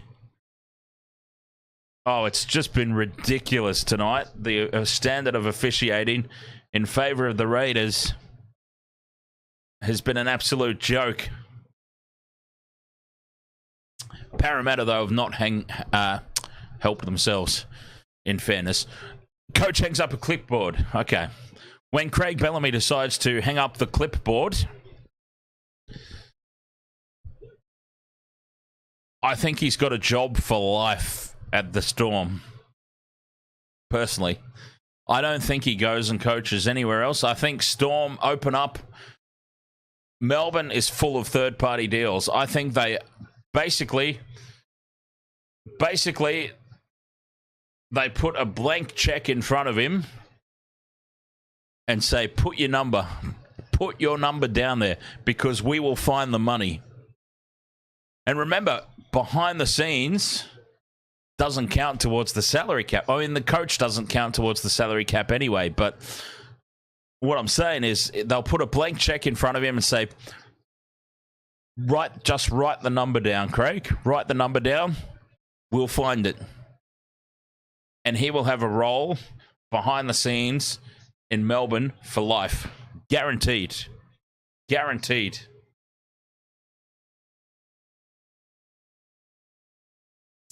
I would be a complete and total stunned mullet if Craig Bellamy ever leaves Melbourne in any capacity and coaches elsewhere.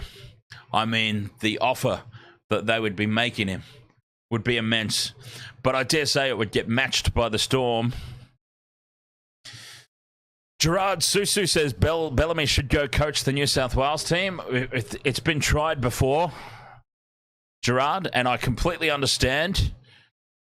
Different circumstances, completely different circumstances. Craig Bellamy was coaching the New South Wales team at a time when he was, I believe, he was also looking after the players that he was coaching against. I never would have picked him for the New South Wales job in that scenario, in all honesty. He had too many links to Queensland. So maybe it would be worth another shot. But let's see how Michael Maguire goes. Let's give Michael Maguire a chance. While Craig Bellamy is not a realistic option, maybe you look at Bellamy in the future.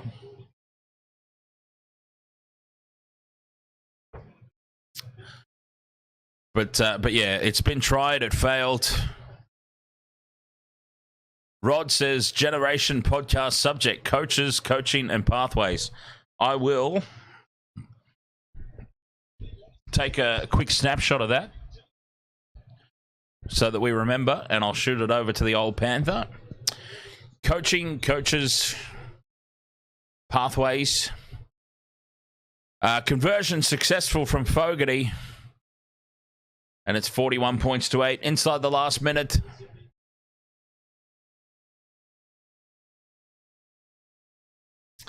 Oh, the stupid morons are doing the stupid Viking clap again. God damn it. The most ridiculous thing that's ever found its way into rugby league. Canberra, you should be ashamed. I hope you realise what a bunch of idiots you look like there in the crowd doing that stupid Viking clap. Rod says, and another penalty. Are you kidding me? Another penalty here to the Raiders. Penalty number 9,043, blown the way of the home side tonight. Jordan Rapana throws the ball at the back of the head of Regan Campbell-Gillard and doesn't even get a talking to from the referee. Anyway, Rod says the old Panther has good history on the game. Love the perspective. We must remember the history of the game. DJ Shaq says, Dan, can I ask you a question? Why do you hate Canberra so much? And I mean, what made you hate them in the first place? A combination, DJ Shaq, a combination of being a bogey team for my team. Remember, the Sharks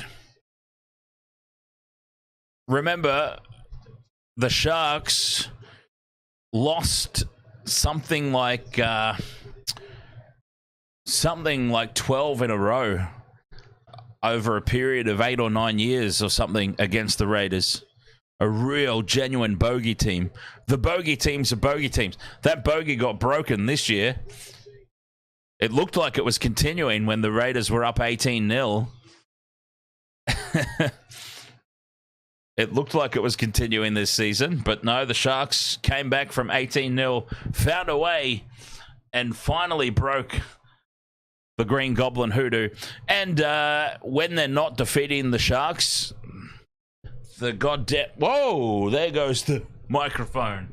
Down at... Wait, hang on, let me tighten that back up again.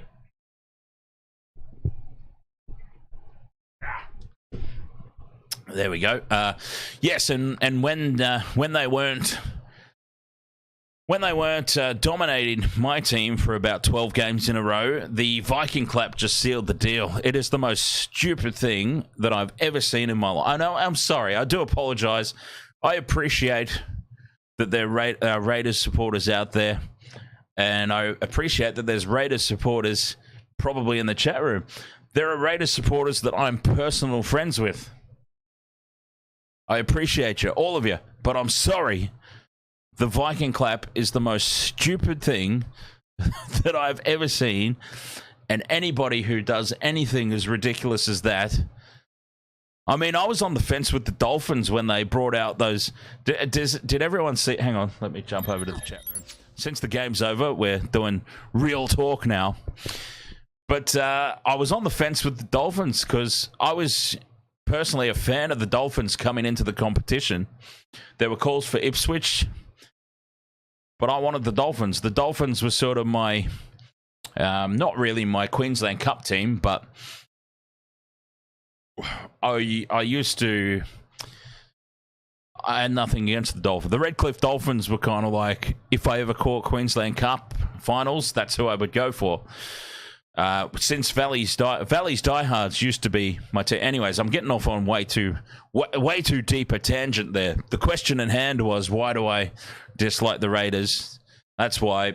The most stupid thing ever is that Viking clap. You all look ridiculous. I'm sorry. I appreciate you being fans of your team and getting behind it and supporting it, but you all look absolutely ridiculous. It's the most stupid thing that I've ever seen in the history of rugby league. And you should be ashamed that your team is responsible for bringing that in. And I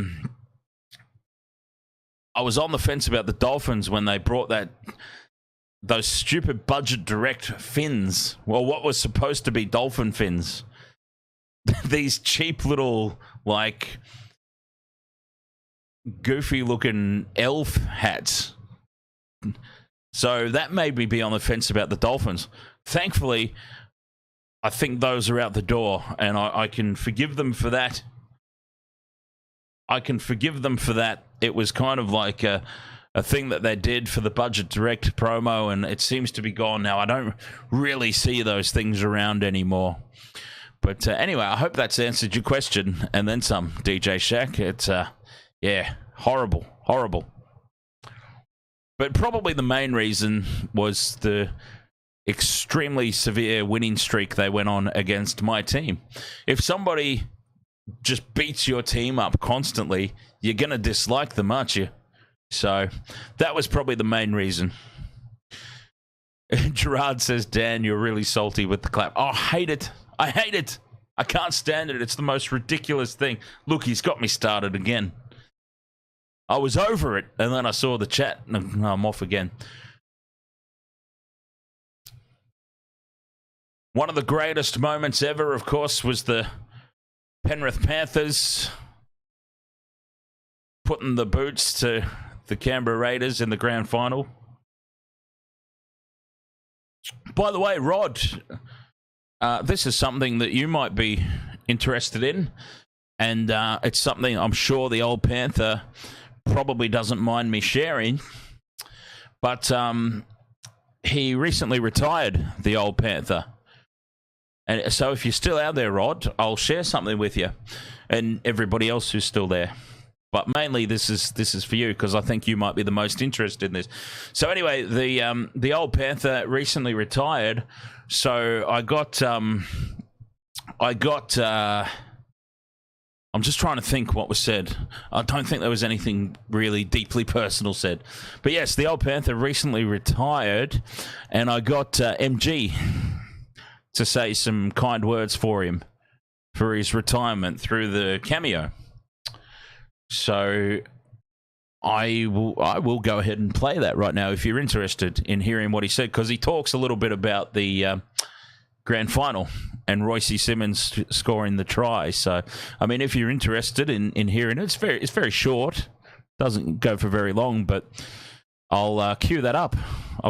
So this was the message from MG for the old Panther, if I can find it.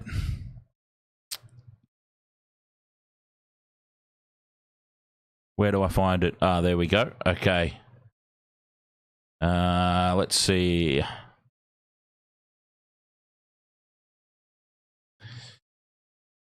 There we go. All right. I think no. Jeez. Leg cramp. All right, let's see if this works. All right, so this was. Hopefully, this is going to work. I wasn't really prepared for it, so we'll see. We'll see how it goes. Yeah, MG for the old Panther recently when he retired. Hello, Wayne boy. How are you, my man? This is MG, brother, coming at you through Cameo. Your young bloke Dan has told me that you've recently retired. Congratulations. Now kick back, relax, put the footy on, watch the Panthers win the 2021 grand final like we did back in the day. Dan tells me you love the NRL and you love having a bit of a sports bet. Oh, who doesn't, man? I love the GGs, I love any sport. I love the basketball. NBA is a good one to bet on. And Dan also tells me, Wayne, that one of your favourite moments of rugby league ever was when Royce scored his second try in the 91 grand final. How good. I screamed that loud when Royce jumped over in that corner that I broke my voice box. It was a total jubilation. Got 5 kids and I've never felt that like that way. They're different love. But you know what I'm talking about. Our kids are our kids. Winning the grand final. Mate, congratulations on your retirement, as I said. Enjoy. I bet you're a hard worker who's earned the right to now rest and kick back.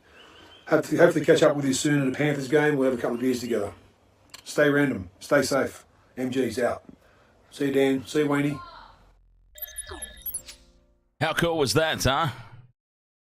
MG for the old Panther a couple of years back. Rod says that 91 game, I could tell some after-game stories, not for here, though. I'll bet. Celebrations would have been wild. I can tell some stories about 2016 when my Sharks won the premiership. That was wild. Now, that was a celebration.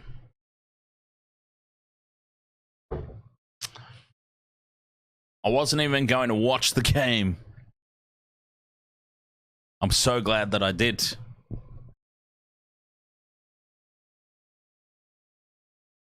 Who's your caddy says, wow, that was way cool.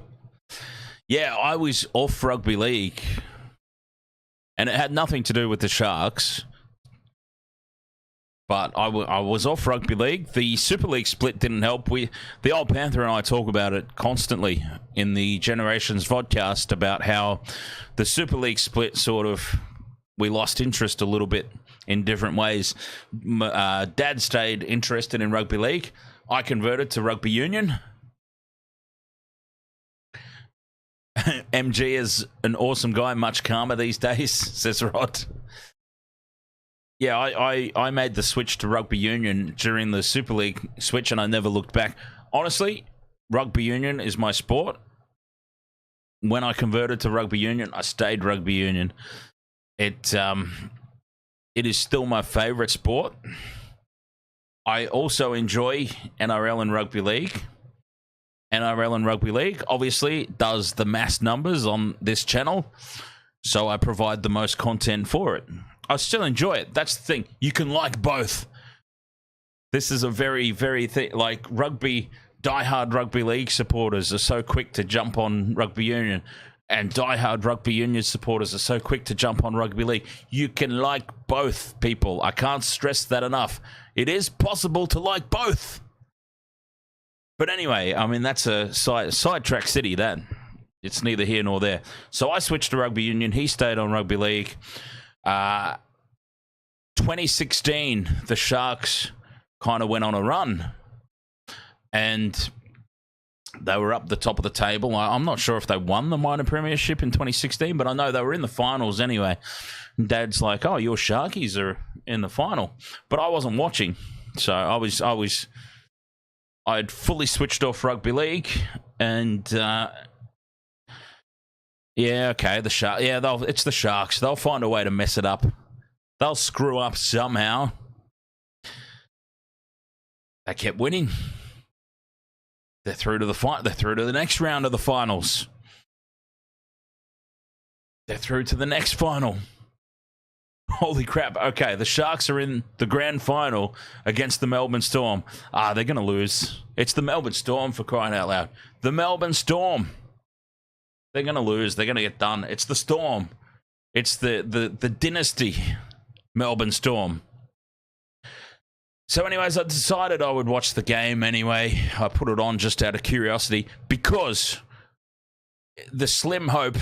Look, the Sharks that year were obviously good enough to get to the grand final, so I've gone on the slim hope I could be part of history.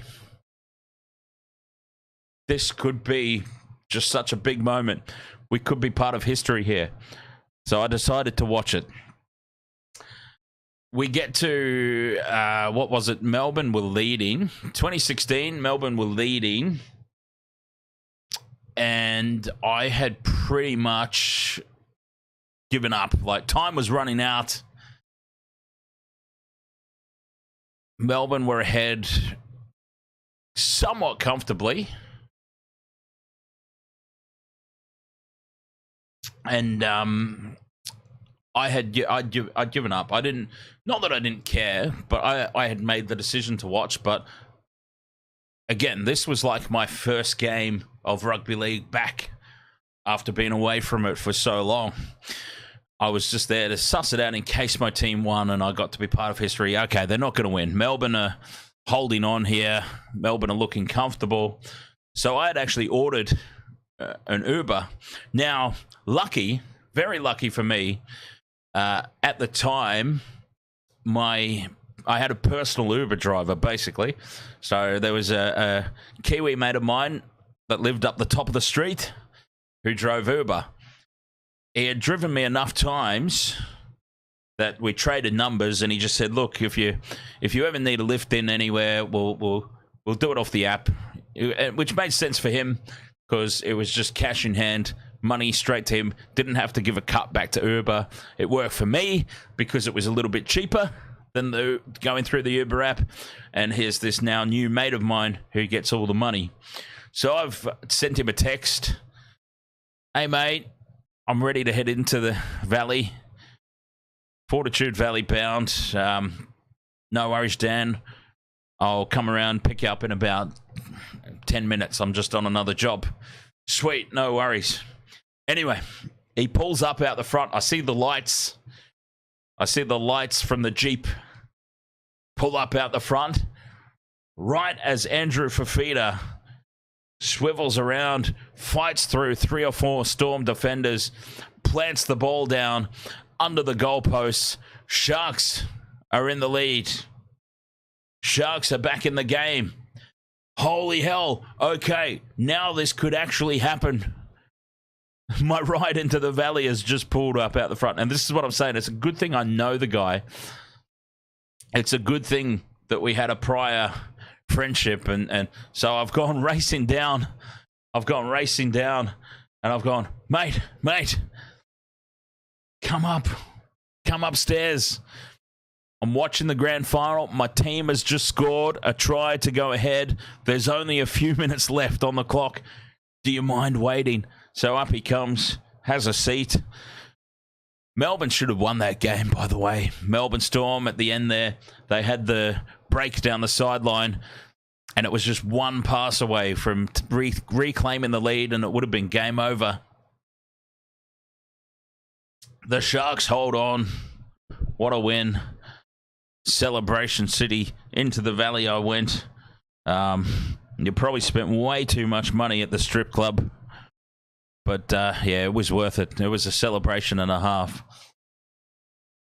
All right, Most World Sports, I'm going to have a quick break. I'll be right back for all post-game stuff.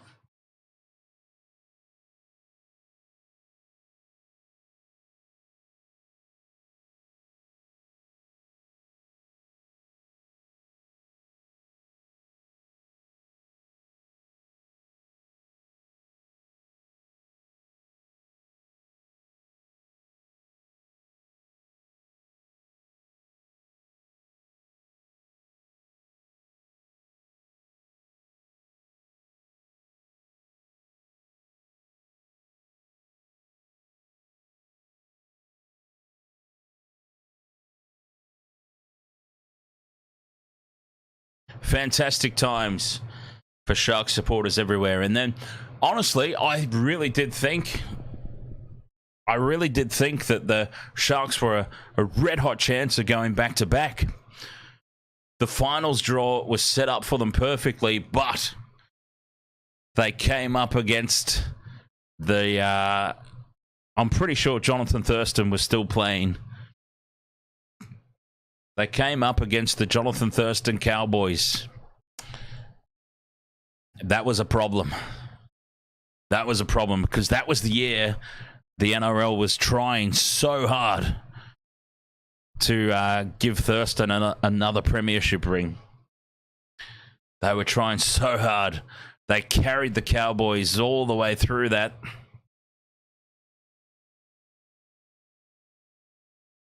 I was furious, and that was where I developed my hatred of the Cowboys. Which I'm over now, by the way. My sole focus of hatred is on the Raiders at the moment, for reasons that we've already been through. No need to go over it again.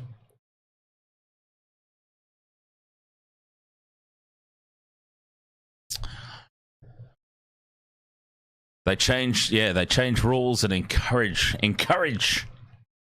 No conspiracies here, though. Broncos and Raiders are my hate. Yeah, I can't stand the Broncos. The only reason I give the Broncos any sort of... Well, actually, I mean, I hardly give them a reprieve. I mean, this T-shirt here was released specifically after Thursday night's game. More us than class was my most used statement that Thursday night. I have never seen, maybe until tonight, actually, I had never seen one team have so much luck go their way as the Broncos on Thursday night against the Storm. Not one single try off structured set piece. They either got a lucky bounce or... Oh, don't even get me started. So anyways, there's that one. And there is also another one of my favorites, the Penalty Broncos Wasted World of Sports t-shirt. Even more true than the last one. But again, questionable. I might have to make a Penalty Raiders shirt after tonight. Jesus. Whoops.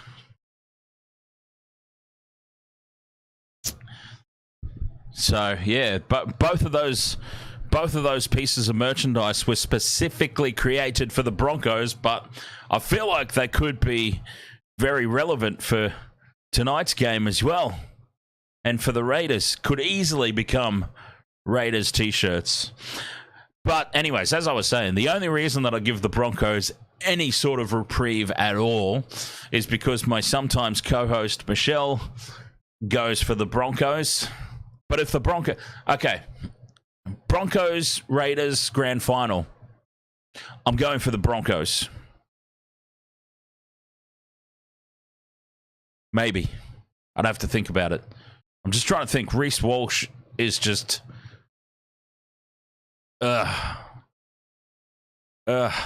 Reece Walsh is... I might actually have to go for the Raiders. I actually might go for the Raiders if it's a Raiders-Broncos grand final. Unless Reece Walsh is out injured. Like I said, on Thursday night, actually, no, I think I said it the week before. Broncos, Rabbitohs, I think I said. If Reece Walsh is out for the season, I'll jump on board. That's fine. But as long as that little show pony's there, the Brisbane show ponies, as long as he's there, I will be dead set against them. Yeah, geez, I might even have to ignore the Viking clap and go for the Raiders now that I think about it. That's a tough one. That is such a tough question. That might be the toughest question that I've ever... Well, it wasn't given to me. I sort of forced it upon myself, didn't I? That might be the toughest thing that I've ever had to consider. Who would I go for in a grand final between the Raiders and the Broncos in current... that's an interesting one, that. I'd have to really think long and hard about that. Who's your caddy says, cheers, Dan, got to get in a couple of hours of Xbox. Well, that's important. I mean, honestly, that's important. That wasn't sarcasm. Although Xbox is not my thing. I've got a PlayStation, but, I mean, same. Apart from some exclusive games here and there, it's basically the same thing, isn't it? D-Funk says just make a sack the ref shirt and use a set of balls for the sack. Interesting. I like it. I like the train of thought. I do like the train of thought there. Sack the ref. So you're not using the word sack. That reminds me actually of a piece of merchandise that I had for my gaming channel. My gaming channel, which is kind of inactive at the moment, but it still exists, called Intoxigamer. Yeah, one of the first pieces of merch that I did for that was one of my frequently used terms in those videos was "screw you." I would say that to like a horror victim, not horror victim, a monster in a horror game or something. I mean, screw you. And I released "Screw You" t-shirts in a college font style, but it was a screw and the letter U. Actually, let me see if I can find them. I've probably still got... If you're interested, that is. If you're interested, gives nobody a chance to answer. It immediately goes for the thing, but... yeah, so I don't know if I even still have that, in all honesty. It was such a long time ago. It's like 6 years ago or something, that was. But, yeah, so it'd be a very similar thing. Rather than writing out the word screw, we just used an actual screw. So I should imagine that'd be... I don't know if I could do a ball sack, though. Is that proper? We might not be able to do the nut sack. That might be a step too far. We might have to do something a little bit more subtle when ball sacks are involved, right? I don't know. I'm not sure. I mean, I'm fine with it personally. I don't care. I'm just not sure I could put that on YouTube. I mean, I probably couldn't promote it on YouTube without censoring the ball sack. Especially if I went as far as to put, like, little hairs on it and stuff. That might be a step too far. All right, what am I looking for over here? Merchandising.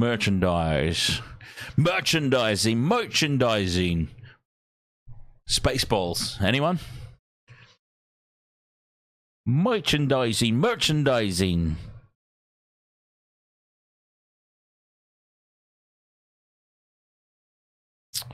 Yeah, I'm not sure that I have it anymore. As I said, it was quite some time ago. Oh, maybe it's in here, actually. T-shirts. Promo shirts.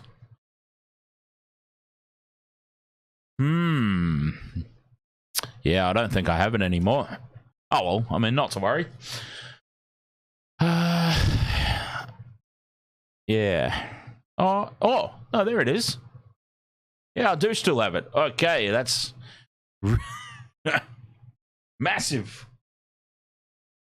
It's massive, that is. Got to scale that down. And it's not the actual T-shirt. It's just the design that went on the T-shirt. Oh, God, what have I done?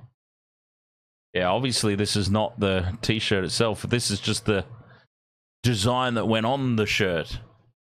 That's right. Oh, screw you. In a university font. O, a screw, and the letter U. We need a bunker shirt. Casey Badger in the bunker, setting women back 30 or 40 years. Jesus, I couldn't believe that tonight. Oh, horrendous calls. Horrendous.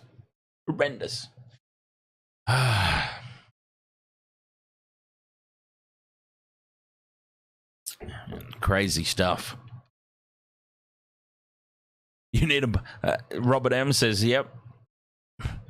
You need a bunker shirt, or refs need Specsavers shirt. Who's your caddy says, I'm still playing Dead Island 2. I'm stuck trying to beat Butcho the Clown. Rod says the calls have been so out of touch this year. It really has been horrible. It really has been horrible. Everybody loves a good ref whinge. I understand. But I mean, honestly, so far this season, it doesn't bode well. It really doesn't bode well. The standard of officiating so far. And we're going to get apologies tomorrow. There will guarantee Annesley's going to come out and there will be apologies for the Manly Penrith game. There will be apologies for this game tonight. But what's an apology worth? It's already been done. It's been done. It's had its effect on the game. I don't know. Look, I don't think that... Manly were really up for that game against Penrith. They may have gone on to win anyway, but that try completely swung the momentum. Penrith were on the back foot, but holding on until that moment. That try is what swung the game wide open for Manly. That try... right on the stroke of half-time, which took it from 8-0 to 14-0, I'm pretty sure it was. That's where all Manly's belief came from. If Manly went in at 8-0 on the back of all that momentum of territory that they had, 8-0, Penrith go in the happier of the two teams, in my opinion. Well, once again, I use the term happy. They wouldn't be happy by being behind and being outplayed for 40 minutes. But the more positive of the two teams, you get into the sheds, you have a chat to your coach, you go, look, we got battered from pillar to post, we're only behind by 8. Game on.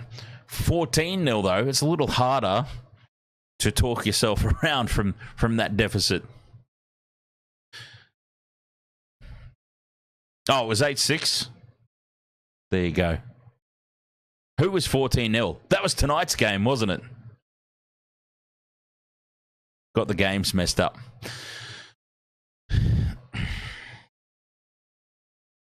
But either way, my point remains, that runaway try is what gave Manly the belief.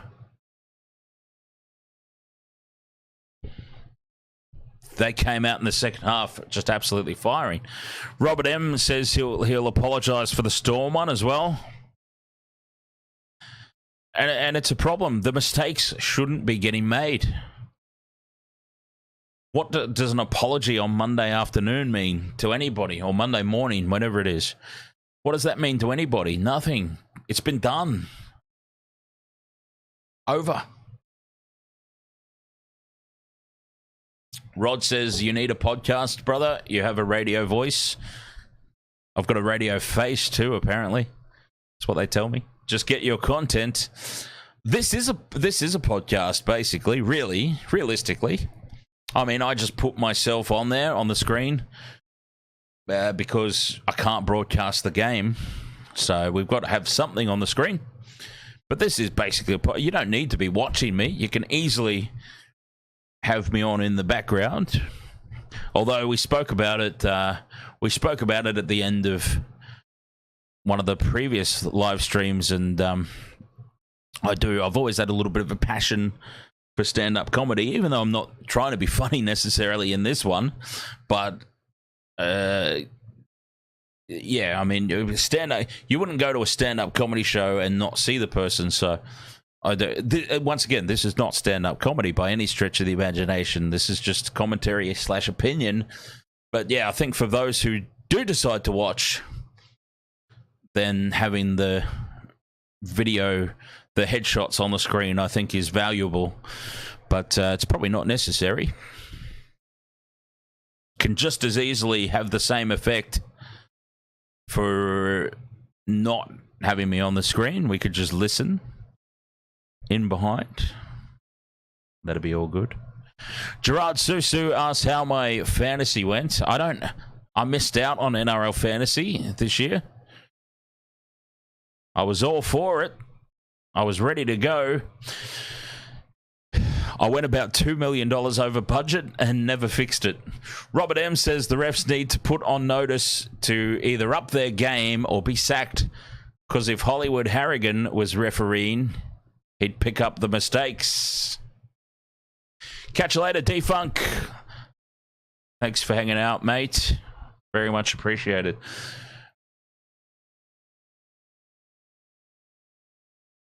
Yeah, so the standard of refereeing really has been awful. Quite awful. And I do have to apologise, I suppose. I do have to apologise for my statement. In the heat of the moment, I was pretty fired up at Casey Badger's decisions up there in the bunker.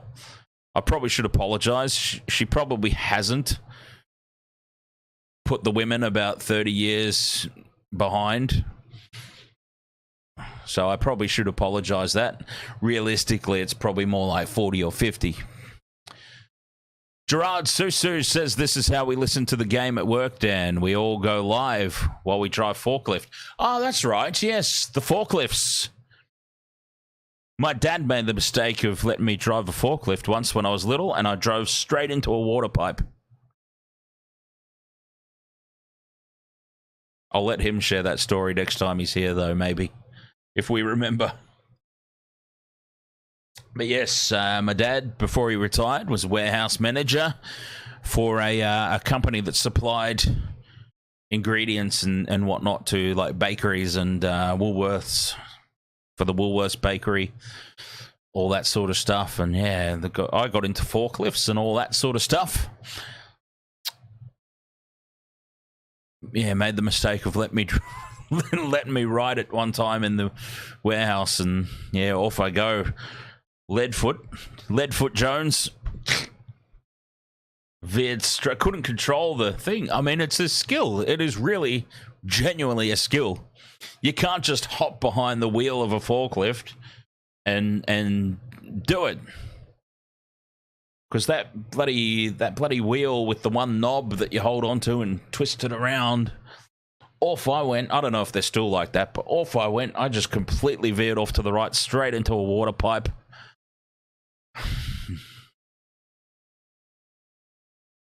Rod says, oh, I do love the, I don't know, hang on, let me read the full comment first.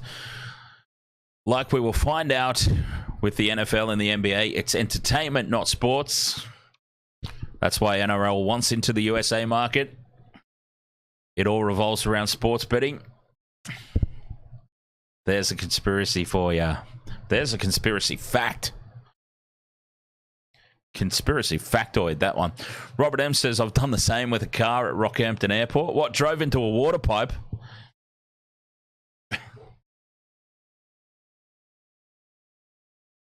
That's no good.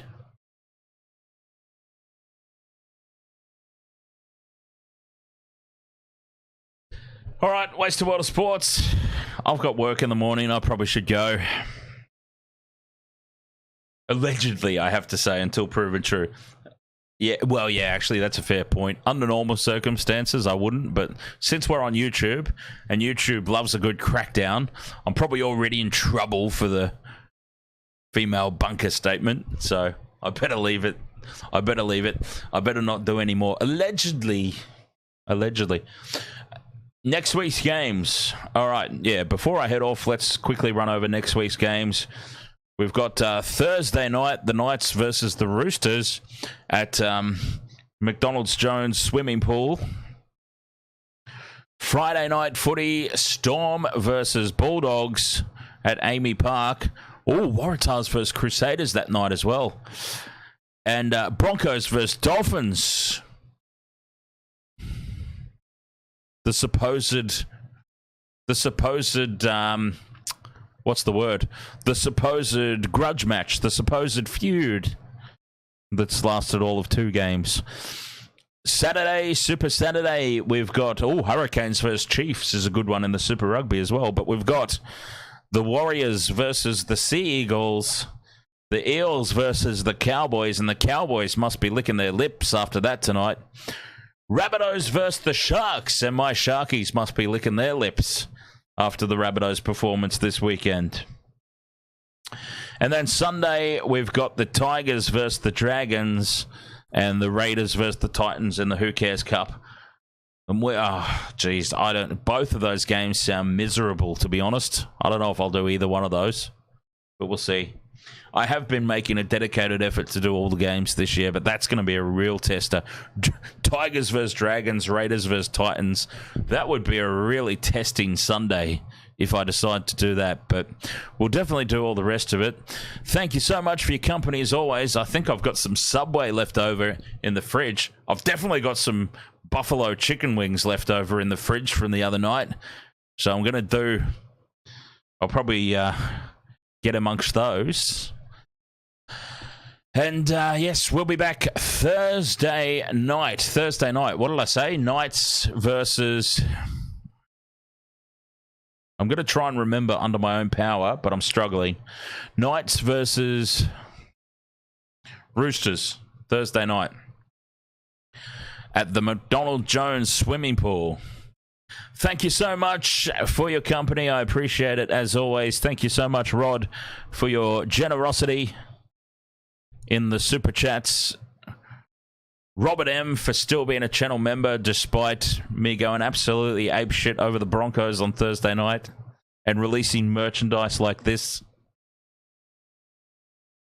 and this, all aimed at the Broncos. I'll catch you guys next time. Yes, thank you so much. Thursday night. Until then, cheers. Where's my drink? There it is.